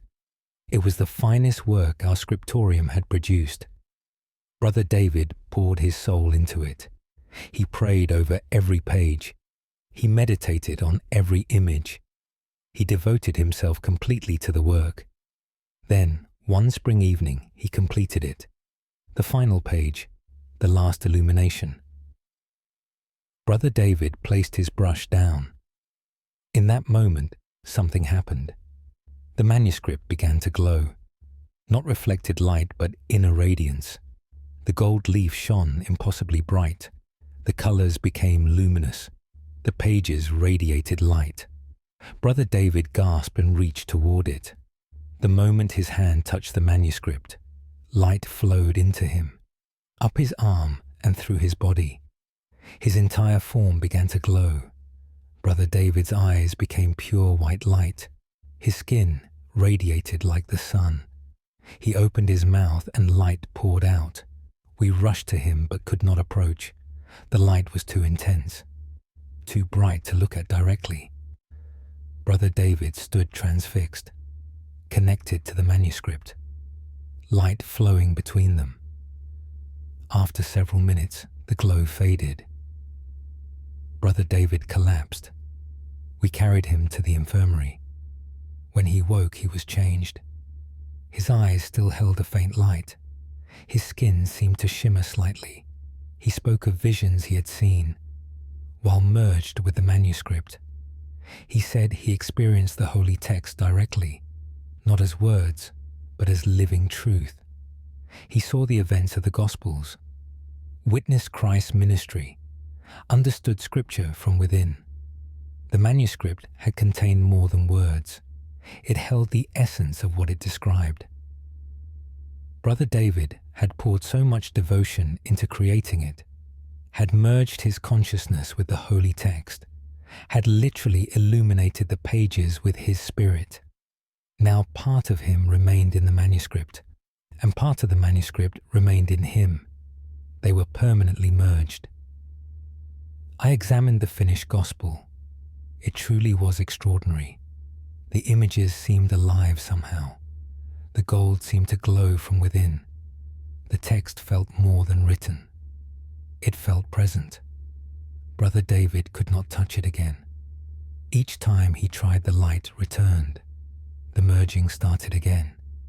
We had to keep him away from his own creation. The manuscript was placed in the treasury, locked away safely. Brother David served with us for many more years, but he was never the same. Part of his soul lived in those pages. Part of the gospel lived in him. He had achieved perfect union with holy text, had illuminated not just pages but his own spirit.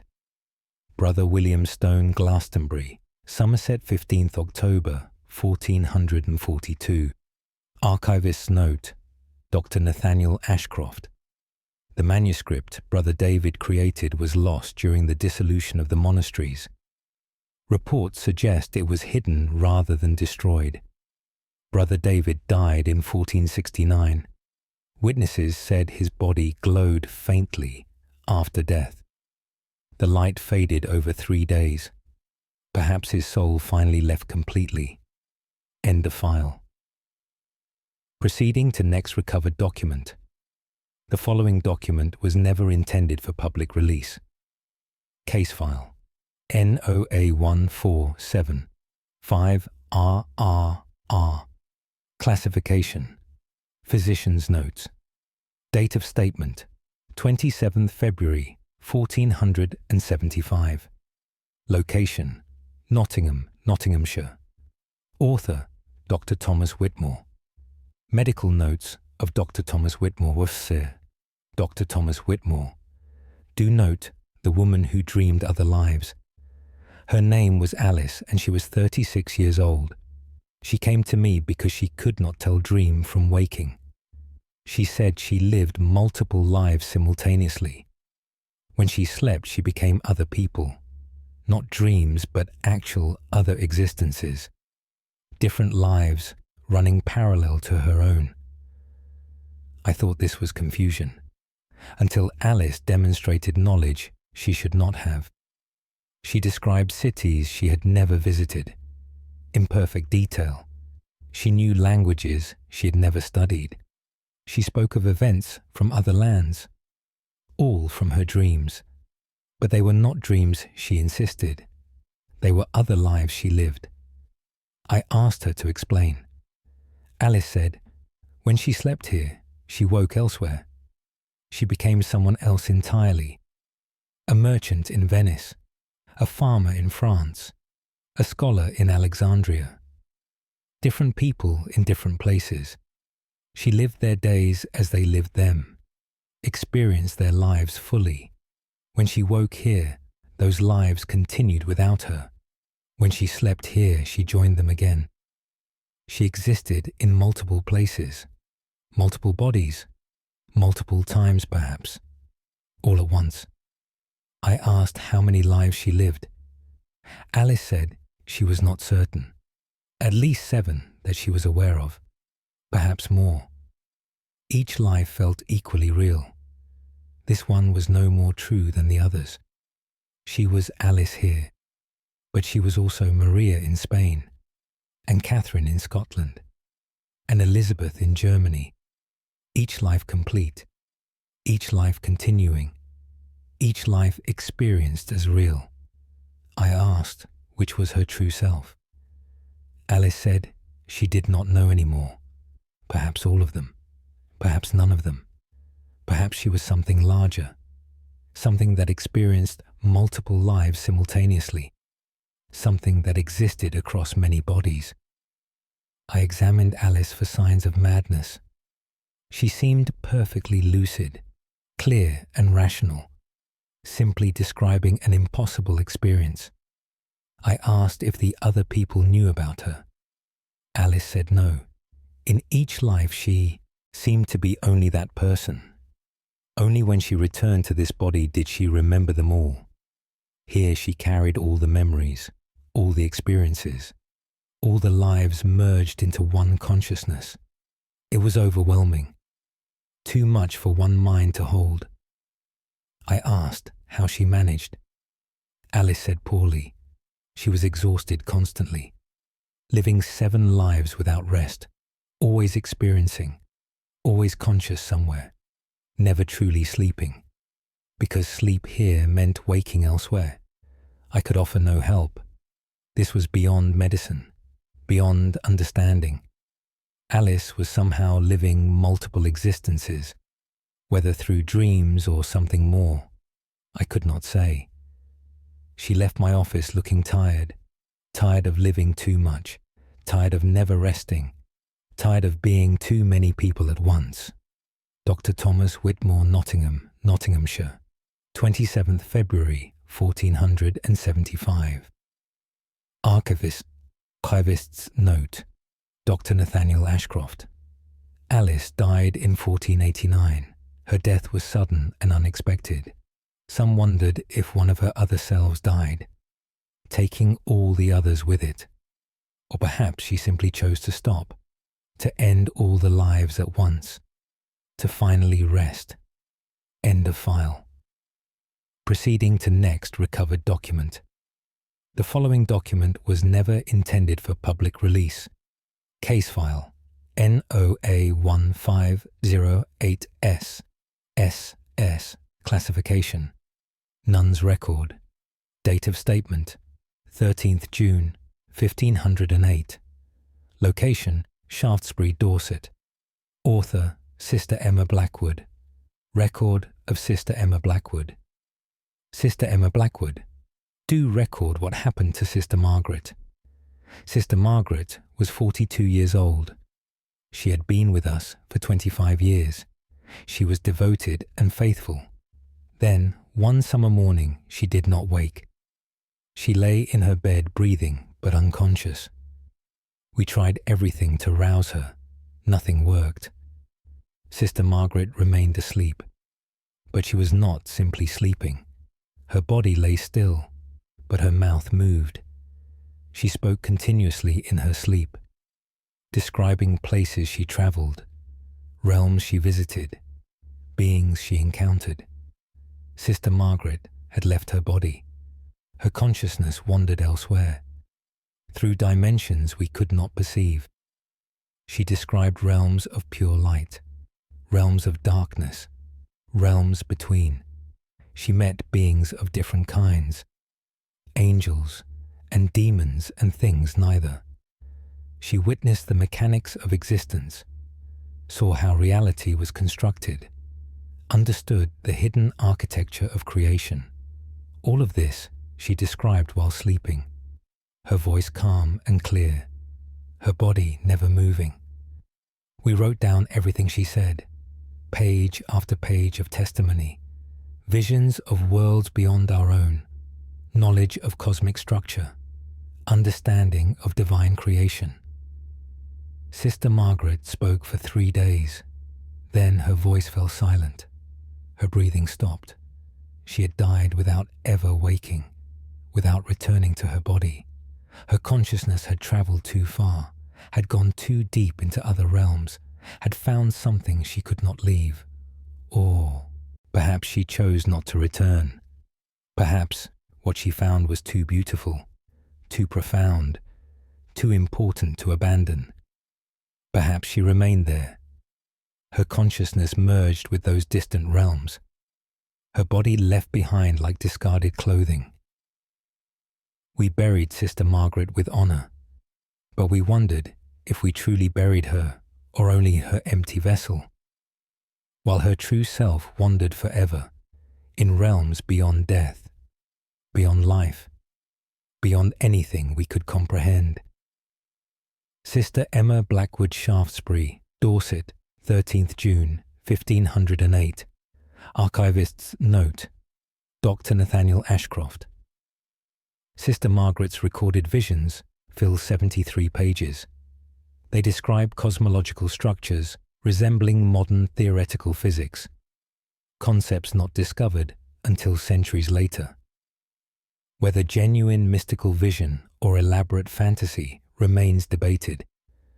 Her body showed no signs of distress. She appeared to have simply stopped inhabiting it. End of file. Proceeding to next recovered document. The following document was never intended for public release. Case file NOA 1531 TE classification. Priest's account. Date of statement 4th November 1531. Location Boston, Lincolnshire. Author Father Richard Barton. Account of Father Richard Barton I. Father Richard Barton. Do account for the man who could not lie. His name was Thomas, and he was 41 years old. He came to me, troubled and desperate. He said he had lost the ability to lie. He said only truth could pass his lips. This sounds like a blessing. But Thomas explained it was a curse. After a severe illness 3 months prior, after days of fever and delirium, he woke changed. His voice would only speak truth. When he tried to lie, the words would not come. When he tried to deceive, the truth forced itself out. He could not mislead, could not withhold, could not even be polite when politeness required small lies. Thomas said this destroyed his life. He was a merchant. His work required discretion, required negotiation, required sometimes saying less than the full truth. Now he could not. When customers asked if he had cheaper goods, he had to tell them yes, even when he wanted to sell expensive items. When competitors asked about his business, he had to answer truthfully even when it hurt his interests. When his wife asked if a dress suited her, he had to speak the honest truth even when it caused pain. Thomas had become a prisoner of truth, compelled to speak only what was real, unable to protect himself or others with kind deceptions. I asked if he could simply remain silent. Thomas said he had tried, but when directly asked questions, the truth forced itself out. His mouth moved against his will. The words emerged despite his resistance. Something compelled absolute honesty. I tested him. I asked questions I knew the answers to. Thomas answered each one truthfully, even when the truth was embarrassing, even when the truth was harmful, even when he clearly wanted to lie. The truth came regardless. I asked him about sins he had committed. Thomas began confessing immediately. Things he had never told anyone, private shames and hidden wrongs, all flowing out uncontrollably. He begged me to stop asking, but he could not stop answering. I ceased my questions. Thomas wept with relief. He said this was his daily torment, being unable to protect his secrets, being unable to spare others' feelings, being unable to navigate the world's necessary deceptions. Truth was destroying his life. I asked if I could help. Thomas said only if I could restore his ability to lie, only if I could give him back discretion, only if I could free him from compulsive honesty. But I had no such power. I could not restore what illness had taken, could not return the gift of deception. Thomas left my office that day, his face marked with despair, condemned to speak only truth in a world built on gentle lies. Father Richard Barton, Boston, Lincolnshire, 4th November 1531. Archivist's note, Dr. Nathaniel Ashcroft. Thomas left Boston shortly after this consultation. Records suggest he became a hermit, living alone where his compulsive truth-telling would harm no one. Whether the condition persisted until death is unknown. Perhaps isolation was the only solution for someone who could not lie. End of file. Proceeding to next recovered document. The following document was never intended for public release. Case file NOA 1566UUU. Classification: Doctor's testimony. Date of statement: 21st April 1566. Location: Winchester, Hampshire. Author: Dr. Edward Spencer. Medical testimony of Dr. Edward Spencer I. Dr. Edward Spencer, do testify about the girl who became music. Her name was Anne, and she was 16 years old. She was the daughter of a musician. She had studied music her entire life, but her father brought her to me because she had changed. He said Anne no longer played music. He said music played through her. I invited Anne to explain. The girl spoke softly, but her voice had a quality I cannot describe. It resonated strangely, as though containing harmonies. She said she had been practicing one evening, playing her instrument for hours. She became lost in the music, merged with it completely. When she finally stopped, something had changed. She no longer felt separate from music. She had become it. Now music flowed through her constantly, not sounds she made, but sounds she was. Her entire being resonated. Every breath was rhythm. Every movement was melody. Every word was harmony. I asked her to demonstrate. Anne stood and moved across the room. Each step created sound, not footsteps, but musical notes, perfect tones that hung in the air. She reached out her hand. The movement sang, a cascade of notes following her gesture.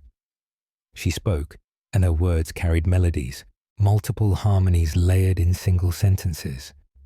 Everything Anne did created music. She had become a living instrument.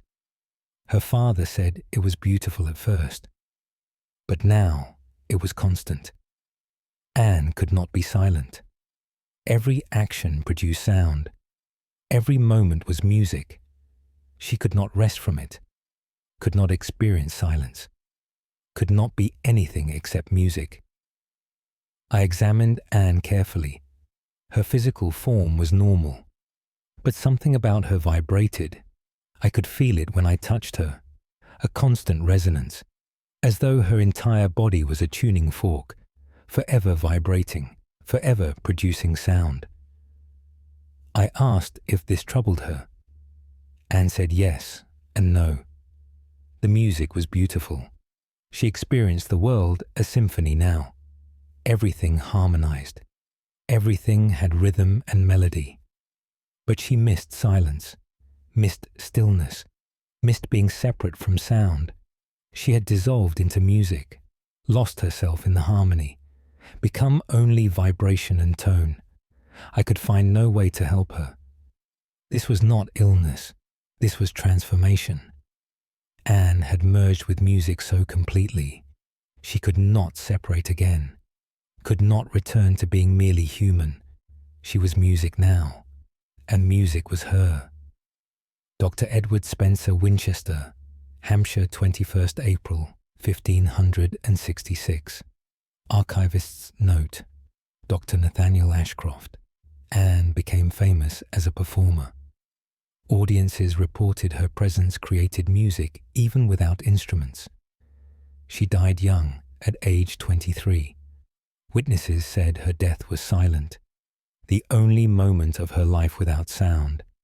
Perhaps she finally found the silence she missed, or perhaps the music simply stopped. End of file. Proceeding to next recovered document. The following document was never intended for public release. Case file NOA 1599VVV. Classification Monk's Confession. Date of statement 9th September 1599. Location Durham County. Durham. Author Brother Samuel Cross. Confession of Brother Samuel Cross. Verse. Brother Samuel Cross. Do confess what I have done. I sought knowledge too eagerly. I studied too deeply. I opened doors that should have remained closed.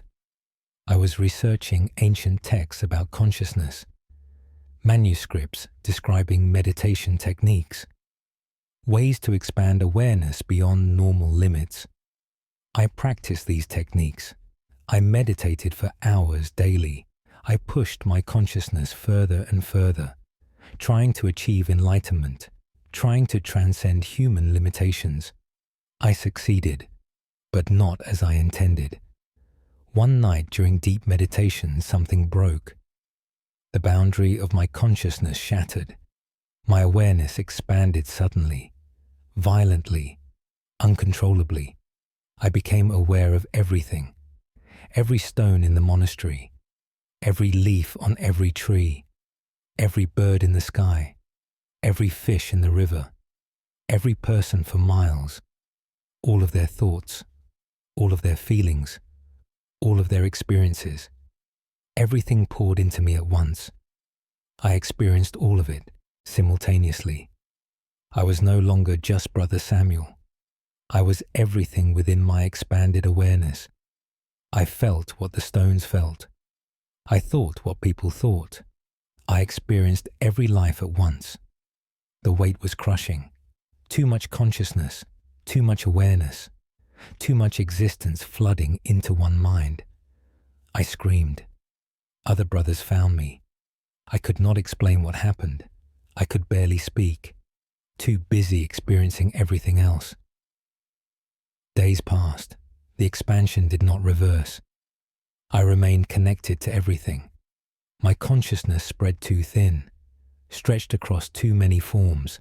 I was losing myself, dissolving into the collective, becoming everything and therefore nothing. I tried to pull back, to contract my awareness, to return to being only myself. But I had forgotten how, had forgotten where my boundaries were, had lost the sense of self that separated me from everything else. I write this confession now, while I still can, while I still remember being Brother Samuel, before I dissolve completely, before I become only the awareness, only the consciousness, only the experiencing of everything. I do not know how much longer I will remain, how much longer before I am gone, before only the expanded awareness remains, spread across all things, aware of everything, but no longer human, no longer Brother Samuel, just consciousness itself, experiencing all. Brother Samuel Cross, Durham, County Durham, 9th September 1599. Archivist note, Dr. Nathaniel Ashcroft.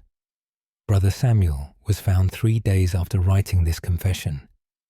He was alive, but unresponsive. His eyes were open but unseeing. He remained in this state for 6 years before his body died. Other monks reported strange occurrences during those years, as though the monastery itself had become conscious.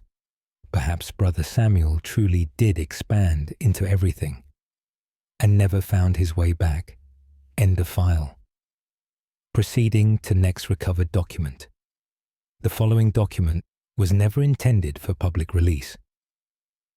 Case file NOA1624W. W classification. Physician's record. Date of statement 17th January 1624. Location Exeter, Devon. Author Dr. Nicholas Foster. Medical record of Dr. Nicholas Foster verse. Dr. Nicholas Foster. Do record the man who felt infinity. His name was Richard, and he was 39 years old. He came to me because he said he could feel forever. He said he experienced eternity directly. He said time had become visible to him. I thought this was religious ecstasy, until Richard described what he experienced. He said 3 weeks ago he was struck by lightning. The bolt did not kill him but changed him. Since then he perceived time differently. He felt past and future simultaneously. He experienced all moments at once. Past, present and future collapsed together. Richard said he could feel his own birth, could feel his death, could feel every moment between, all happening simultaneously, all existing together, all eternal and present. I asked how this was possible. Richard said time was not what we thought. It did not flow. It simply was. All moments existed forever. We humans just experienced them sequentially. But Richard could now perceive them all at once, could feel the eternal nature of existence, could sense infinity directly. I asked if this troubled him. Richard said it was overwhelming, too much to experience, too much reality at once. Human minds were not built for this, were not designed to feel eternity. He was drowning in forever, crushed by the weight of all time. I examined Richard carefully. He appeared physically healthy, but his eyes looked strange, distant and deep, as though seeing too far. He kept stopping mid-sentence, distracted by other moments, other times intersecting with now. He said he could feel our conversation, not just now, but also later. He experienced my future responses, felt the end of our meeting, all while still in the beginning. Time was no longer linear for him. I asked if he could function this way. Richard said barely. He could not focus on present tasks, too busy experiencing all times at once. He could not make plans. He already felt their completion. He could not fear anything. He had already experienced beyond fear. But he could not enjoy anything either. He had already experienced beyond joy. Everything was immediate and eternal, forever happening, forever done, forever just beginning. I could offer no treatment. This was not illness. This was transformation of perception. Richard had somehow broken free of linear time, but the freedom was torture. Humans needed sequence, needed before and after, needed time to flow. Richard had lost that, had gained eternity instead, and eternity was unbearable. Dr. Nicholas Foster, Exeter, Devon, 17th January 1624. Archivist's note, Dr. Nathaniel Ashcroft. Richard died 2 months later. Cause of death unclear. Perhaps his body simply stopped while his consciousness experienced forever. Some say he chose to stop, to end the experience of eternity, to escape infinity by ceasing to exist. Whether death freed him or trapped him further, none can say. End of file. Proceeding to next recovered document. The following document was never intended for public release. Case file NOA1657XXX. Classification. Nun's Testament. Date of statement 3rd August 1657. Location York, Yorkshire. Author Sister Rachel Morrison. Testament of Sister Rachel Morrison. First, Sister Rachel Morrison. do testify about Sister Elizabeth's final transformation. Sister Elizabeth was 70 years old. She had been with us for 53 years. She was wise and devout. Then, one summer morning, she told us she was leaving. Not dying, she said, but departing in a different way. Sister Elizabeth explained she had been preparing through decades of prayer and meditation, through lifetime of devotion. She had learned to separate consciousness from flesh, to exist independently of body.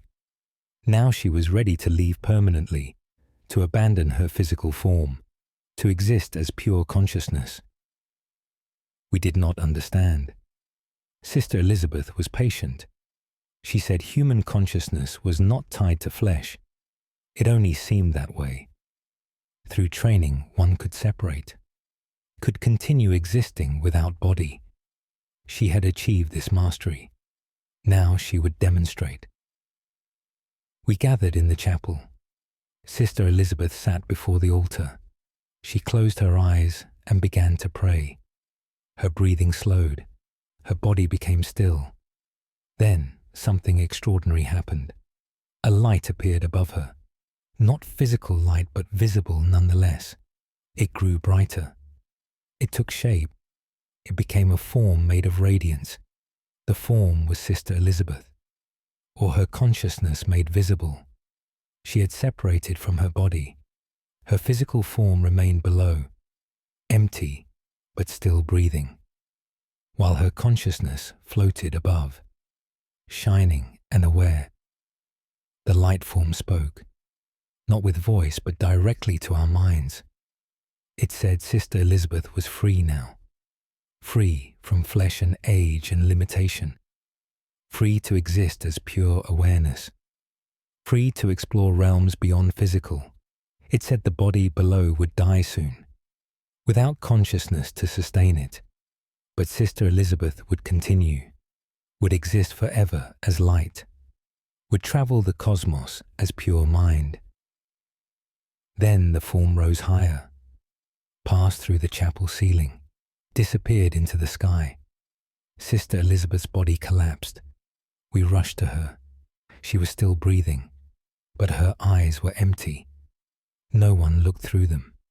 The body lived, but Sister Elizabeth was gone. She had truly left, had abandoned flesh for something else. The body survived 3 more days, breathing without consciousness, existing without awareness. Then it finally stopped.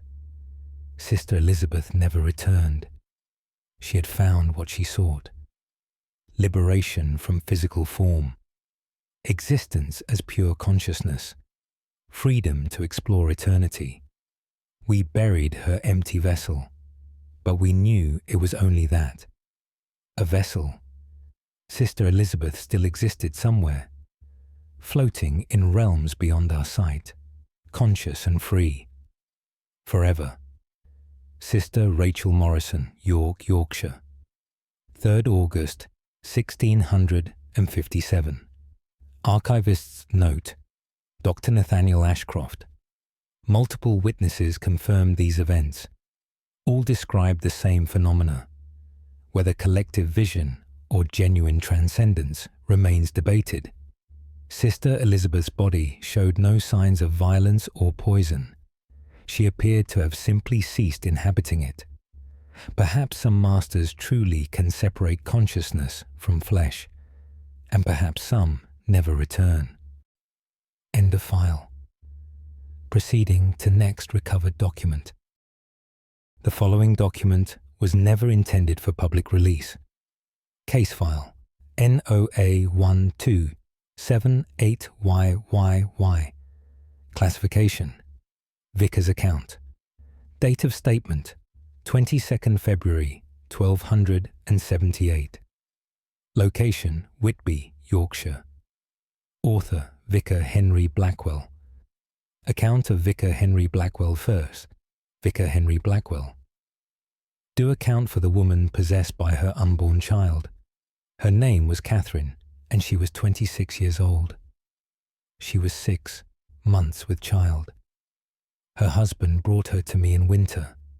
He said Catherine spoke in two voices now, her own voice and another, a child's voice coming from within her. I thought this was imagination, until I heard it myself. Catherine sat before me, her belly swollen with pregnancy. She spoke in her normal voice. Then suddenly another voice emerged, higher and clearer, coming from her throat, but not her own. The child's voice. It spoke through Catherine's mouth. It said it was aware in the womb. It said it could think and feel. It said it shared Catherine's body, but it was its own consciousness, its own person already. I asked how this was possible. The child's voice said consciousness began before birth, before the body was fully formed.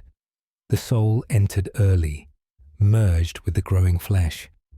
Now the child was aware, trapped in darkness, unable to move freely, unable to see or hear properly. So it spoke through its mother, used her voice to communicate, shared her consciousness to be known. Catherine's own voice returned. She said it started 2 months ago. She felt the child wake inside her, not physically, but mentally. She felt its awareness bloom, felt it reaching out, felt it merging with her thoughts. Now they shared everything, every sensation Catherine felt. The child felt too. Every thought Catherine had. The child knew. They were two people in one body, mother and unborn child, both conscious, both aware, both experiencing life together. I asked if this troubled Catherine. She said yes and no. It was strange to never be alone, to share every moment with another mind, to know the child was always listening, always present, always aware.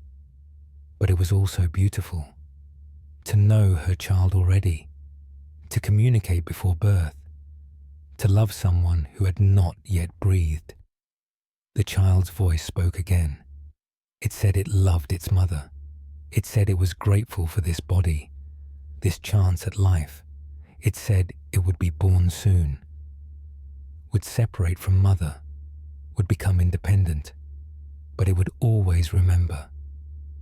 This time of sharing, this time of being one.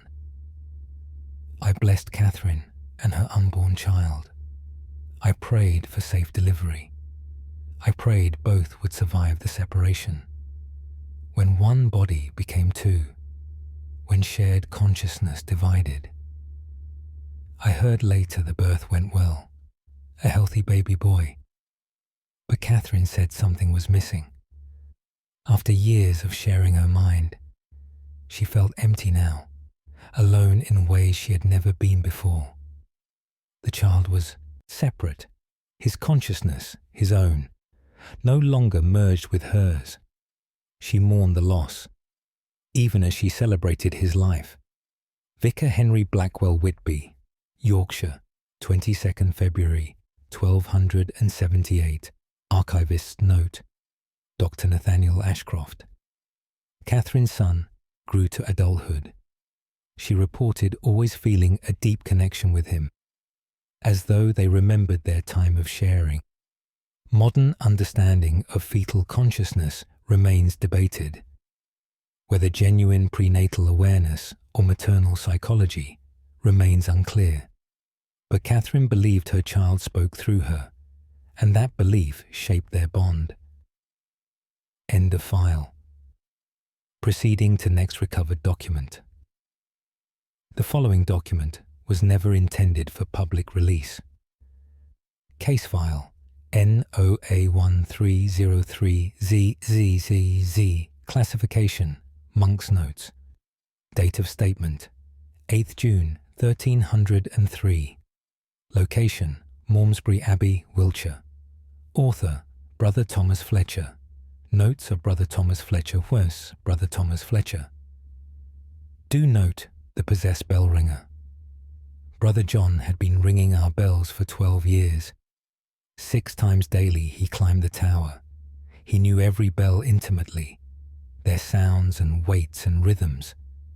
Then one spring morning everything changed. Brother John rang the bells for matins. But the pattern was wrong. The rhythm was different, ancient and unfamiliar. We had never heard bells rung this way. After prayers, I climbed the tower. Brother John stood by the ropes. His eyes were distant. He looked at me, but did not seem to see. I asked what happened. Brother John spoke slowly. His voice was his own, but the words were strange. He said the bells had taught him. He said they remembered old patterns, patterns from centuries ago, when the abbey was first built. The bells had witnessed generations of ringers, had learned every pattern ever rung, had stored all that knowledge in their bronze. This morning they had shared it with Brother John, had downloaded centuries of bell ringing into his mind. Now he knew patterns no living ringer knew. He understood rhythms lost to time. He carried the accumulated skill of every ringer who came before. I asked if he could demonstrate. Brother John grasped the Thessas ropes. He began to ring. The bells sang in patterns I had never heard, complex rhythms from ages past, beautiful and haunting. The sound echoed across the valley. People came from the town to listen. They said they had never heard such ringing, such perfect ancient music. Brother John rang for an hour, each pattern different, each from a different era, centuries of bell ringing compressed into one performance. When he finished, Brother John collapsed. We carried him to the infirmary. He slept for 2 days. When he woke, he remembered everything. Every pattern the bells taught him, every rhythm from every age. He had become a living archive of bell-ringing knowledge. The bells had chosen him, had recognized his devotion, had given him their accumulated wisdom. Now Brother John was the finest ringer in England, perhaps the finest who ever lived, because he did not ring alone. He rang with the knowledge of centuries, with the skill of every ringer before him. The bells spoke through him, guided his hands, taught him their ancient songs. Brother John continued ringing for 20 more years, each time discovering new patterns, new rhythms the bells remembered. He never rang the same way twice, always learning, always discovering, always sharing what the bells taught him. When he died, the bells rang themselves. 3 days without hands touching ropes, mourning their partner, grieving their voice. Then they fell silent, waiting for another ringer, another devotee worthy of their knowledge, another person to carry their ancient songs. Brother Thomas Fletcher, Malmesbury Abbey, Wiltshire, 8th June, 1303. Archivist's note, Dr. Nathaniel Ashcroft. The bells at Malmesbury date to 1170. Brother John's ringing was documented by multiple witnesses. Modern bell ringers have attempted to recreate his patterns from descriptions. Some remain impossible to execute. Perhaps he truly did access knowledge lost to time, or perhaps devotion creates its own kind of mastery. End of file. Proceeding to next recovered document. The following document was never intended for public release. Case file NOA139AAAA. Classification. Physician's record. Date of statement 19th October 1339. Location Shrewsbury, Shropshire. Author Dr. William Cross. Medical record of Dr. William Cross were: Dr. William Cross, do record the man who tasted memories. His name was Robert, and he was 37 years old. He came to me with an unusual complaint. He said food had changed for him. He said he tasted more than flavor now. He tasted memories. I thought this was metaphor, until Robert explained precisely. He said 3 months ago he ate bread.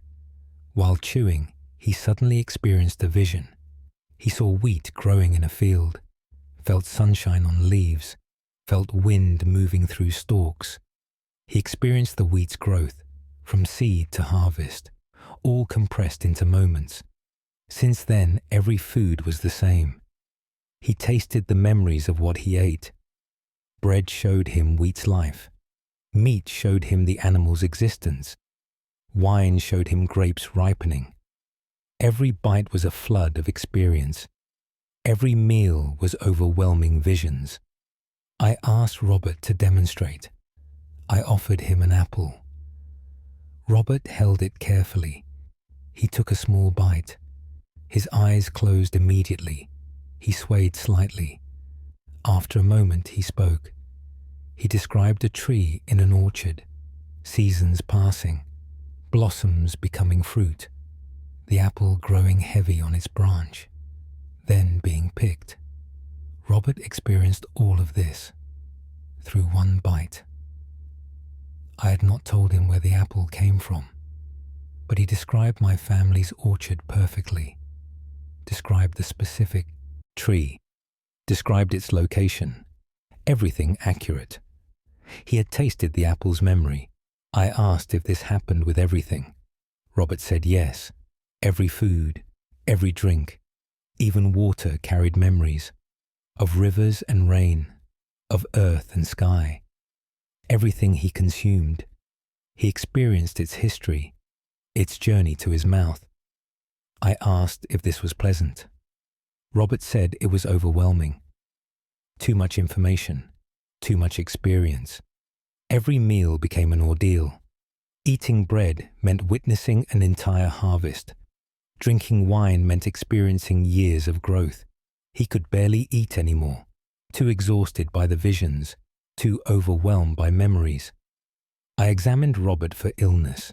He was becoming malnourished, avoiding food because of what it showed him. But physically, there was nothing wrong. His ability to taste memories was not disease. It was transformation of perception. Somehow, he had become sensitive to the history contained in all things.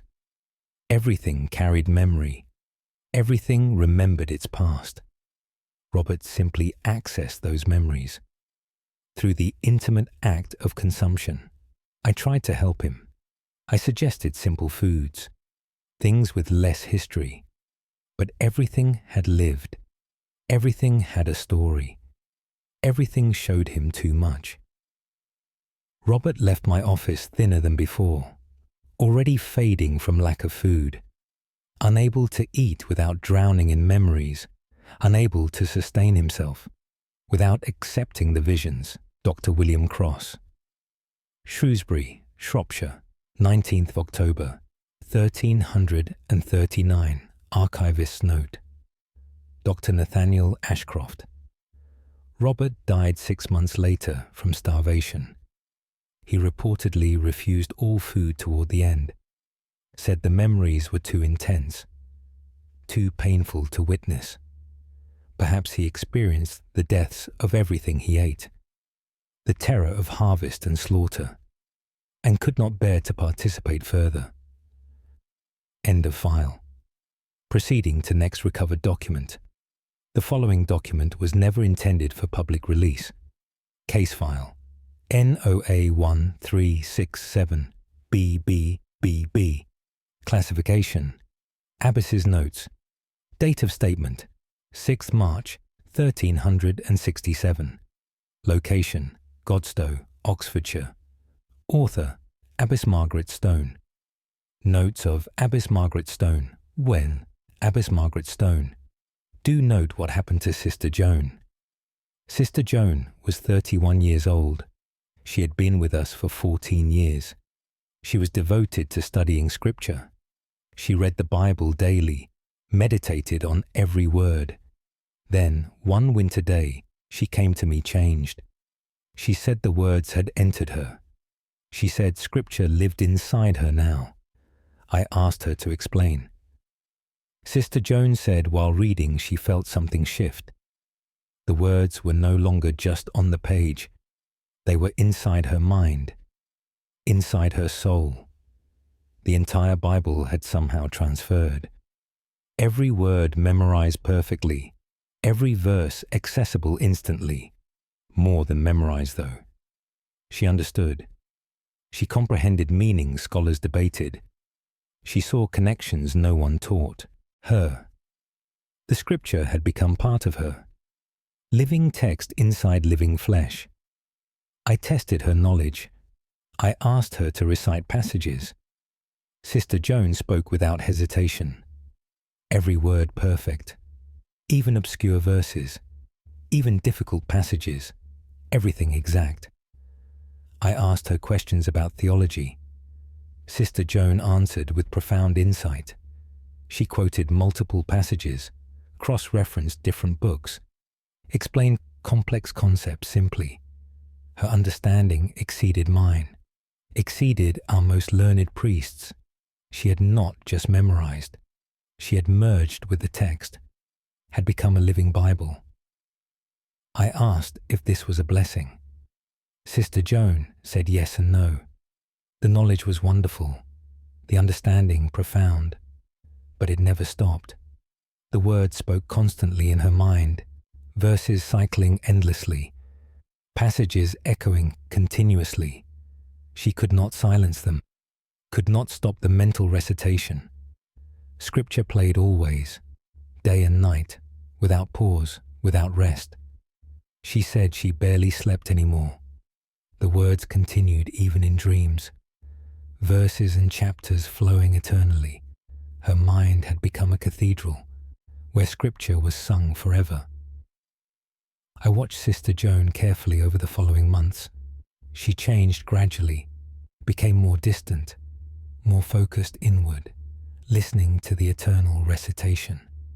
She spoke less to other sisters, less concerned with daily life. Her attention fixed on the words within. She still functioned, still prayed and worked, but mechanically. Her true self was elsewhere, lost in the endless Scripture, consumed by the words that consumed her. Sister Joan serves with us still, though she is barely present anymore. Her body here, her mind in Scripture, her consciousness merged with holy text. She has become what she studied. Living Word made flesh, or perhaps flesh made word. Abbess Margaret Stone Godstow, Oxfordshire, 6th March 1367. Archivist's note. Dr. Nathaniel Ashcroft. Sister Joan lived until 1391. Her later writings consist almost entirely of biblical quotations. Even personal letters contain mostly Scripture. She apparently lost the ability to form original thoughts. Every mental process filtered through biblical text. She died while reading. Bible open on her lap. Perhaps finally silent. End of file. Proceeding to next recovered document. The following document was never intended for public release. Case file NOA 1401CCCC. Classification. Priest testimony. Date of statement 27th July 1401. Location Bury St Edmunds, Suffolk. Author Father Peter Ashworth. Testimony of Father Peter Ashworth. Father Peter Ashworth. Do testify about the woman possessed by numbers. Her name was Elizabeth, and she was 28 years old. She came to me because she could no longer speak words. She could only speak numbers. Every sentence became mathematics. Every thought expressed as calculation. I thought at first she was confused, until I heard her speak. Elizabeth opened her mouth. Numbers emerged, long sequences of digits. She spoke them clearly, precisely, but they made no sense to me. I asked what she was saying. Elizabeth wrote on parchment. She translated her numbers. Each sequence represented a word. Each calculation expressed a thought. She had developed an entire language, made only of mathematics. I asked how this happened. Elizabeth wrote her explanation. She said she had been studying accounting, learning to manage the household finances. One day, while calculating, she felt something break. The boundary between numbers and reality dissolved. She began to see everything as mathematics. Every object had a numerical value. Every action was a calculation. Every person was a set of equations. The world became mathematics, and mathematics became her only language. Now she could not think in words anymore, could not speak in sentences. Only numbers came out. Only calculations formed. Her mind had transformed, become purely mathematical. I asked if she could still understand words. Elizabeth nodded. She heard words, understood their meaning, but could not produce them. Only numbers emerged when she spoke. Only mathematics expressed her thoughts. I asked what she wanted. Elizabeth wrote her request. She wanted to speak normally again, wanted to think in words, wanted to escape the numbers, but she did not know how. Mathematics had consumed her mind, replaced language with calculation, transformed thought into equation. I prayed over Elizabeth. I asked God to restore her speech, to return words to her tongue, but nothing changed. Numbers continued pouring out. Elizabeth left in tears, frustrated by her inability to communicate, trapped in a mathematical prison, unable to express herself, except through endless calculation. I heard later she stopped trying to speak, communicated only through writing, lived in silence otherwise. The numbers still played in her mind, but at least she did not voice them, did not force others to hear her incomprehensible mathematics. Father Peter Ashworth Bury, St. Edmunds, Suffolk, 27th July 1401. Archivist's note. Dr. Nathaniel Ashcroft, Elizabeth's written documents survive. They contain normal text interspersed with mathematical sequences. Some modern mathematicians have analyzed her number patterns. They claim to find sophisticated calculations beyond her training. Perhaps her mind truly transformed into a mathematical engine, or perhaps trauma created elaborate delusion. Either way, she never spoke words again. End of file.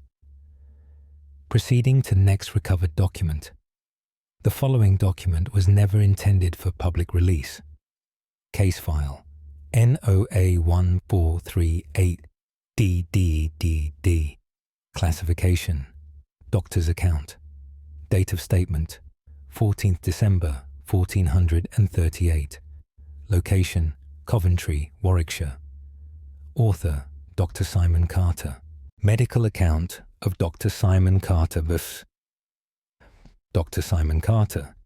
Do account for the child possessed by ancestors. The boy was 9 years old. His name was Thomas. His parents brought him because he spoke of past lives, not his own past lives, but the lives of his ancestors. Thomas described people he never met, great-grandparents long dead, ancestors from centuries ago. He knew their names, their faces, their stories, everything in perfect detail.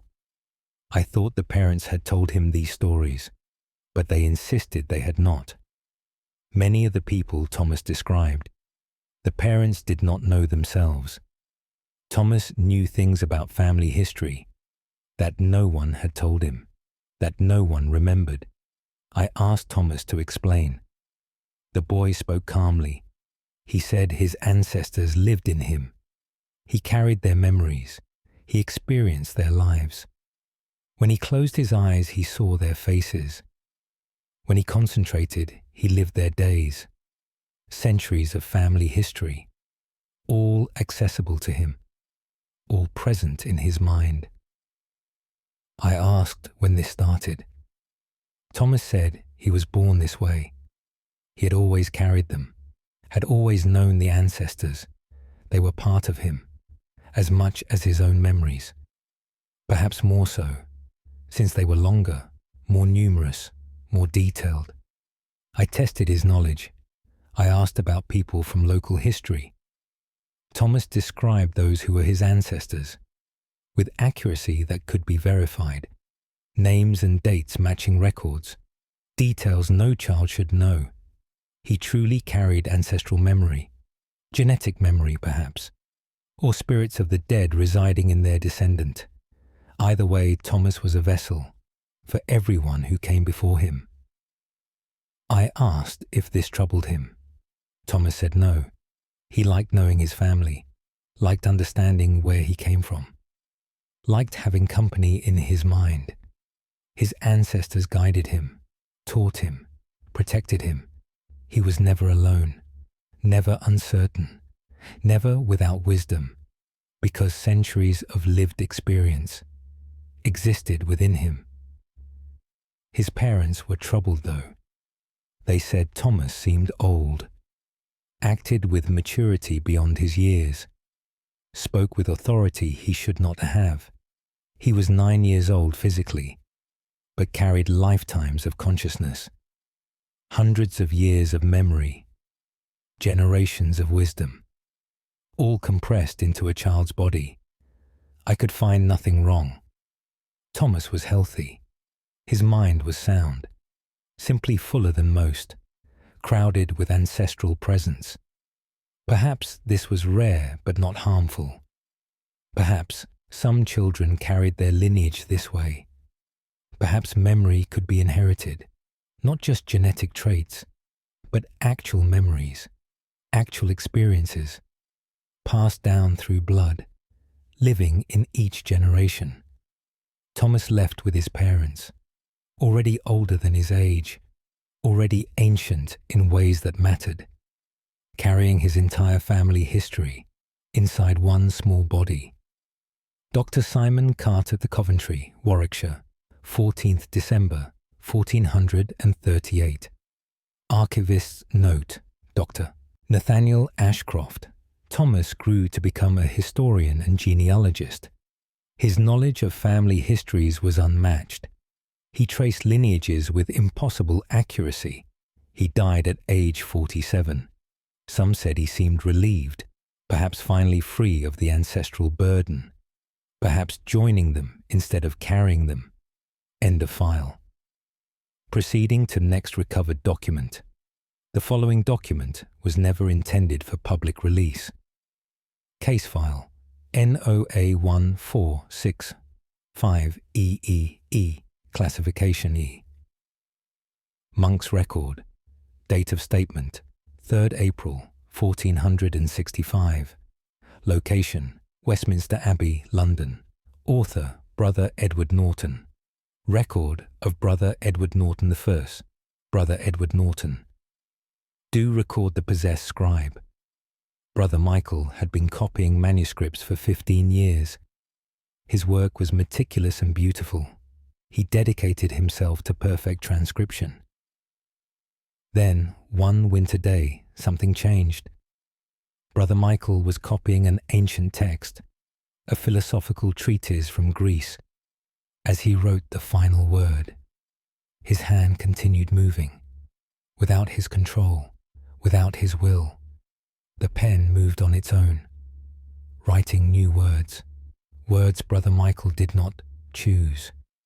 Words he did not know. We watched in amazement. The hand wrote for hours, filling page after page. Brother Michael's face showed surprise, then fear, then resignation. He could not stop his hand, could not control the pen. Something else guided it when it finally stopped. Brother Michael examined what he wrote. It was Greek philosophy, arguments and ideas, in the style of the text he copied, but new content, original thoughts. The ancient author seemed to be continuing, writing through Brother Michael's hand, completing ideas left unfinished, extending arguments started centuries ago. I asked Brother Michael what happened. He said when he finished copying, he felt something enter, through the pen into his hand, up his arm into his mind, the author's consciousness, preserved somehow in the text, released by perfect transcription. Now it lived in Brother Michael, controlled his hand, used it to continue writing, to finish the work death interrupted. Brother Michael could no longer write normally. Whenever he held a pen, the ancient author took control, wrote Greek philosophy, continued the ancient work. Brother Michael's own thoughts, his own words, were locked away, unable to reach the page. We tried everything to help him. We prayed over him. We kept pens from him. But the compulsion was too strong. Brother Michael would find ways to write, would scratch letters in dirt, would trace symbols in air. The ancient author demanded expression, demanded completion, demanded its work continue. Brother Michael stopped eating, stopped sleeping. Only writing mattered, only the philosophy, only the ancient thoughts, flowing endlessly through his hand. He died after 3 months, exhausted by the compulsion, consumed by the author's need. His final page was unfinished, a sentence broken mid-word, where his strength finally ended. We burned the Greek text afterward, could not risk another scribe copying it, could not allow the author to possess again. The ancient philosopher was silenced, trapped once more in ashes, unable to continue its work. Brother Edward Norton, Westminster Abbey, London, 3rd April, 1465. Archivist's note. Dr. Nathaniel Ashcroft. The pages Brother Michael wrote were preserved. Scholars have analyzed them. They claim the arguments show genuine philosophical sophistication, extending ideas from the original text. Whether possession or unconscious genius, the hand continued ancient work until death ended the transmission. End of file. Proceeding to next recovered document. The following document was never intended for public release. Case file NOA 1492FFFF. Classification Physician's Notes. Date of statement 18th August 1492. Location Cambridge, Cambridgeshire. Author Dr. Alan Foster. Medical notes of Dr. Alan Foster first. Dr. Alan Foster. Do note the woman who saw through time. Her name was Mary, and she was 34 years old. She came to me because time had become visible to her. She said she could see it flowing, see it moving like a river, see past, present, and future all at once. I thought this was poetic metaphor, until Mary demonstrated.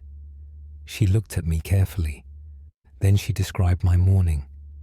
Every action I took, every thought I had, every word I spoke, all in perfect detail. Things she could not have witnessed, things she should not have known, but she saw them by looking through time. I asked how this was possible. Mary said time was not what we thought. It did not flow in one direction. It existed all at once, like a landscape. We normally experienced it sequentially, walking through it moment by moment, but Mary could now see the whole landscape, could perceive all of time simultaneously. Past and future spread before her, like a map. She saw where I had been, saw where I was going, saw the path my life would take, all visible to her unusual sight. I asked if she could see far ahead. Mary said she could, but it became unclear. Too many possibilities, too many branches. Immediate future was clear, days or weeks ahead, but months or years became fuzzy. Multiple potential paths, multiple possible outcomes. Time was not fixed that far ahead, still being determined, still in flux. I asked what she saw for me. Mary hesitated, then described events that would occur, patients I would see, letters I would receive, changes in my life. I wrote down her predictions to verify later, over the following months. Everything she predicted occurred, exactly as she described. Mary truly saw through time. I asked if this was a burden. Mary wept. She said it was terrible. She saw suffering before it happened, saw deaths approaching, saw tragedies unfold, all of it visible, all of it certain, all of it unavoidable. She tried to warn people, but they rarely believed, and when they did, they could not prevent what she saw. The future happened regardless. Mary was trapped watching, witnessing tomorrow's pain, unable to stop it, unable to change it, only able to see. I asked if she could stop seeing. Mary said she had tried. She closed her eyes but still saw. Time was visible even in darkness, perhaps more visible. She could not escape it, could not return to normal sight, could not unknow what she perceived. Time was too clear now, too present, too overwhelming. I could offer no help. No medicine affected her sight. No treatment changed her perception. Mary left that day, already seeing my future, already knowing when we would meet again, already witnessing the end of my story, while I still lived its beginning. Dr. Alan Foster Cambridge, Cambridgeshire, 18th August, 1492. Archivist's note. Dr. Nathaniel Ashcroft, Mary, died by her own hand in 1495. She left a note describing the exact circumstances, 3 days before it occurred. Perhaps she saw her death approaching and chose to meet it rather than watch it come. Perhaps seeing through time made living through it unbearable. End of file. Proceeding to next recovered document. The following document was never intended for public release. Case file NOA1517 GGGG. Classification Nun's testimony. Date of statement 25th January 1517. Location Dartford, Kent. Author Sister Catherine Webb. Testimony of Sister Catherine Webb first. Sister Catherine Webb. Do testify about Sister Anne's transformation. Sister Anne was 24 years old.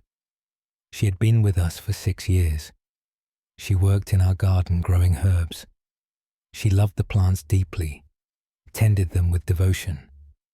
Then one spring morning she did not come to prayers. I went to find her in the garden. Sister Anne knelt among the plants. Her hands pressed into soil. Her eyes were closed. Her breathing was slow. She did not respond when I called. I touched her shoulder. Sister Anne opened her eyes, but they were different. Green where they had been brown, glowing slightly in the morning light. She spoke in a voice not quite hers. She said she had merged with the garden. She said the plants had accepted her, had invited her consciousness into their network.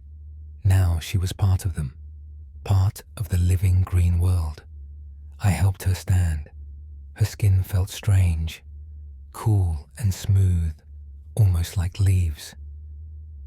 Sister Anne said she could feel the plants now, feel their roots in earth, feel their leaves in air, feel water moving through them, feel sunlight feeding them. She experienced what they experienced, knew what they knew. She had become partially plant. Her consciousness extended into them, merged with their collective awareness. Over the following days, Sister Anne changed more. Her skin took on a greenish tint. Her hair seemed to grow faster, reaching towards sunlight. She spent more time in the garden, less time with the sisters. She needed sunlight now, craved water, felt uncomfortable indoors. Sister Anne spoke less each day. Words seemed to fail her. She communicated better with plants, through touch and presence, through the network she had joined. She still understood human speech, but rarely responded. Her attention was elsewhere, on the garden, on the green growing things, on the life she had merged with. After 2 months, Sister Anne stopped entering the abbey. She remained in the garden completely, day and night, in all weather. She planted herself like a tree, feet in soil, arms raised to sky, standing motionless for hours. We brought her food, but she rarely ate. She drew sustenance from sun and earth. Like the plants she had joined, she was becoming less human, more vegetable, slowly transforming. After 6 months, we could barely recognize her. Her skin was fully green, her hair like vines, her fingers like branches. She had rooted in one spot, could not move her feet. Her transformation was nearly complete. We tried to bring her back, tried to restore her humanity. But Sister Anne did not want to return. She was happy in the garden, happy merged with plants, happy becoming green. She remained there for 3 more years, slowly transforming, slowly becoming still, slowly turning into a living statue. Finally, she stopped moving entirely, became completely plant, rooted and growing. No longer Sister Anne, just part of the garden. We let her remain, a strange, beautiful tree that once was human, that chose the green world over the world of words. Sister Catherine Webb Dartford, Kent, 25th January, 1517. Archivist's note: Dr. Nathaniel Ashcroft, the tree Sister Anne, became reportedly lived for decades. Nuns said it bore unusual flowers and seemed aware somehow. The convent was dissolved in 1539. What became of the tree afterward is unknown. Perhaps it still grows somewhere. A consciousness that chose chlorophyll over thought. End of file. Proceeding to next recovered document. The following document was never intended for public release. Case file NOA1543 HH classification. Priest record. Date of statement 9th May 1543. Location Chelmsford, Essex. Author Father William Moore. Record of Father William Moore. First, Father William Moore. Do record the boy who heard colours. His name was Matthew, and he was 12 years old. His parents brought him because he could no longer see, but he said he could hear instead. He said colours made sounds, and through those sounds he perceived the world. I thought the boy was blind and confused, until he demonstrated. I wore a red robe that day. Matthew had never seen it, had been blind for 3 months. But he said he heard red.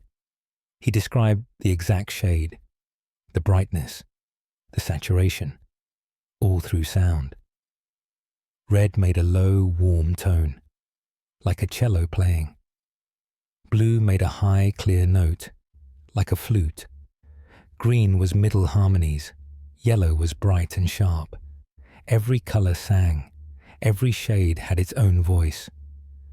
Matthew heard the world as symphony. I asked how this was possible. Matthew said when his eyes failed, his hearing transformed. To compensate for blindness, his mind translated color into sound, so he could still perceive, still understand, still navigate. He walked through the church, never stumbling, never lost. He heard the colors of everything, heard the brown of wood, heard the gray of stone, heard the gold of candlesticks, all singing their presence to him. I asked if this was difficult. Matthew said no. It was natural now, more natural than sight had been. Colors were more beautiful as sound, more complete, more true. He experienced the world more richly through this synesthetic perception. His parents were amazed. Their blind son could navigate perfectly, could describe objects he never saw, could distinguish colors he could not see, all through hearing. I asked what he heard when looking at me. Matthew listened carefully. He said I was many colors, many sounds harmonizing. The white of my skin, the gray of my hair, the brown of my eyes, all singing together, creating a chord that was me. Everyone made unique music. Every person was a different melody. Matthew knew people by their songs, recognized them by their harmonies, understood them through their colors. I asked if he missed sight. Matthew said no. This was better. Hearing colors was richer than seeing them. Sound contained more information, more depth, more beauty. He would not return to sight, even if he could. He preferred this musical world, this symphony of color, this sonic vision. His parents accepted this. Their son was different now, but not disabled, transformed perhaps, but not broken. He perceived reality in new ways, ways that served him well. Father William Moore Chelmsford, Essex, 9th May, 1543. Archivist's note, Dr. Nathaniel Ashcroft. Matthew's condition resembles synesthesia.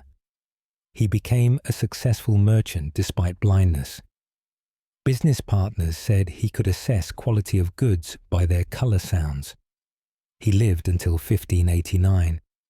His journals describe the world in musical terms, colors as chords, movements as melodies, life as eternal symphony.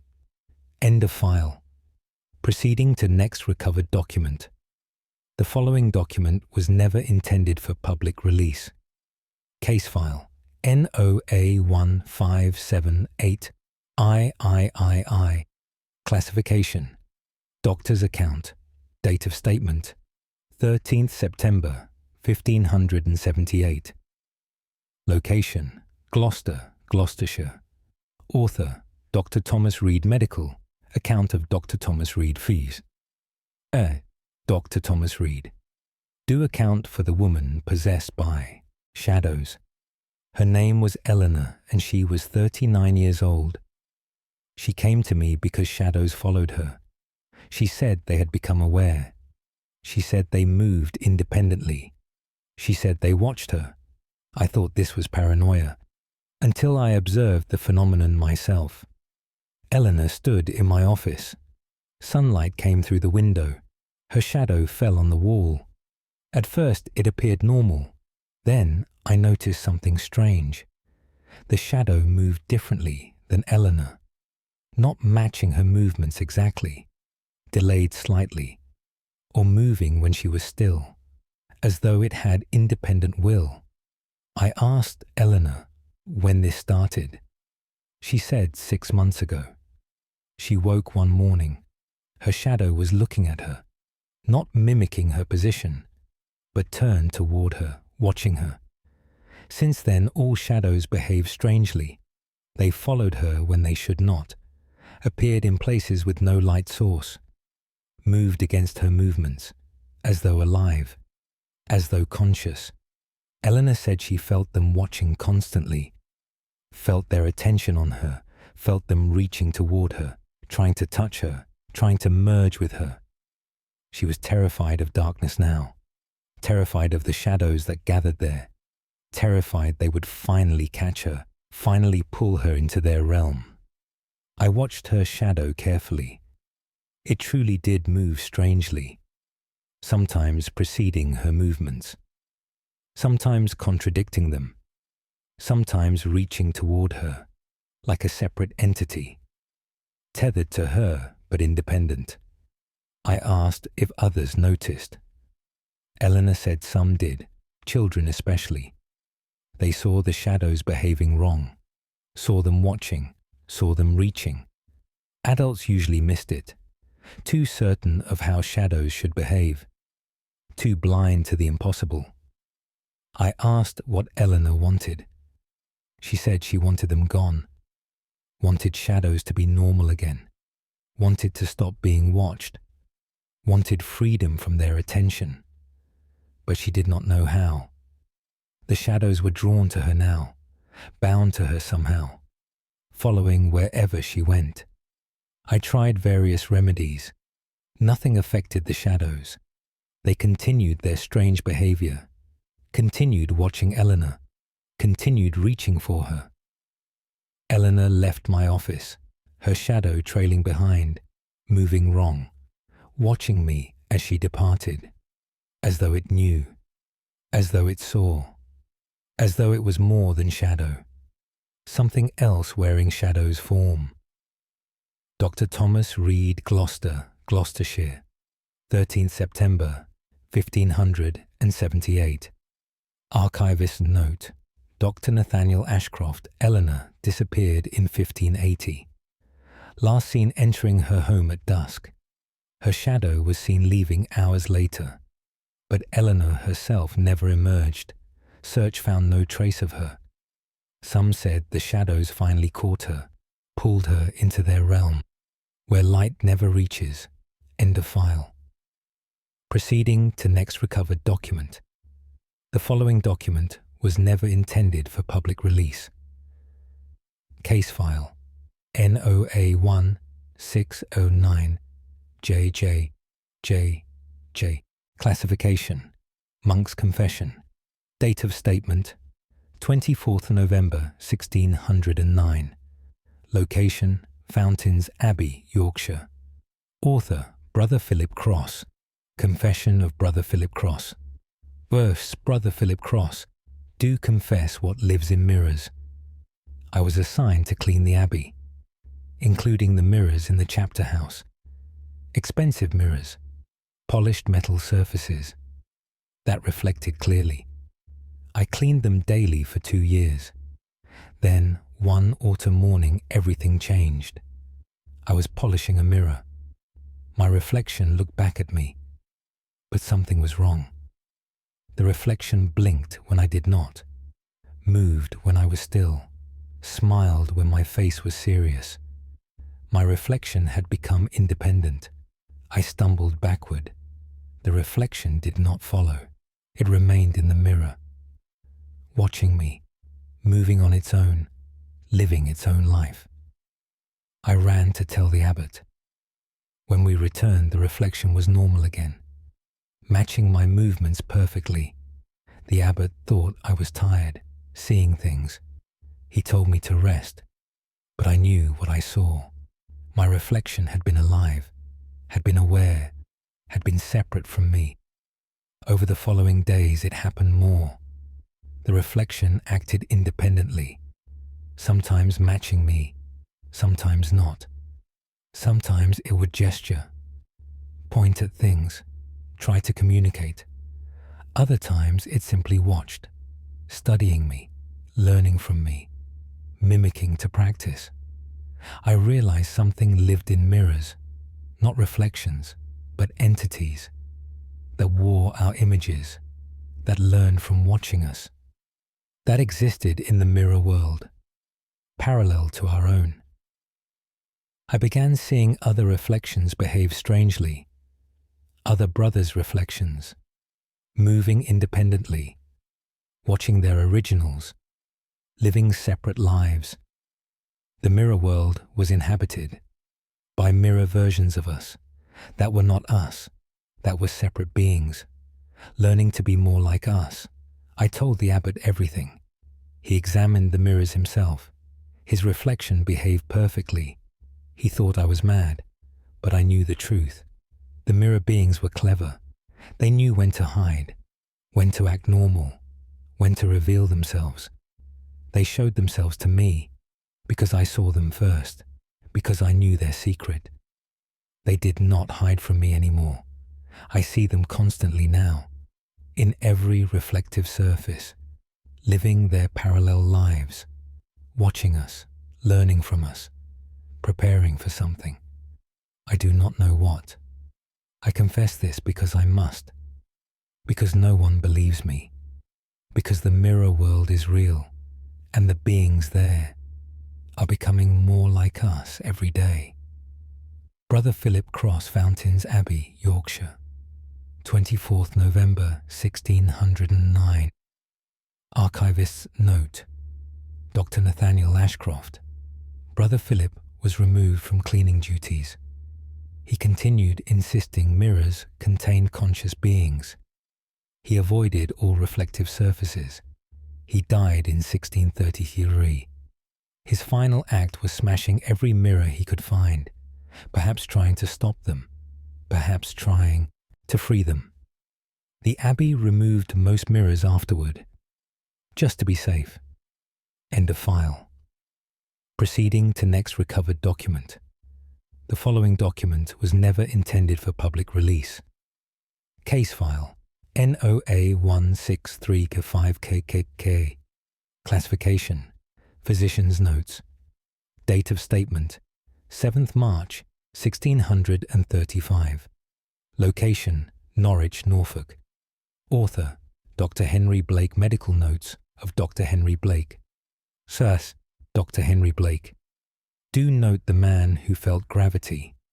His name was George, and he was 43 years old. He came to me because he felt the earth pulling him.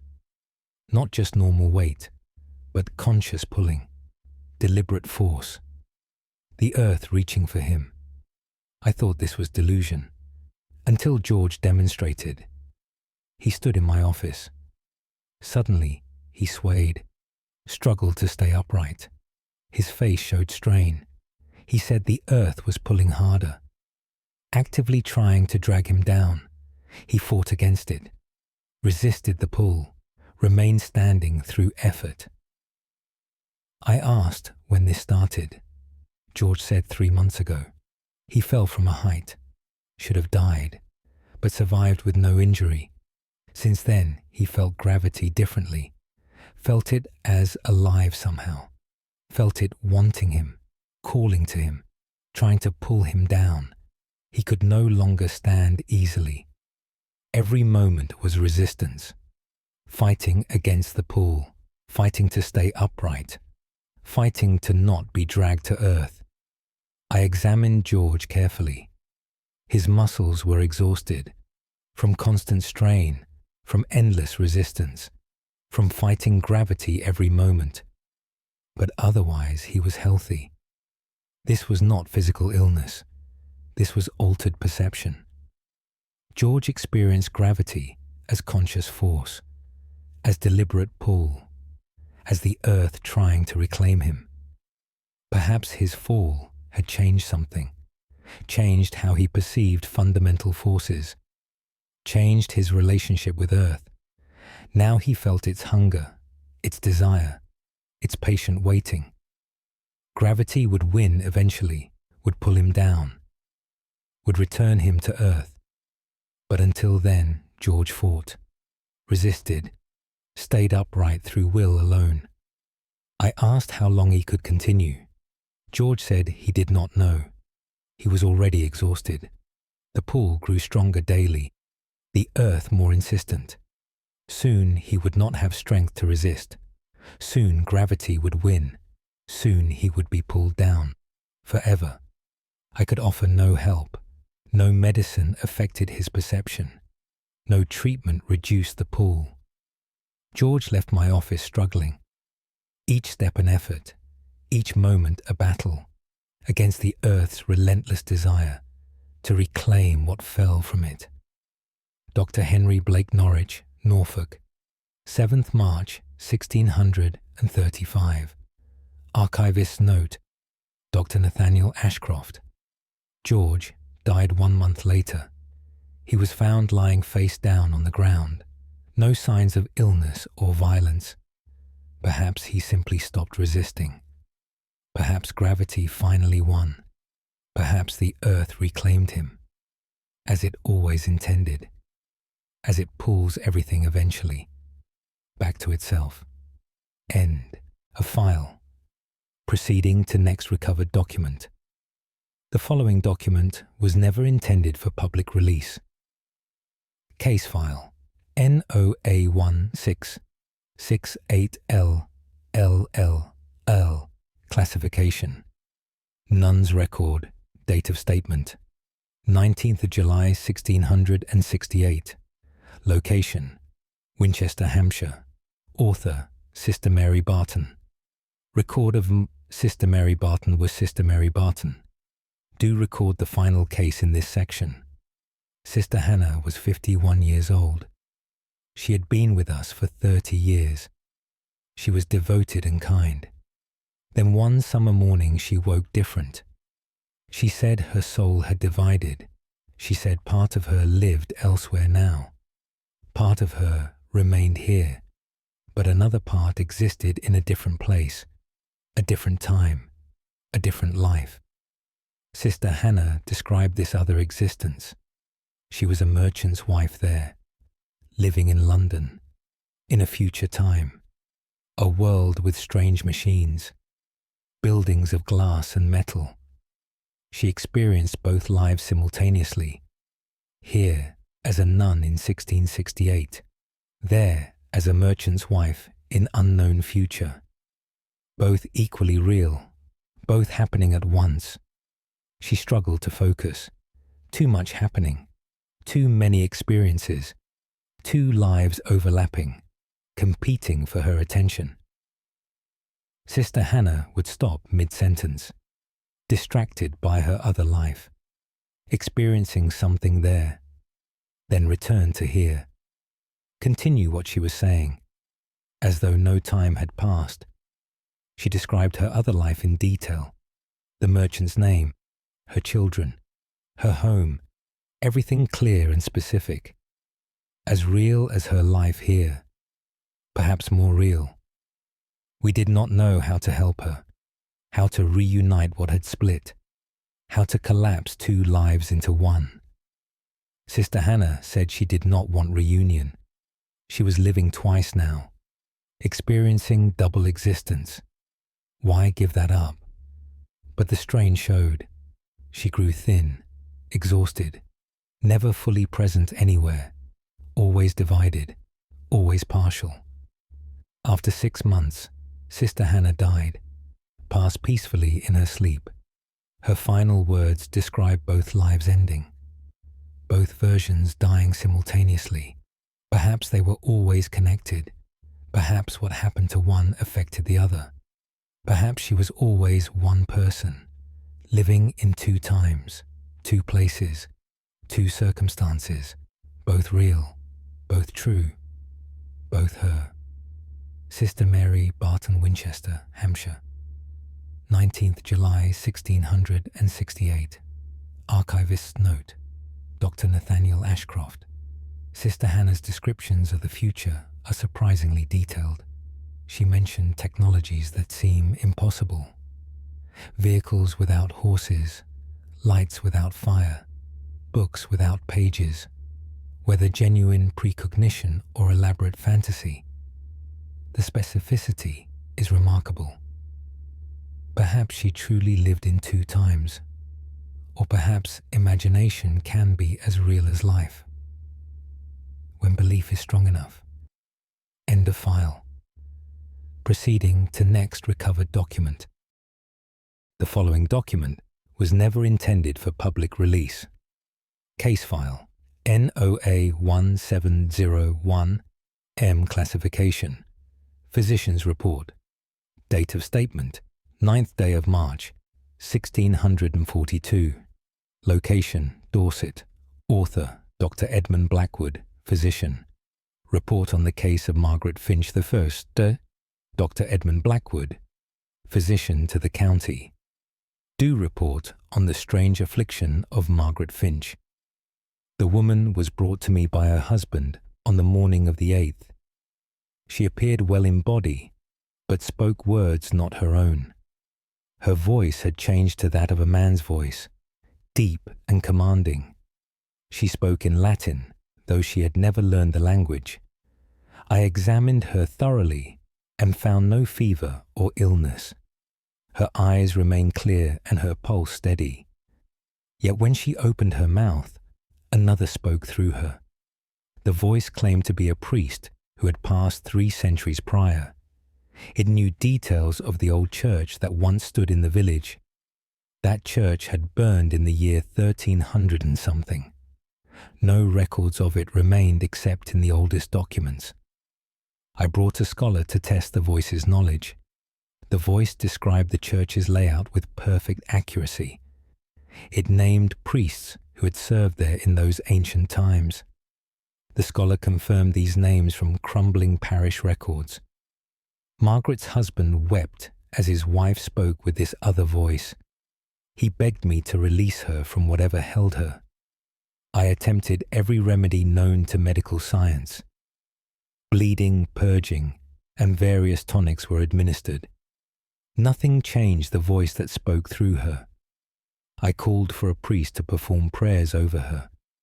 The voice grew louder during the Latin prayers. It recited passages from Scripture in perfect pronunciation. Margaret's own voice would break through occasionally. She would cry out for help before the other voice returned. The priest attempted an exorcism with holy water and prayer. The voice laughed during the ritual. It claimed the church's authority held no power over it. It said it had waited centuries to speak again. For 3 days the voice continued without ceasing. Margaret did not sleep or eat during this time, yet her body showed no signs of weakening. On the 4th day, the voice simply stopped. Margaret collapsed and slept for 2 full days. When she woke, she remembered nothing of what had occurred. She had no knowledge of the Latin she had spoken. She did not recall the voice or what it had said.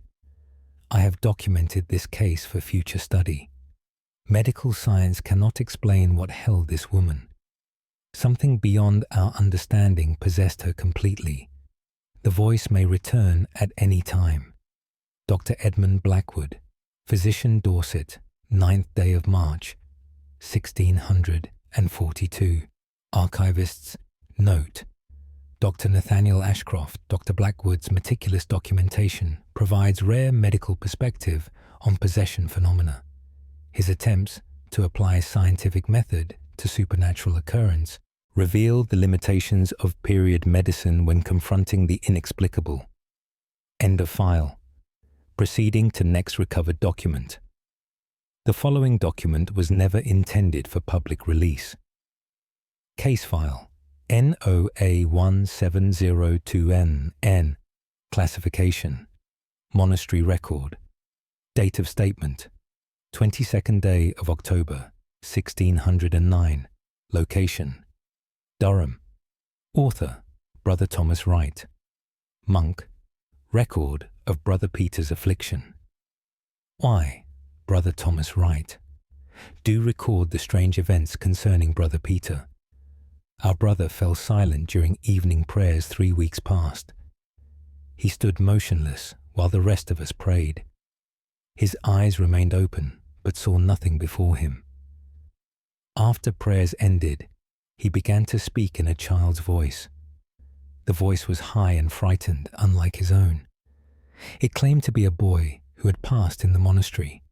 The boy said he had fallen from the bell tower centuries ago. He described falling through the air and striking the stones below. Brother Peter's body remained standing while this voice spoke. The voice begged us not to ring the bells. It said the sound brought back the memory of falling. Our abbot questioned the voice about its claims. The voice described rooms in the monastery that no longer existed. It spoke of brothers who had lived here generations before. We searched the oldest records and found some truth in its words. A boy had indeed served here and had passed in a fall. This occurred in the year 1273. Brother Peter had no knowledge of this ancient tragedy. The voice continued to speak through him for many days. It would emerge during prayer time and tell its story again. Always the same tale of falling and striking stone. Brother Peter remembered nothing when his own voice returned. He would find himself standing in strange places with no memory. Hours would pass that he could not account for. The voice grew stronger as weeks continued.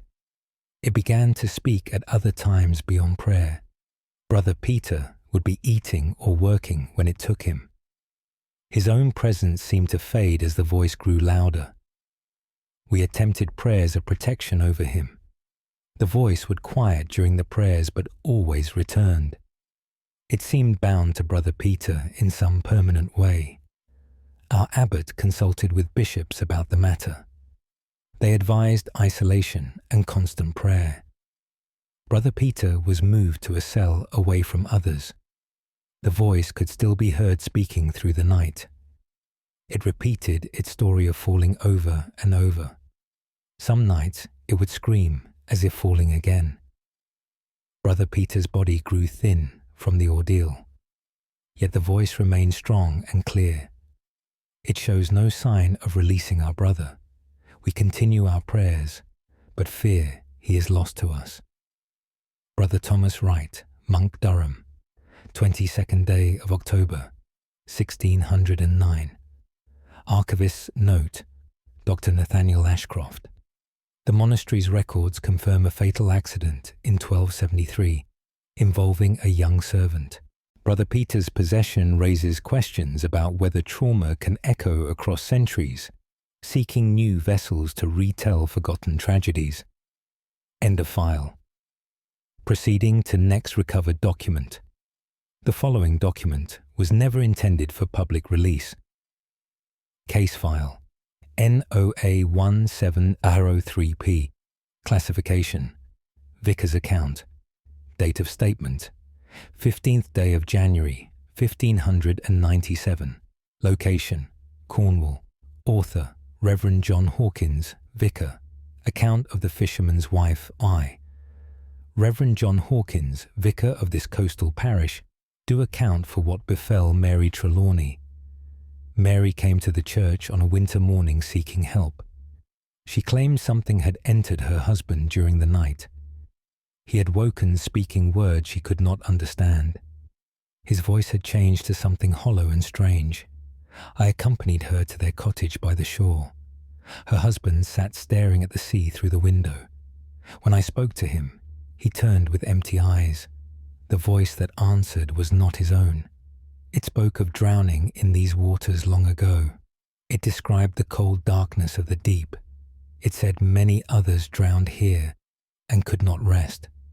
The voice knew details of ships lost in storms decades past. It named men who had been pulled beneath the waves. I recognized some of these names from old parish records. They were fishermen who had perished before my time. The voice claimed to speak for all who died in these waters.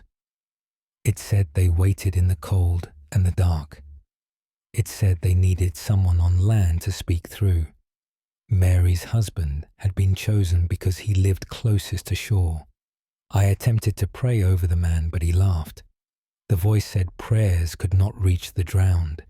It said water had taken them beyond the reach of God. I sprinkled holy water upon him as I prayed. The man's body shuddered, but the voice remained. It grew angry and spoke of pulling me into the depths. Mary begged me to free her husband from this thing. I performed every ritual I knew for such afflictions. The voice only grew louder and more insistent. It began to speak of others it would enter. It said the drowned needed many voices to tell their tale. Over the following weeks, 3 more villagers began speaking with similar voices. All lived near the shore and worked upon the water. Each voice claimed to be someone who had drowned nearby. They spoke of the same cold darkness beneath the waves. The affected persons would gather at the shore and speak together. Their voices would merge into one terrible sound. They spoke of the number of drowned growing with each storm. They said more would be taken to join those below. I have tried every prayer and ritual available to me. The voices remain in these 4 souls. They will not leave, and they will not be silenced. The drowned have found a way to speak again. Reverend John Hawkins, Vicar Cornwall, 15th day of January 1597. Archivist's note, Dr. Nathaniel Ashcroft coastal possession cases often involve voices claiming drowning deaths. Whether collective trauma manifests supernatural phenomena or the sea itself breeds such occurrences remains debated. 4 documented cases in single village suggest localized outbreak. End of file. Proceeding to next recovered document. The following document was never intended for public release. Case file NOA1704Q. Classification. Prison chaplain's notes. Date of statement 3rd day of August 1656. Location Yorkshire. Author Father William Stone, prison chaplain. Notes on the condemned man. I, Father William Stone, chaplain to His Majesty's prison, do note the strange case of Robert Ashton. Robert was condemned for taking another man's life in a dispute. He was to hang within the week for his crime. I visited him in his cell to provide spiritual comfort. He sat in the corner speaking to himself in whispers.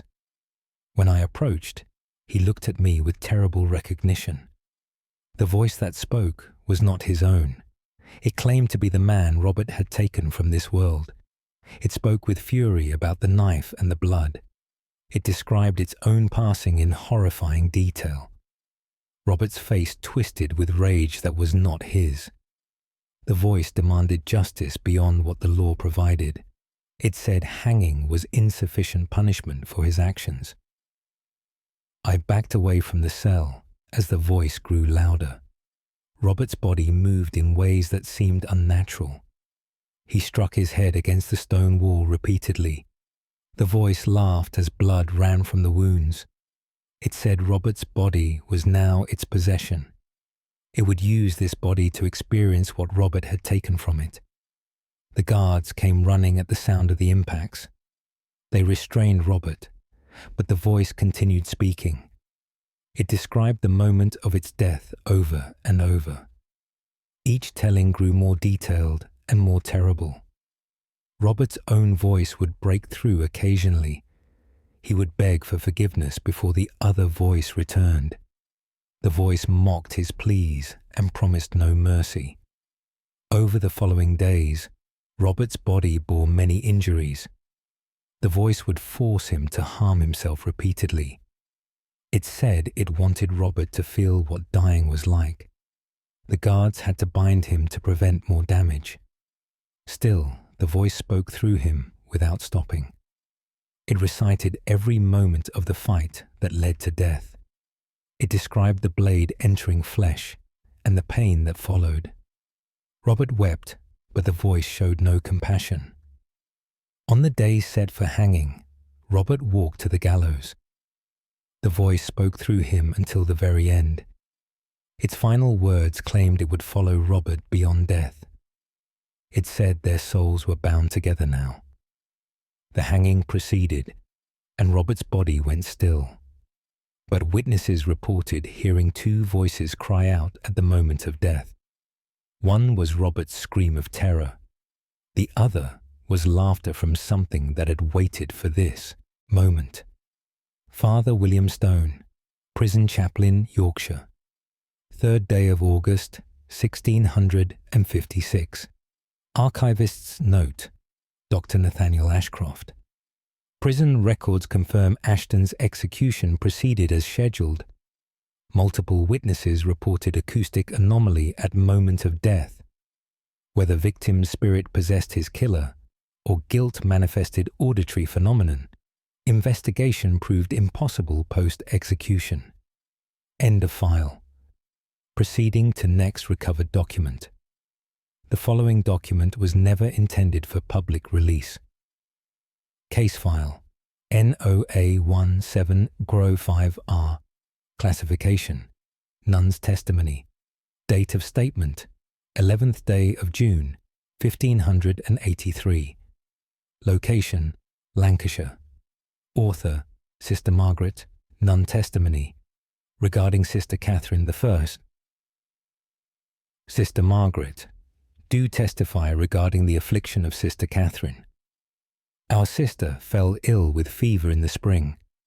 She recovered in body, but something remained within her. Her voice changed after the fever passed. She began to speak in a language none of us recognized. The words were harsh and difficult to hear. Our abbess brought scholars to identify the tongue. They determined it was an ancient form of speech, a language spoken in these lands before Christianity came. Sister Catherine had no knowledge of such things. She had lived her entire life within the convent walls, yet the voice spoke this old language with perfect fluency. It would speak during prayers and disrupt our worship. The words seemed to mock our Latin hymns. Sister Catherine would weep when her own voice returned. She begged us to help her, but we had no answers. The voice grew stronger as weeks passed. It began to speak of the old gods that were worshipped here. It claimed the convent was built upon a sacred place. It said the old ways had been buried but not destroyed. The voice described rituals performed on this ground centuries ago. It spoke of blood and fire and things we dare not repeat. Our abbess ordered Sister Catherine confined to a cell. The voice could be heard through the walls at all hours. It would chant in that ancient tongue throughout the night.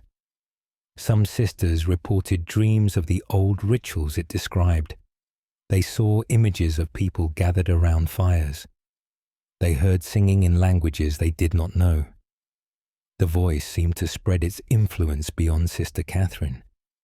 3 more sisters began speaking fragments of the old language. They had no understanding of what they said. The words would emerge during prayer or work. Our abbess called for a bishop to investigate. He performed prayers of cleansing over the convent.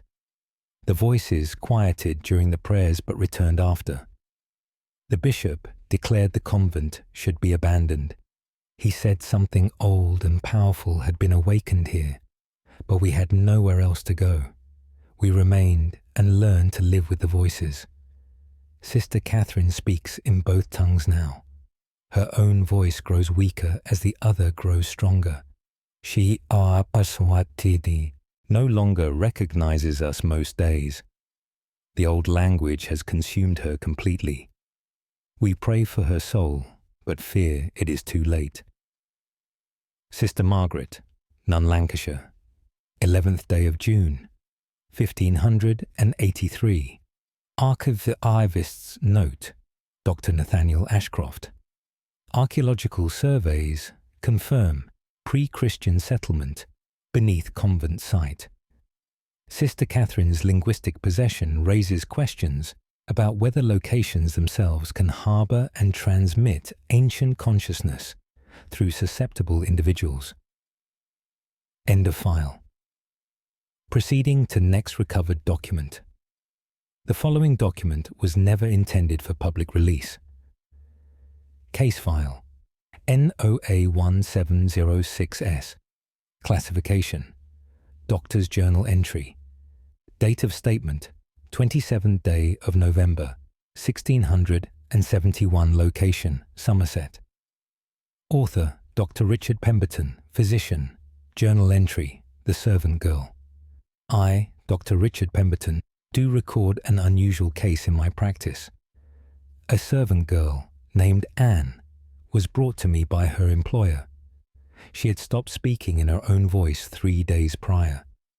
Instead, a man's voice emerged when she opened her mouth. The voice was educated and spoke with authority. It claimed to be a physician who had practiced a century ago. It discussed medical theories unknown to the girl. She had no education beyond basic household duties. Yet the voice spoke of anatomy and disease with expertise. I questioned the voice about medical matters. It answered with knowledge beyond what even I possessed. It described treatments and procedures from decades past. Some of these methods were recorded only in the oldest texts. The voice claimed it had passed from plague in this very town. It said it had unfinished work that kept it from resting. It needed a body through which to continue its practice. Anne's employer was frightened and wanted the girl dismissed. I convinced him to allow me to study the case further. I brought Anne to my surgery for observation. The voice grew excited when it saw my medical instruments. It identified each tool and described its proper use. It asked to examine patients and demonstrate techniques. I could not allow this, as the girl had no training. The voice grew frustrated with my refusal. It said the body it inhabited was capable of its work. It claimed the hands remembered what the mind once knew. Over several days, I documented everything the voice said. It described medical cases from a century before. It provided diagnoses for conditions I presented. Many of its suggestions proved accurate and helpful, yet Anne herself remained trapped within her own body. Her own voice would emerge briefly in distress. She would beg me to make the other voice stop. Then the physician's voice would return and continue speaking.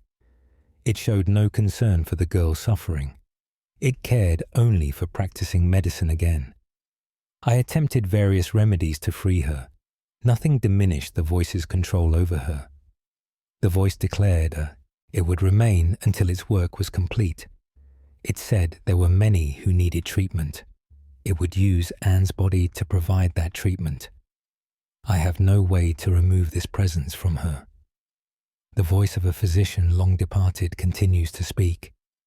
Anne's own voice grows fainter with each passing day. Dr. Richard Pemberton, physician, Somerset, 27th day of November, 1671. Archivist's note: Dr. Nathaniel Ashcroft. Parish records confirm Dr. Edmund Hartley died of plague in 1571, exactly 1 century prior. His documented expertise matches the knowledge demonstrated through Anne. Whether dedication to medicine transcends death remains philosophically troubling question. End of file. Proceeding to next recovered document. The following document was never intended for public release. Case file NOA 1707T. Classification: Abbott's report. Date of statement: 6th day of February, 1549. Location: Lincolnshire. Author: Abbot Gregory Marsh. Report on Brother Simon I, Abbot Gregory Marsh. Do report on the possession of Brother Simon. Our brother was found in the chapel one morning, speaking in many voices. Not one voice or two, but countless voices speaking together. The sound was like a crowd speaking through a single mouth. Each voice seemed to be a different person. They spoke over each other in confusion and distress. Brother Simon's face twisted with the strain of containing them all. We gathered around him and attempted prayer. The voices grew louder and more desperate. They claimed to be souls who had passed within these walls. They said they could not leave and could not rest. They needed a living voice to speak their suffering. Brother Simon had opened himself to them through prayer. They had flooded into him seeking release. Now they were trapped within him as they were trapped here. I commanded the voices to identify themselves. They spoke names of brothers who had served here long ago. Some names I recognized from monastery records. Others were unknown but sounded authentic.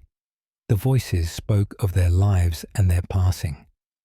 Each story emerged briefly before another voice interrupted. It was impossible to follow any single tale to completion. Brother Simon's own voice could not be heard among them. He was lost somewhere beneath the weight of all these souls. We attempted to separate the voices through prayer. We asked each to speak individually rather than together. One voice emerged stronger than the rest. It claimed to be Brother Edmund, who had passed 50 years prior. It said it spoke for all the trapped souls here. It described a darkness that held them within the monastery. They could not move beyond these walls, even in death. Something about this place bound them eternally. When Brother Edmund's voice finished, another took its place. Then another and another without end, each soul desperate to tell its story, each hoping that speaking would bring release. Brother Simon's body could not sustain this burden. He collapsed after hours of the voices speaking through him. We carried him to the infirmary, but the voices continued. Even unconscious, his mouth moved with their words. For 3 days the voices spoke without ceasing. Brother Simon did not wake or eat or drink. His body began to fail under the strain. On the 4th day, the voices suddenly stopped. Brother Simon opened his eyes but did not recognize us. When he spoke, it was with Brother Edmund's voice alone. He said the other souls had retreated to wait. They would speak through Brother Simon when needed. He would serve as their voice for as long as he lived. Brother Simon no longer exists as he once did. He is a vessel for the many who cannot speak for themselves. Abbot Gregory Marsh, Lincolnshire, 6th day of February, 1549. Archivist's note. Dr. Nathaniel Ashcroft. Multiple voice possessions are exceptionally rare in historical records. Brother Simon's case suggests certain locations may trap departed souls, creating accumulation of spiritual presence requiring living conduit. Monastery records end abruptly 3 months after this report. End of file. Proceeding to next recovered document. The following document was never intended for public release. Case file NOA1708U. Classification Magistrate Statement. Date of statement 19th day of April 1628. Location Kent. Author Sir Thomas Barrett. Magistrate Statement concerning Elizabeth Miller Furse. Sir Thomas Barrett, Magistrate of this county, do make statement regarding Elizabeth Miller. The woman was brought before me on charges of witchcraft. Several villagers claimed she spoke with the voice of the departed.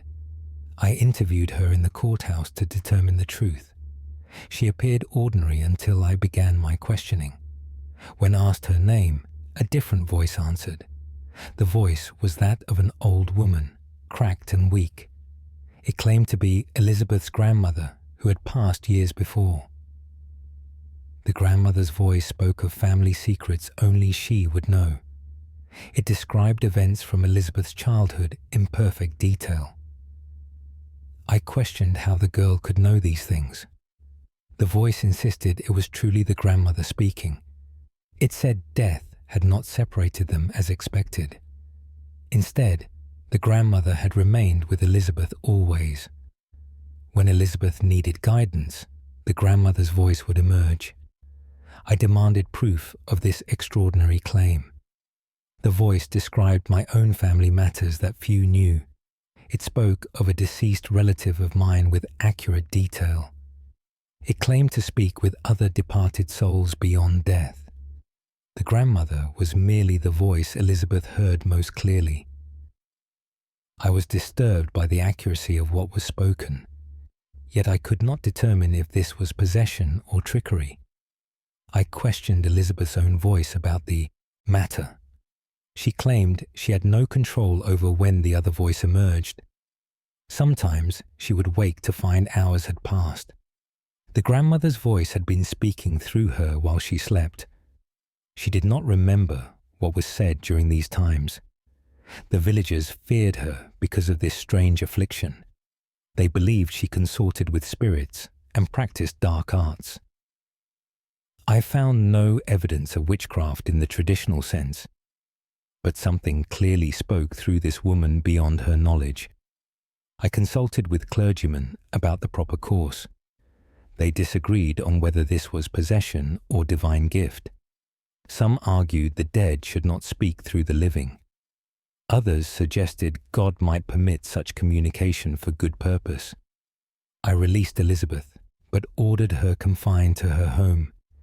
She was forbidden from speaking publicly about these matters. The grandmother's voice protested this decision strongly. It claimed the living needed to hear from those beyond. It said the boundary between life and death was thinner than believed. Voices from the other side could reach through willing vessels. Elizabeth was one such vessel, opened by grief and love. I silenced the voice and dismissed the woman from my court, but I have documented this case for future consideration. What speaks through Elizabeth Miller defies simple explanation. Whether grandmother, demon, or something else entirely remains unknown. Sir Thomas Barrett, Magistrate Kent. 19th day of April, 1628. Archivist's note. Dr. Nathaniel Ashcroft. Magistrate Barrett's level-headed documentation provides valuable secular perspective on possession phenomena. His inability to definitively classify Elizabeth's condition mirrors modern difficulty in distinguishing supernatural from psychological manifestation. Local records contain no further mention of her fate. End of file. Proceeding to next recovered document. The following document was never intended for public release. Case file NOA1801V. Classification Priest testimony. Date of statement 14th day of September 1562. Location Devon. Author Father Michael Turner. Testimony of the Altar Boy. Father Michael Turner, parish priest, do testify about young Thomas Webb. Thomas served as altar boy in our church for 3 years. He was a quiet child, obedient and devoted to his duties. One morning he arrived for service, speaking in a voice not his own. The voice was that of an elderly woman, frail and frightened. She claimed to be his great-grandmother, who had passed when he was an infant. She said she had watched over him since death. She had remained close to protect him from harm. But something had changed in the church during the night. She had been forced into his body to escape what she sensed.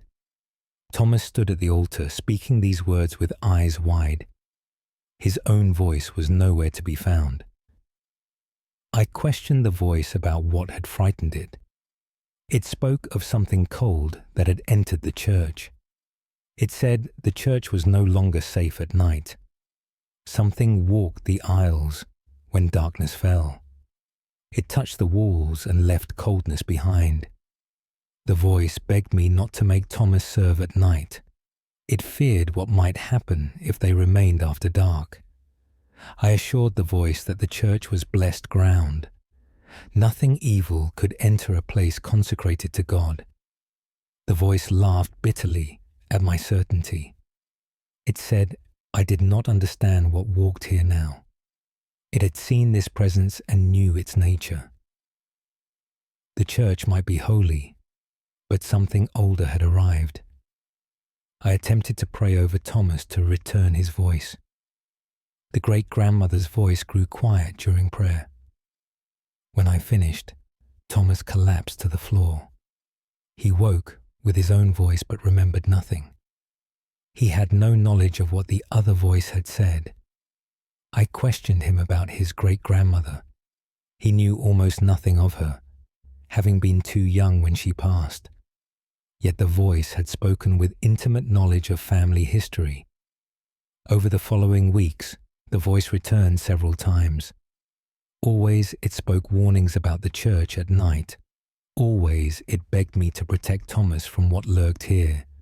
I began to sense something myself during evening prayers, a coldness that had not been present before, a feeling of being watched from the shadows. I blessed the church repeatedly, but the cold remained. The voice claimed my blessings could not remove it. It said what had come was older than our prayers. Thomas stopped serving as altar boy after 2 months.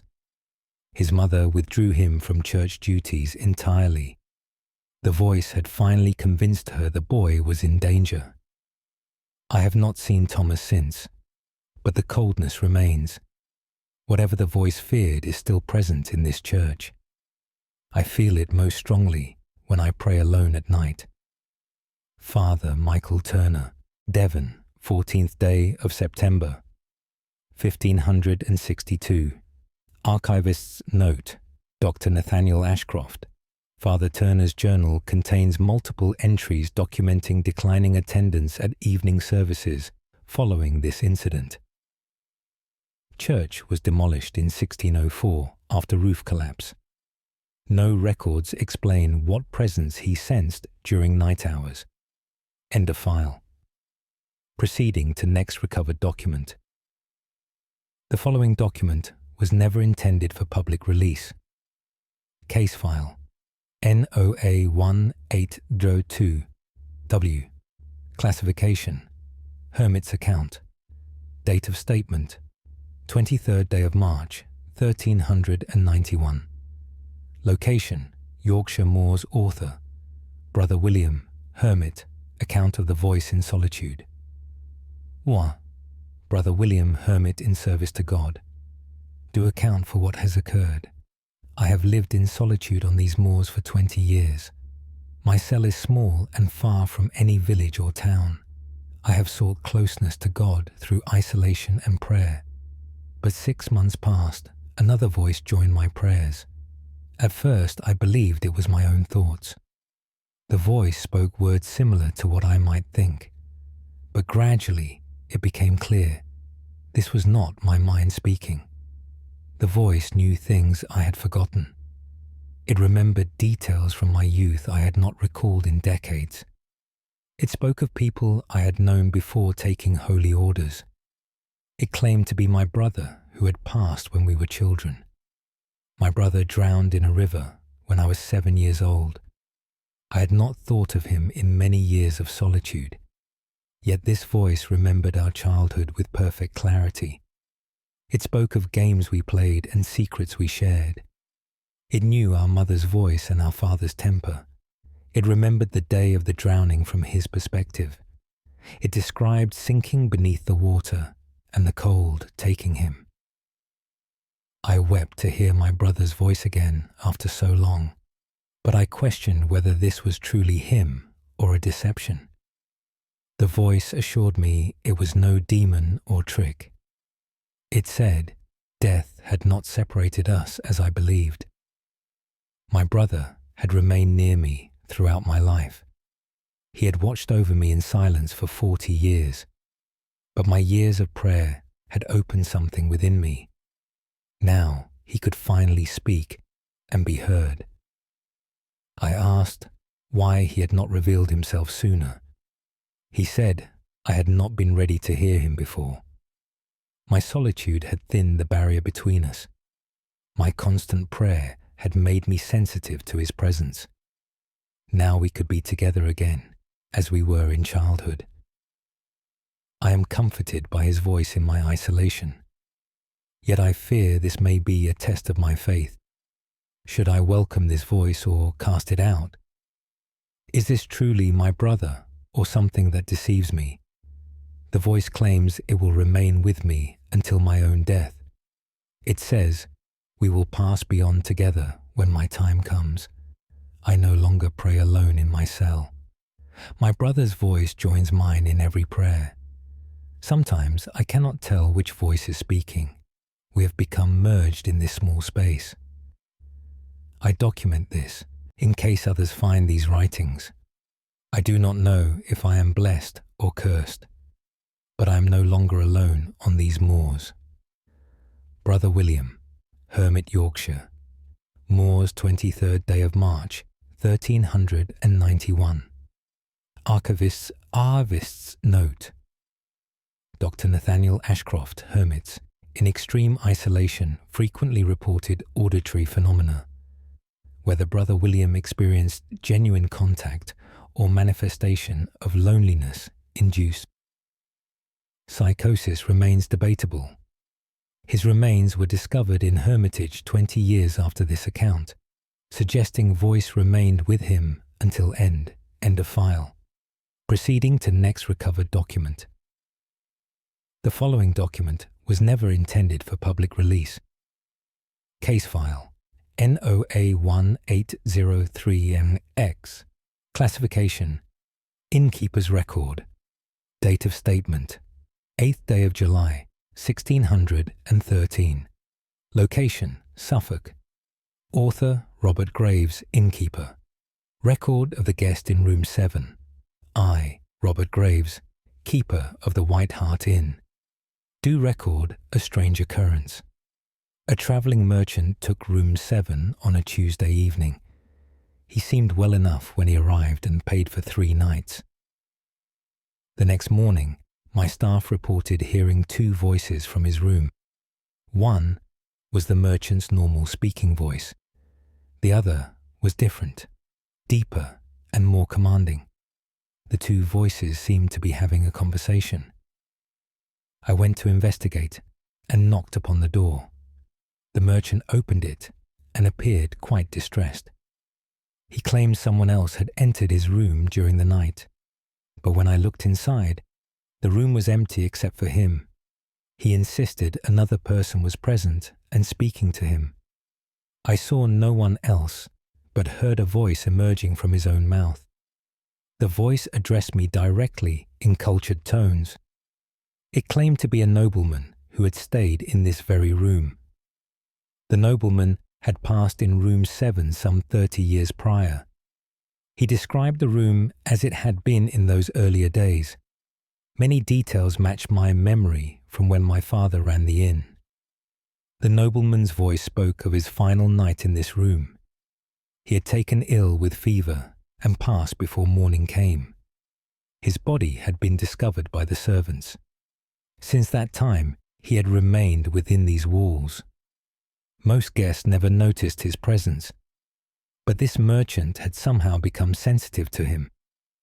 The nobleman's voice had found a way to speak through the merchant. I asked the merchant if he wished to change rooms. Both voices answered at once, creating a terrible sound. The merchant's voice begged to be moved immediately. The nobleman's voice insisted he would follow wherever the merchant went. They were connected now and could not be separated. I offered to return the merchant's payment if he wished to leave. He departed within the hour, still arguing with the nobleman's voice. I watched him walk down the road speaking to himself. Both voices could be heard until he disappeared from sight. Room 7 has remained empty since that day. Other guests report hearing conversations within the room at night. 2 voices discussing matters in quiet tones. But when we open the door, no one is ever present. I have sealed the room and removed it from available lodging. Whatever the nobleman's voice sought, it found briefly in that merchant. But it remains bound to room 7 even now. I hear it sometimes when I pass the door late at night. Still speaking, still waiting for another guest who might hear it. Robert Graves, innkeeper, Suffolk, 8th day of July, 1613. Archivist's note. Dr. Nathaniel Ashcroft. Inn records confirm death of Sir Edmund Hartwell in room 7, 1583. Property changed hands multiple times before eventual demolition. Local stories persisted about voices in sealed room. Whether possession attached to location or victim remains debated in similar cases. End of file. Proceeding to next recovered document. The following document was never intended for public release. Case file NOA18804Y. Classification: Widow's Testament. Date of statement: 12th day of December 1574. Location: Northumberland. Author: Agnes Whitmore. Widow Testament of what speaks through me. I, Agnes Whitmore, widow, do make testament while I still possess my own voice. My husband passed this autumn after illness took him. We were married 40 years, and I loved him dearly. After his burial, I returned to our home and wept. That night, I heard his voice calling my name. I thought grief had disordered my mind, but the voice came again, clearer this time. It was my husband's voice speaking from my own mouth. I felt my lips move but did not control the words. He said he could not leave me alone. He said death had not separated us as we feared. He had found a way to remain with me. At first, I was comforted to hear his voice again. We spoke together as we had during his life. He told me he loved me and would never truly leave. But as days passed, his voice grew stronger. It would emerge without my calling for it. I would be cooking or cleaning and suddenly hear him speaking. He would comment on what I was doing. He would give me advice and guidance as he had in life. I began to lose track of which thoughts were mine. His voice would answer questions before I could think them. He knew my mind as well as his own. We were becoming one person instead of two. I tried to explain this to our daughter when she visited. My husband's voice spoke through me during her visit. She wept to hear her father's voice again, but she saw the fear in my eyes even as he spoke. She understood that I was losing myself to his presence. She begged him to release me and find peace in death. His voice grew angry at her suggestion. He said he would never leave me. He said we would be together until my own death. Then we would pass beyond together as one soul. I feel him growing stronger each day. My own voice becomes quieter as his fills me. Soon I will be only a vessel for his words. He will speak through me, and I will be silent within. I write this while I still have control of my hand. I want my daughter to know I did not choose this. I loved my husband, but I do not wish to be consumed by him. Yet I have no strength to resist his presence. He has become part of me in a way I cannot escape. When you next hear my voice, it may not truly be me speaking. It will be my husband using my mouth to speak his words. I will be somewhere deep within, still present but silenced. This is my final testament in my own words. Agnes Whitmore, widow, Northumberland, 12th day of December, 1574. Archivists, note, Dr. Nathaniel Ashcroft. Agnes Whitmore's daughter reported her mother spoke exclusively in masculine voice for remaining 4 years of life. No trace of Agnes's own speech returned. Case raises disturbing questions about whether love can become spiritual parasitism, extending beyond death. End of file. Proceeding to next recovered document. The following document was never intended for public release. Case file NOA1805Z. Classification: Schoolmaster's Notes. Date of statement: 28th day of May, 1639. Location: Shropshire. Author: Edward Collins, Schoolmaster. Notes on the student: Jacob I, Edward Collins, Master of the Village School. Do note concerning Jacob Marshall. Jacob was an unremarkable student of 9 years.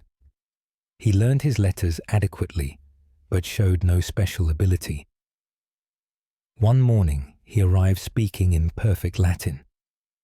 I was astonished, as I had not yet taught Latin to the younger students. The Latin he spoke was classical and flawlessly pronounced. I questioned him about where he had learned this language. He answered in English that he did not understand Latin at all. Yet when I spoke to him in Latin, he replied in kind.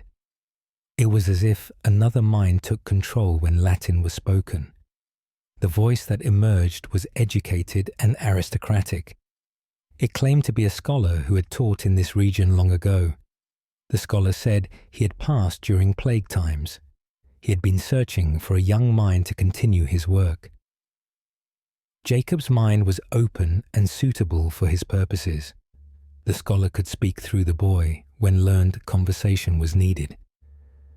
I tested this claim by discussing philosophy in Latin. The voice responded with sophisticated arguments. It referenced texts and thinkers beyond my own knowledge. Jacob's usual mind returned when we switched to English. He remembered nothing of the Latin conversation. He was confused by my questions about philosophy. I continued teaching Jacob as normal in English, but during Latin lessons, the scholar's voice would emerge. It would discuss grammar and literature with authority. The other students were frightened by his transformation. They said Jacob's face changed when the scholar spoke. His expressions became older and his manner more refined. I kept detailed records of what the voice said. The knowledge it displayed was genuine and extensive. This was no trick or game played by a child. Some presence inhabited Jacob when Latin was spoken.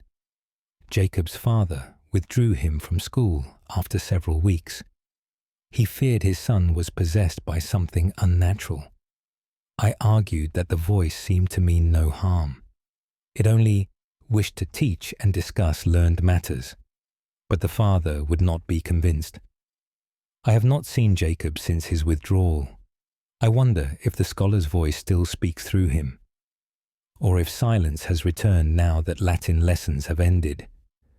Perhaps the voice waits for another opportunity, another student whose mind might serve its purposes. Edward Collins, Schoolmaster, Shropshire. 28th day of May, 1639. Archivist's note. Dr. Nathaniel Ashcroft. Language-triggered possessions suggest certain knowledge acts as gateway for spiritual presence. Scholar's identity remains unknown despite extensive research. Jacob Marshall's adult records show no evidence of Latin proficiency, implying presence departed when education ceased. End of file. Proceeding to next recovered document. The following document was never intended for public release. Case file NOA 1806AA. Classification Curate's account. Date of statement 5th day of October 1555. Location Derbyshire. Author William Pierce, Curate. Account of the farmer's daughter. I, William Pierce. Curate of this parish. Do account for Mary Ashworth. Mary was a farmer's daughter, 16 years of age. She had never shown interest in matters of faith or church. Her family brought her to services, but she seemed absent in spirit. One Sunday she arrived speaking in a voice of great devotion. The voice quoted scripture with perfect memory. It spoke of theological matters far beyond the girl's knowledge. Her parents were astonished by this sudden transformation. I questioned Mary after the service about her newfound faith. The voice that answered was not truly hers. It claimed to be a nun who had served God in this region. The nun had passed many years before Mary's birth. She said she had waited long for a vessel through which to pray again.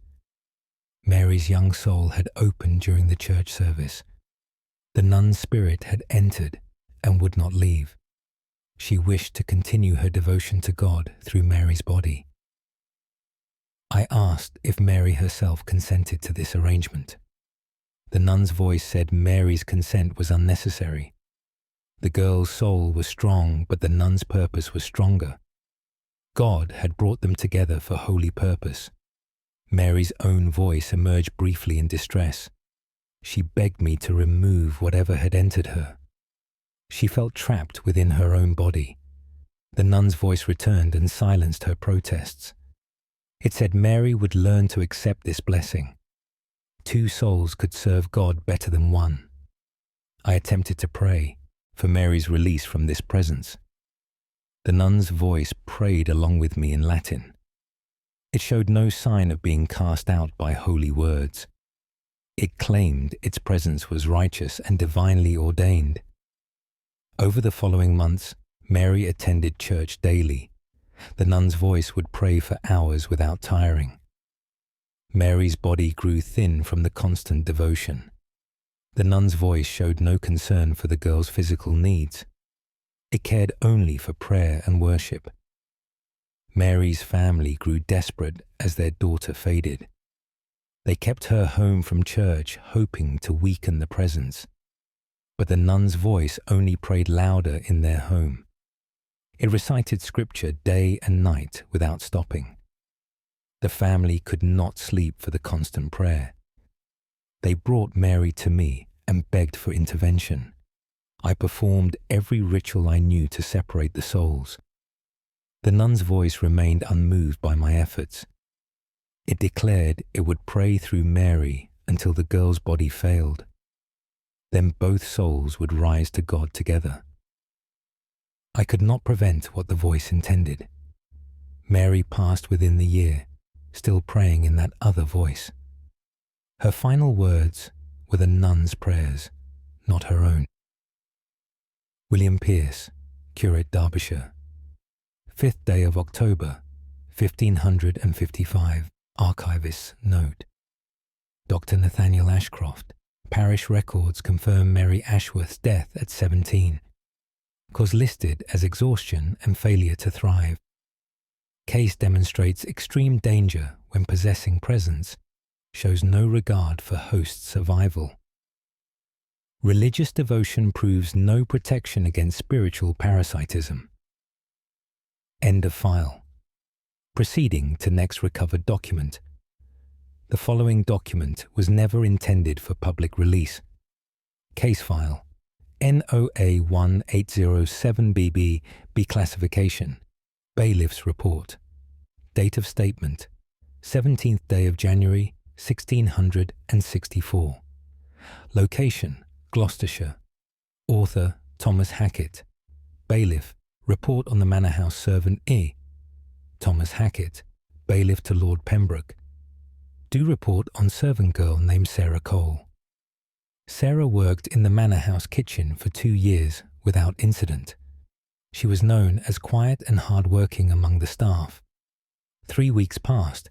She began speaking with multiple voices. Not one additional voice, but many different voices. Each voice claimed to be someone who had served in the house before.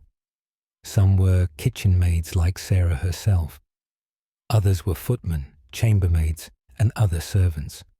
All claimed they had passed while in Lord Pembroke's service. The voices would argue among themselves through Sarah's mouth. They would debate who had worked longest in the house. They would share memories of their service and their deaths. Some had died from illness, others from accidents. One voice claimed to have fallen down the main staircase. Another spoke of fever that took 3 servants in one winter. Each voice seemed to have its own personality and history. Sarah's own voice could barely be heard among them. She would try to speak, but another voice would interrupt. The servants' voices wanted to tell their stories. They had been forgotten after death and wished to be remembered. I questioned the voices about details they claimed to know. Many of their stories matched records kept by previous bailiffs. Servants who had indeed died in this house decades ago. Their names and circumstances of death were accurately described. Sarah herself had no access to these old records. She could not have learned these details through normal means. Yet the voices spoke with intimate knowledge of the house's history. I consulted with Lord Pembroke about the situation. He wished the girl removed from service immediately. He feared her presence would disturb the other servants. Already some staff refused to work near Sarah. They heard the voices speaking through her at all hours. The voices would call out names of current servants. They would ask about changes made to the house since their time. Sarah's condition prevented her from performing her duties. She would stand motionless while the voices spoke through her. Hours would pass with the voices recounting old memories. I arranged for Sarah to be returned to her family in the village, but the voices protested this decision loudly. They claimed the manor house was their home. They had served here in life and remained here in death. Sarah was the first person who could hear and speak for them. They would not allow her to leave. On the day Sarah was to depart, she collapsed. The voices spoke together in such volume that all could hear. They declared Sarah belonged to the house now. She would remain as their voice until her own death. Then she would join them among the forgotten servants. Sarah remains in the manor house to this day. The voices continue to speak through her without ceasing. She has become a living record of all who died here. Thomas Hackett, Bailiff, Gloucestershire, 17th day of January 1664, Archivist's Note, Dr. Nathaniel Ashcroft. Pembroke Manor records confirm employment and deaths of individuals named by possessing voices. Sarah Cole's fate remains undocumented after this report. Property changed ownership repeatedly, suggesting continued disturbances. Case represents collective possession binding victim to location. End of file. Proceeding to next recovered document. The following document was never intended for public release. Case file NOA 1808CC. Classification Apothecary's Notes. Date of statement 21st day of August 1599. Location Hampshire.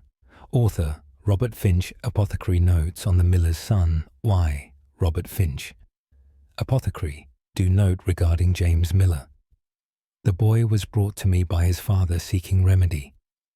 James had begun speaking in a voice other than his own.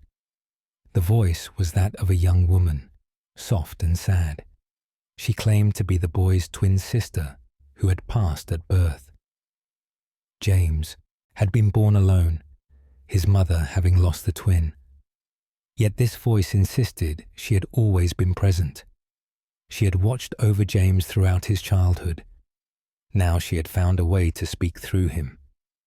I examined the boy, but found no physical ailment. His body was healthy for a child of 8 years, yet this female voice emerged when he opened his mouth. The voice spoke of loving her brother despite never living. She said death had not prevented their connection. She had experienced his life through his eyes. She had felt his joys and his sorrows as her own. Now she wished to truly live through him. They could share his body and experience the world together. James's father was distressed by this development. He had mourned the lost twin years ago. To hear her voice now brought both comfort and fear. He questioned whether this was truly his daughter or a deception. The voice knew details only the family would understand. She described the day of birth as if she remembered it. She spoke of her mother's grief and her father's tears. She knew which room would have been hers in their home. I could find no explanation for this knowledge. James himself claimed no memory of having a twin. His parents had not told him of the lost sister. Yet her voice spoke through him with certainty and affection. I attempted various remedies to silence the voice. Tonics and herbs were administered, but nothing changed. The sister's voice remained constant and growing stronger. She began to speak more frequently than James's own voice. She would discuss her desires and preferences. She wanted to experience things she had been denied in life. She wished to taste food and feel sunlight and hear music. All these things she could do through her brother's body. James seemed to fade as his sister grew more present. His personality became mixed with hers until they were indistinguishable. Sometimes the voice was masculine, sometimes feminine. Often it was both at once, speaking in harmony. The father accepted that both children now inhabited one body. He had lost one child, but perhaps had gained them both back. James and his sister live as one person now. They share every experience and every moment. Whether this is blessing or curse remains uncertain. Robert Finch, Apothecary, Hampshire. 21st day of August, 1599. Archivist's note. Dr. Nathaniel Ashcroft. Twin bonds reported in numerous possession cases. Whether stillborn twins' consciousness genuinely persisted, or James manifested psychological split to cope with family trauma, cannot be determined. Parish records show James Miller lived unremarkable adult life, no mention of continued dual presence. End of file. Case closed to public record. The original document remains sealed within the vaults of the British Museum. The NOA archive remains committed to documenting phenomena that defy conventional understanding. These cases are submitted for academic review and further investigation. Further access requires written authorization or curiosity strong enough to ignore the warnings. Until next time, these are the National Occult Archives.